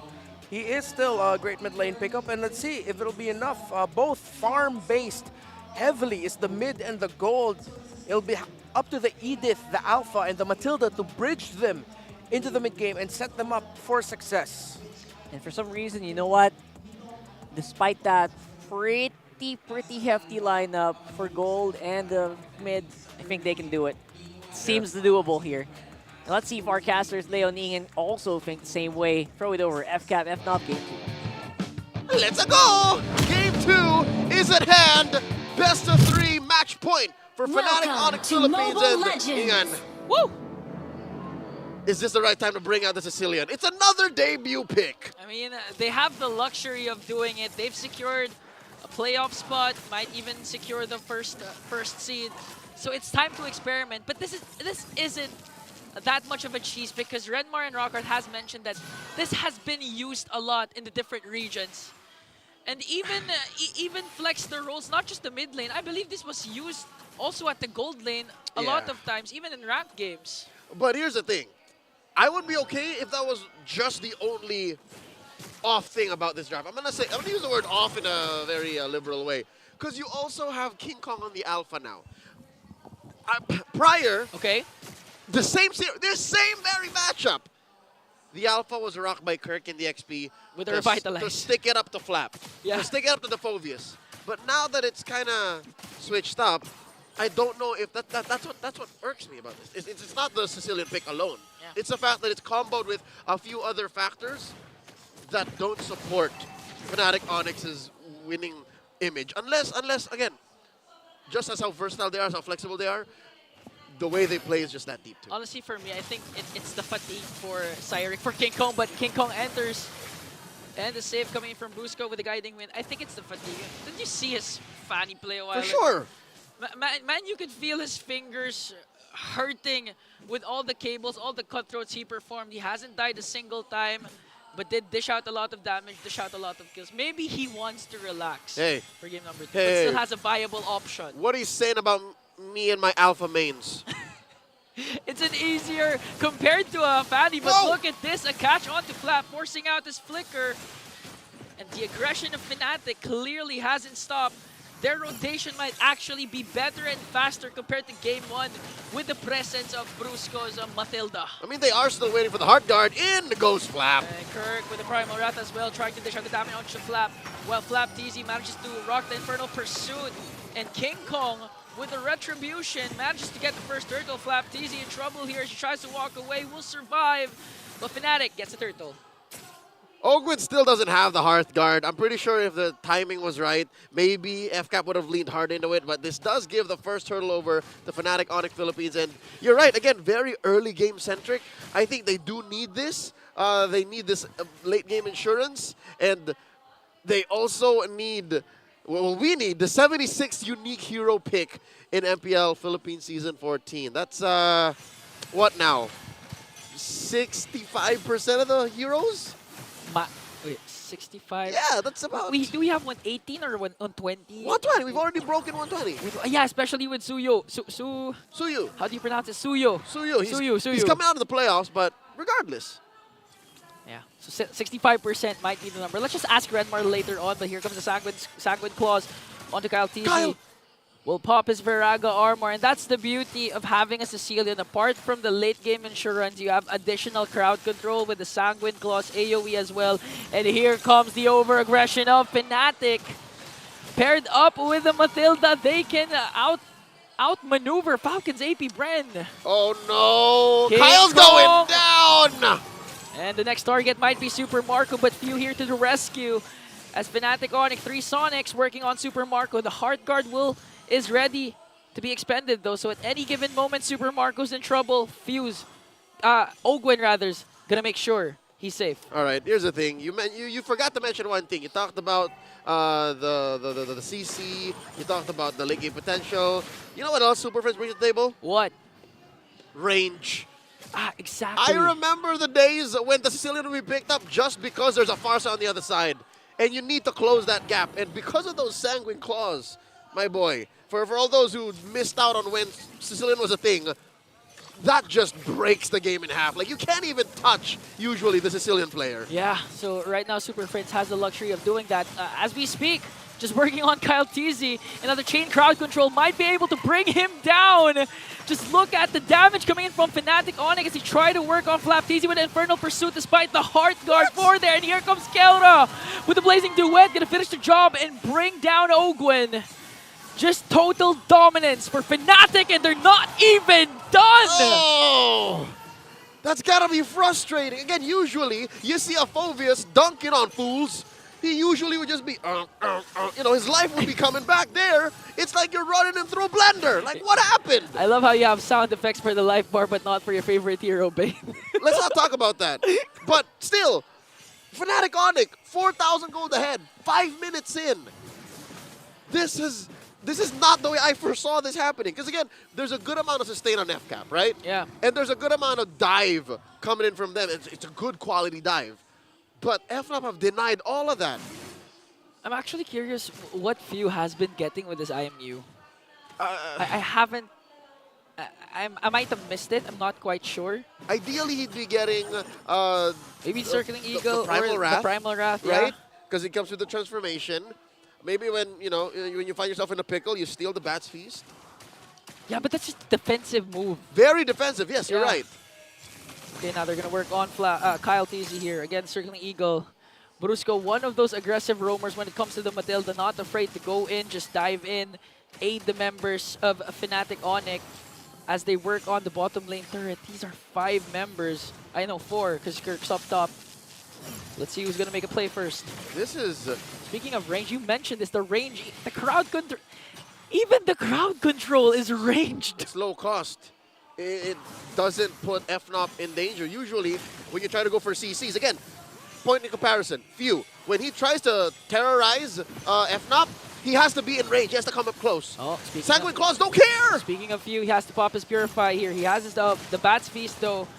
But Super Friends again just showing total domination here with the Bat's Impact. As early as 6 minutes in, you can already feel the damage coming in from Super Friends. And I'm curious what items he has already, because do you see each Bat Impact just dealing enough damage? That's the nature of the beast. Sure, items will come into play, but the mechanic... Oh! Kirk, no one home. Kirk missed Flicker there, but a perfect opportunity for Falcons APBren to counterattack as Fnatic Onic will get another turret. Just looking at the sustain of Fnatic Onic, they're not even afraid to go up against 5 members of Falcons APBren this deep. They're not afraid. All right, so you were talking about Bat's Impact, right? Every cast within a timer, Super Friends, he eats more mana, henceforth deals more damage.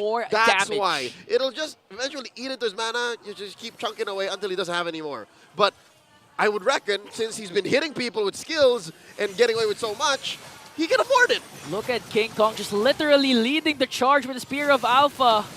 Again, he's really activated because of the presence of Brusco with his Matilda. A Guiding Wind can ensure safety for King Kong without suffering any casualties. And here comes the Sanguine's Claws once again, catching Ogwin along with the Bat's Impact, forcing Flaptizia as well to walk away. Super Marco has to recall because the push might ensue for Fnatic. Breaking news. After everything FNOP has done, FCAP gets their first turret push. That's where Marco came from. And just look at this. 4 members of Fnatic zoning out the members of Falcons APBren as King Kong works on the Lord. There was an attempt there to steal the Lord. He's not going to cast that Spear of Destruction as King Kong with an uncontested, literally alone in his own island to deal with that Lord. He is so comfortable. He is, what, 2,500 gold up, I'd reckon, over Kyle TZ. And the rest is history. Like, you can do the math, but on a roll-per-roll basis, Fnatic Onic dwarf FCAP. Yeah, literally. They are in a whole different economic bracket. They paid a different kind of tax. Since game 1. Actually, since week 1, you could argue. The Bees don't want to talk about that. Yeah. This was a chance for FCAP to get one over FNOP, but this might even be worse than the first time they met. That was a 3-game series. We're looking at a potential sweep. Potential sweep might happen here as Fnatic Onic charges in the middle lane, trying to burst down this inhibitor turret, and they will do it successfully. They still have the Lord as King Kong works on the top lane, and Keller and Kirk onto the bottom lane. Super Friends not afraid to zone out the members with the Bat's Impact. Again, they're going to burst down the inhibitor down bottom.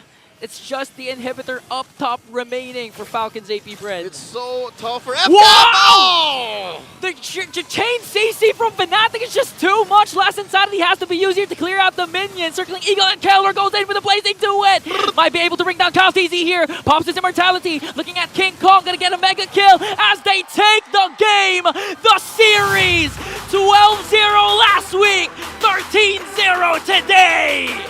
Fnatic Onic Philippines puts a period on that question. Can they take down the Titans once more? They do it in quick fashion and take pictures too. Literally gods among the remaining teams in the MPL PHS 14. Unstoppable, unbothered. Just look at this team united as one. Hella strong. And just pure dominance from Fnatic. With this victory, they extend that streak from the almost inconceivable 12. They made history then. Yeah. To now, the impossible 13. No one has ever gone this far, not in the history of MPL franchises since Indonesia started theirs at Season 4. GG well played to our defending world champions, to the Titans of MLBB, but not today. Yeah, and that's the cherry on top for Fnatic, extending their streak to 13-0 against the reigning world champions. Woo! Just wow. What a way to start Retribution Rumble weekend. We got Marakin on stage with Fnatic Onic Philippines. That's it for us. Jose, Ingan, and Leo on the desk. Let's go over to the stage. Everybody, let's give them a big round of applause, Fnatic Onic Philippines! First of all, yung achievement nyo, 13-0, hindi lang yon. Alam nyo ba that you broke the record for the fastest game of the season? Previously, it was 9 minutes and 52 seconds. Today was 9 minutes and 51 seconds. Congratulations! Are you guys aware of that? Hindi. Nakakagulat ba yon para sa'yo? Did you expect this? Hindi pa namin in-expect. Bakit tinapos nyo ng sobrang bilis? Nagmamadali po si King Kong. Okay, Kelra, what do you think about the possibility na ang Fnatic Onic Philippines magiging gods among men? Na maaaring matapos ang regular season undefeated at possibility of becoming a champion. Gods among men achievement to sa ating MLBB. Hindi po namin masyado inisip yung standing namin ngayon eh. Mas nagpo-focus po kami kung sino yung mga nakakalaban namin. And ano lang, one game at a time lang. One game at a time. Coach, what are you thinking right now? Hindi ko alam kung nasa-stress ka, gumaganto ka, you're breathing hard. Like, what are your thoughts right now? Parang satisfied ka ba sa nangyari today? Or you're already thinking ahead of the next game? What are you thinking? Definitely satisfied, happy. Performance ngayon, again, pag naglalaro si King, lalo na yung funny, well, dahil sa suporta ng mga kampi niya, parang di ako nagiging coach, nagiging sobrang fan lang ako eh. Pero yun nga, again, si Vince, naglabas ng bagong kabaliwan ngayon araw. So proud, pero yun nga, parang binibilang ko na yung mga araw, nakaka-excite eh. Bukas, Omega, tapos 2 weeks from now, playoffs naman. Coach, 2 beses yung natapos ang World Champs. Are you taking this as a sign na kayo ang makakapunta sa Grand Finals en route to M6? Hindi pa rin eh. Kasi alam natin yung resilience ng mga teams na yan eh. And isa nga sa mga discussions namin for the past few days, pinakita ko sa kanila yung graph ng sa Wikipedia na hindi porket first ka sa regular season doesn't mean champion ka. I think Blacklist RSG pa lang yung nakagawa nun, AE. Apart from that, yun nga meron at meron lalaban eh. Bren, ilang season ang lumalaban. Liquid, ilang season ang lumalaban. Aurora, I'm pretty sure, gigil yung mga yan. And Omega, definitely. So, again, it's more of us in making sure na bigay lang namin lahat every single game. From what you've proven so far, you can do anything. And now it's time to announce our MVP. Let me hear some names. Sino? Let's take a look at the screen. Once again, King Kong. Your parents are so proud. Si daddy mo raising his hand up in the air. Anong gusto mong sabihin sa lahat ng mga fans nyo? Invite nyo sila na supportahan kayo all the way through. Maraming salamat sa mga pumunta at sa mga supporters ng Fnatic Onic at ng Falcons APBren. Tsaka bukas ko na lang sabihin na abangan nyo kami sa playoffs. May laban pa kami bukas eh. And now it's time to get to know our lucky fan na mananalo ng 3,000 diamonds. Come on up! You will also win a ticket for day 1, match 1 of the playoffs. Hi! What's your name? Jen. Jen! Jen, sino dito ang favorite player mo? Si Kelra po. Sino? Kelra. Si Kelra!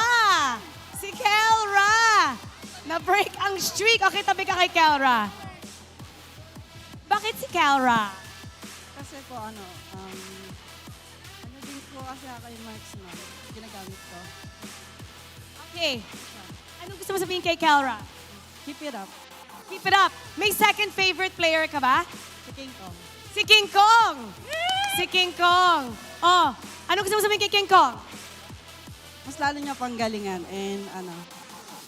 May pangatlo ba? Wala. Huminto na doon! Okay, now you get to take a bow with your favorite team. Sa gitna ka ni King Kong at sa gitna ka ni Kelra.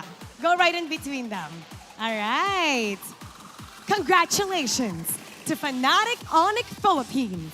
You may now take your bow and take your walk of victory. Fnatic Onic Philippines, undefeated, en route to the playoffs. Tignan natin how long the streak will continue. They're really hard to beat. We're gonna break that down game for you, so we're gonna go back to our panel. Pasok. 14-0. Gods, bro. Absolute gods. Sheesh. Wait, 14. Are they 13? Sorry, 13 and 13 and 0. I'm You're getting excited. You're getting I'm trying to get excited, but you know what? In my brain, it is possible. Yeah. And Are you working tomorrow? I am. You might be saying that tomorrow. There you go. So we'll see tomorrow for sure. But for now, it was probably the most unexpected result I've seen in a matchup so far. With that lineup specifically winning at 9 minutes and 51 seconds. Yeah. Part of me thinks that, you know, looking back at the draft of Falcons APBren, they first picked Phovius, then they went to Angela Moskov, and they leaned more into the Angela Phovius idea. I feel like in an alternate universe, maybe Kyle Daisy would have picked up an Alice first, so they already would lock in an Angela-Alice combo, which again last year was like, actually no, heading into MSC had the 90% plus win rate globally. And we are still in that meta. But anyways, looking back at this, really Falcons APBren only had one person to reach Super Prince as that Sicilian, when it was unfortunately their own jungler. Not so clear cut for the Phovius to do it. You still have to wait for Sinner's Marks to be applied, and you're not gonna fully flicker, go forward, and try to reach out just to get that Sicilian down. When you have a strong mid laner with really great reach, a high sustaining roamer, it's gonna be easy for an alpha. Great combinations coming in by Super Friends, Kirk and King Kong together, making the most out of the crowd control that they can dish out and the sheer damage, and it was just clear cut for King Kong and a very clear cut road to becoming MVP of game number 2. I threw up all my expectations for that game, honestly, because everything that I thought would work out the way it didn't. Everything just, I don't know. Again, you're not supposed to see an early game Sicilian pop off that quickly. Yeah. You're not supposed to see like an Angela get blown up in 2 skills, especially not in 9-8 minutes, right? So obviously everyone's expectations were probably off a little bit there, even on the other desk. And I think that, you know what, Sicilian definitely does feel like an underrated pick in a lineup like this, where you have a very solid front line, you're pretty safe with the Matilda, and you have an alpha that's getting all the attention. Super Prince could actually go crazy here. Yeah. And not to mention Kelra waiting on the wings, right? One of the most aggressive gold laners here in the league, probably in the world. Yeah, one of the reasons why Fnatic Onic Philippines were able to get the spike that they did is, again, I believe it was the second major team fight for the second turtle. It was very difficult for that Phobius to even survive. Getting hit on with everything, the Bat's Feast, free hits from Kelra, who finally got out of the gold lane during the second turtle, or maybe right after, because he was able to push back Super Marco and just be able to join the fight already there.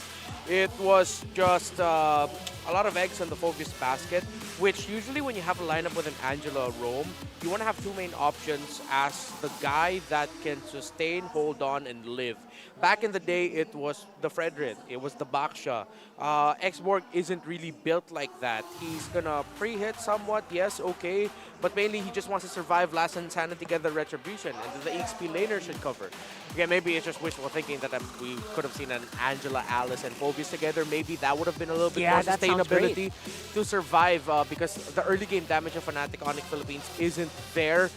up until they were racking up kills. And unfortunately for Falcons APBren, Fnatic Onic Philippines just racked up kills at the exact right time and now proving that they are looking to be the best team in the world as of now. Yeah, I don't know. That damn good. Who are you guys? You guys watching? Who are you gonna compare to Fnatic Onic Philippines right now in terms of track record, in terms of consistency? Very few actually come close, right? So I would like to salute these guys, and we'll see you guys tomorrow. For now, that's gonna be it for the Infinix Game Tambayan. I'm Rockhart, and this is Renmar. Let's throw it over to a quick mic check. Sorry, that's right. I thought they were gonna throw it. Tapos na. Tapos na, tapos na. Tapos na, tapos na. Power count. Yes, pre. Full stop. Power. 9 minutes game, guys. Nice! I thought we were closing up. Not yet, dude. Quick. Way too excited. They were way too fast. We still have a recap on the schedule. Right. We still gotta do the Fancy Fancy Laban. Of course. Sometimes we gotta get like Fnatic Onic Philippines and just like chill out, because their comps were chill up until they won. When they won, that's when you heard them pop off. That's right. And and again, Kelra said, you know what, King Kong is in a rush. Yeah. And I think everyone's everyone's already so excited for day number 2. But for the meantime, yes. I think we're here in a scenario where there's very few people that you can actually compare FNOP to. Yeah. Prime, Blacklist is probably it. Season 8. Yeah. Closest is, you know, I mean, they're APBren as well. Yeah. And, of course, they're undefeated. They're freaking undefeated, dude. no one can really go that close. I mean, Just like I know TLID has been impressive. I know RQ has been incredibly impressive. They're fighting out. I'm not sure if they have already had their series in terms of the battle for top 1 there in MPL Indonesia. I know SRG is still undefeated. Yeah. I know NIP Flash is just bullying everyone in SG, but Fnatic Onic Philippines just hit diff. But those other teams are great. By the way, no updates to the bias board because we both got our predictions wrong today. That's right. But I think Leo deserves some points here also. I saw him vote for Fnatic Onic Philippines if I'm Earlier. not mistaken. Yeah. You know what? Let's put up a lion there. We should have, like, I guess it's a little too late now, but right here. Leo! We gotta update it. Did you predict? Hey, Leo! Leo! Did you predict for FNOP earlier? Did you predict Fnatic? Leo! Leo! Come back here. Did you predict Fnatic Onic Philippines to win? There you go. That's a win. That's a yes. So we should put a lion honorary, here. Yeah. honorary lion. We're putting a lion right here. Right there. And again, we're updating this every time someone goes on the panel. Yeah. And we're gonna have a new system as well coming in for playoffs, so watch out for that. Yeah, It'll be fun. Yeah, we really got to double check this before the regular season ends. I know Leo should have more points there up also. He predicts a lot as well. Yeah. And Check it out on the social. Yeah, your predictions of the spreadsheets also needs to get put in here. I know you've hit a couple also. Yeah, and either way, Yeah. we're actually very happy that, you know what, the casters pulse. Is that how you say it in English? The pulse. The pulse. Yeah. Their grasp of like how the teams are popping off right now. And The predictions are pretty good. Yeah. And again, we're still looking for you guys to get those early bird tickets for M6 already. Please book early, because in my experience, you got to book early to get the best prices, right? Yeah. That's a 20% discount right now on tickets, and there's also 20% discount on merch. Yeah. So if you pre-order merch, it's a lot less expensive rather. Yeah. So, and your hotel. Book your hotel as well. For sure. For Malaysia. What's the best hotel in Malaysia? I don't know. Have you been there? Yeah, I've been to Malaysia. You hung out? What was the name of that hotel we spent at one time? I forgot. Oh, Momo's is really cute. Is it Momo's? I think it was Momo's. It's a really small traveler hotel. It's adorable, but there are much nicer hotels too. Cool. All right, we'll see you guys there. But for now, we're talking about Fancy Laban. You know, this is the matchup where Infinix brings together the best of the best from the fans and put them together and fight. And looks like RSG won, and we're at a complete reversal of the actual teams. Yeah, in the fans-led tournament, it's a whole different story. It's the Bees in the lead. And I know the Bees are very okay, maybe aggressive is the wrong word, but they're very, I'll just go with aggressive. Enthusiastic? Enthusiastic, yeah. Because I'm part of the community group of Falcons APBren, and then every time the Fansec Laban is up, it's like they're always hunting for people to like, hey, would you want to represent Falcons APBren this weekend? Let us know. So they're, in more gamer terms, sweaty. Yeah. They're the sweatiest fans, and again, it kind of results. Pretty sweaty, dude. Pretty sweaty. It kind of shows in the results. But for our official standings for regular season, Week 8, Day number 1, no one is clear-cut yet. Like we mentioned earlier, RSG Philippines still has a fighting chance. Albeit, maybe their chance went lower now, maybe at 7, 18, 20%. Yeah. Falcons APBren has not secured upper bracket too, so the other portion of the bracket, we still don't know who's gonna end up in top 2. Crazy. Love that you bring that up. Smart Omega in the upper bracket? What universe is this? It might be. It might be. Who knows? That'll be interesting to find out. And again, that's happening tomorrow because now FNOP is going to face Smart Omega. Yep. Oh my that's a crazy story. God. Hayes used to be part of Omega. Coach Why Not used to coach Omega. Keller used to be there. Fnatic Onic Philippines still acknowledge Omega as the poison. Bro. Tomorrow. Watch tomorrow. We hope you guys are here tomorrow. For now, let's throw it over to Mara to close out the day. And yes, for real this time, guys.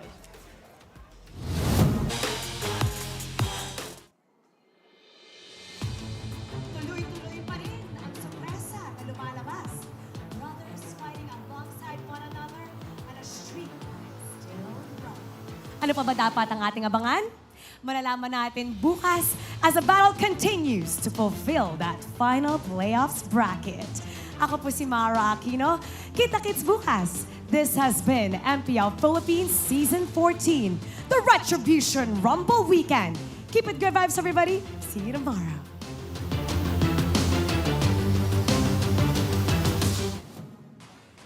The 14th season of MPL Philippines is brought to you by the following sponsors. Smart, the official telco partner of MPL Philippines Season 14. The official tournament phone of MPL Philippines, Infinix GT20 Pro. Official suppliers, EMC Asia and Index Salon. Don't miss any MPL action by following our official Facebook and subscribing to our YouTube channel. Follow MPL PH on TikTok for more content.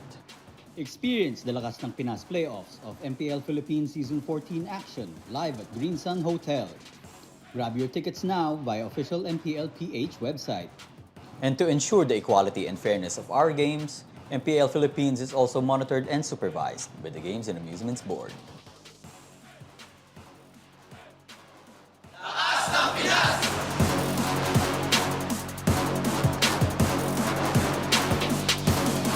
Lakas ng Pinas!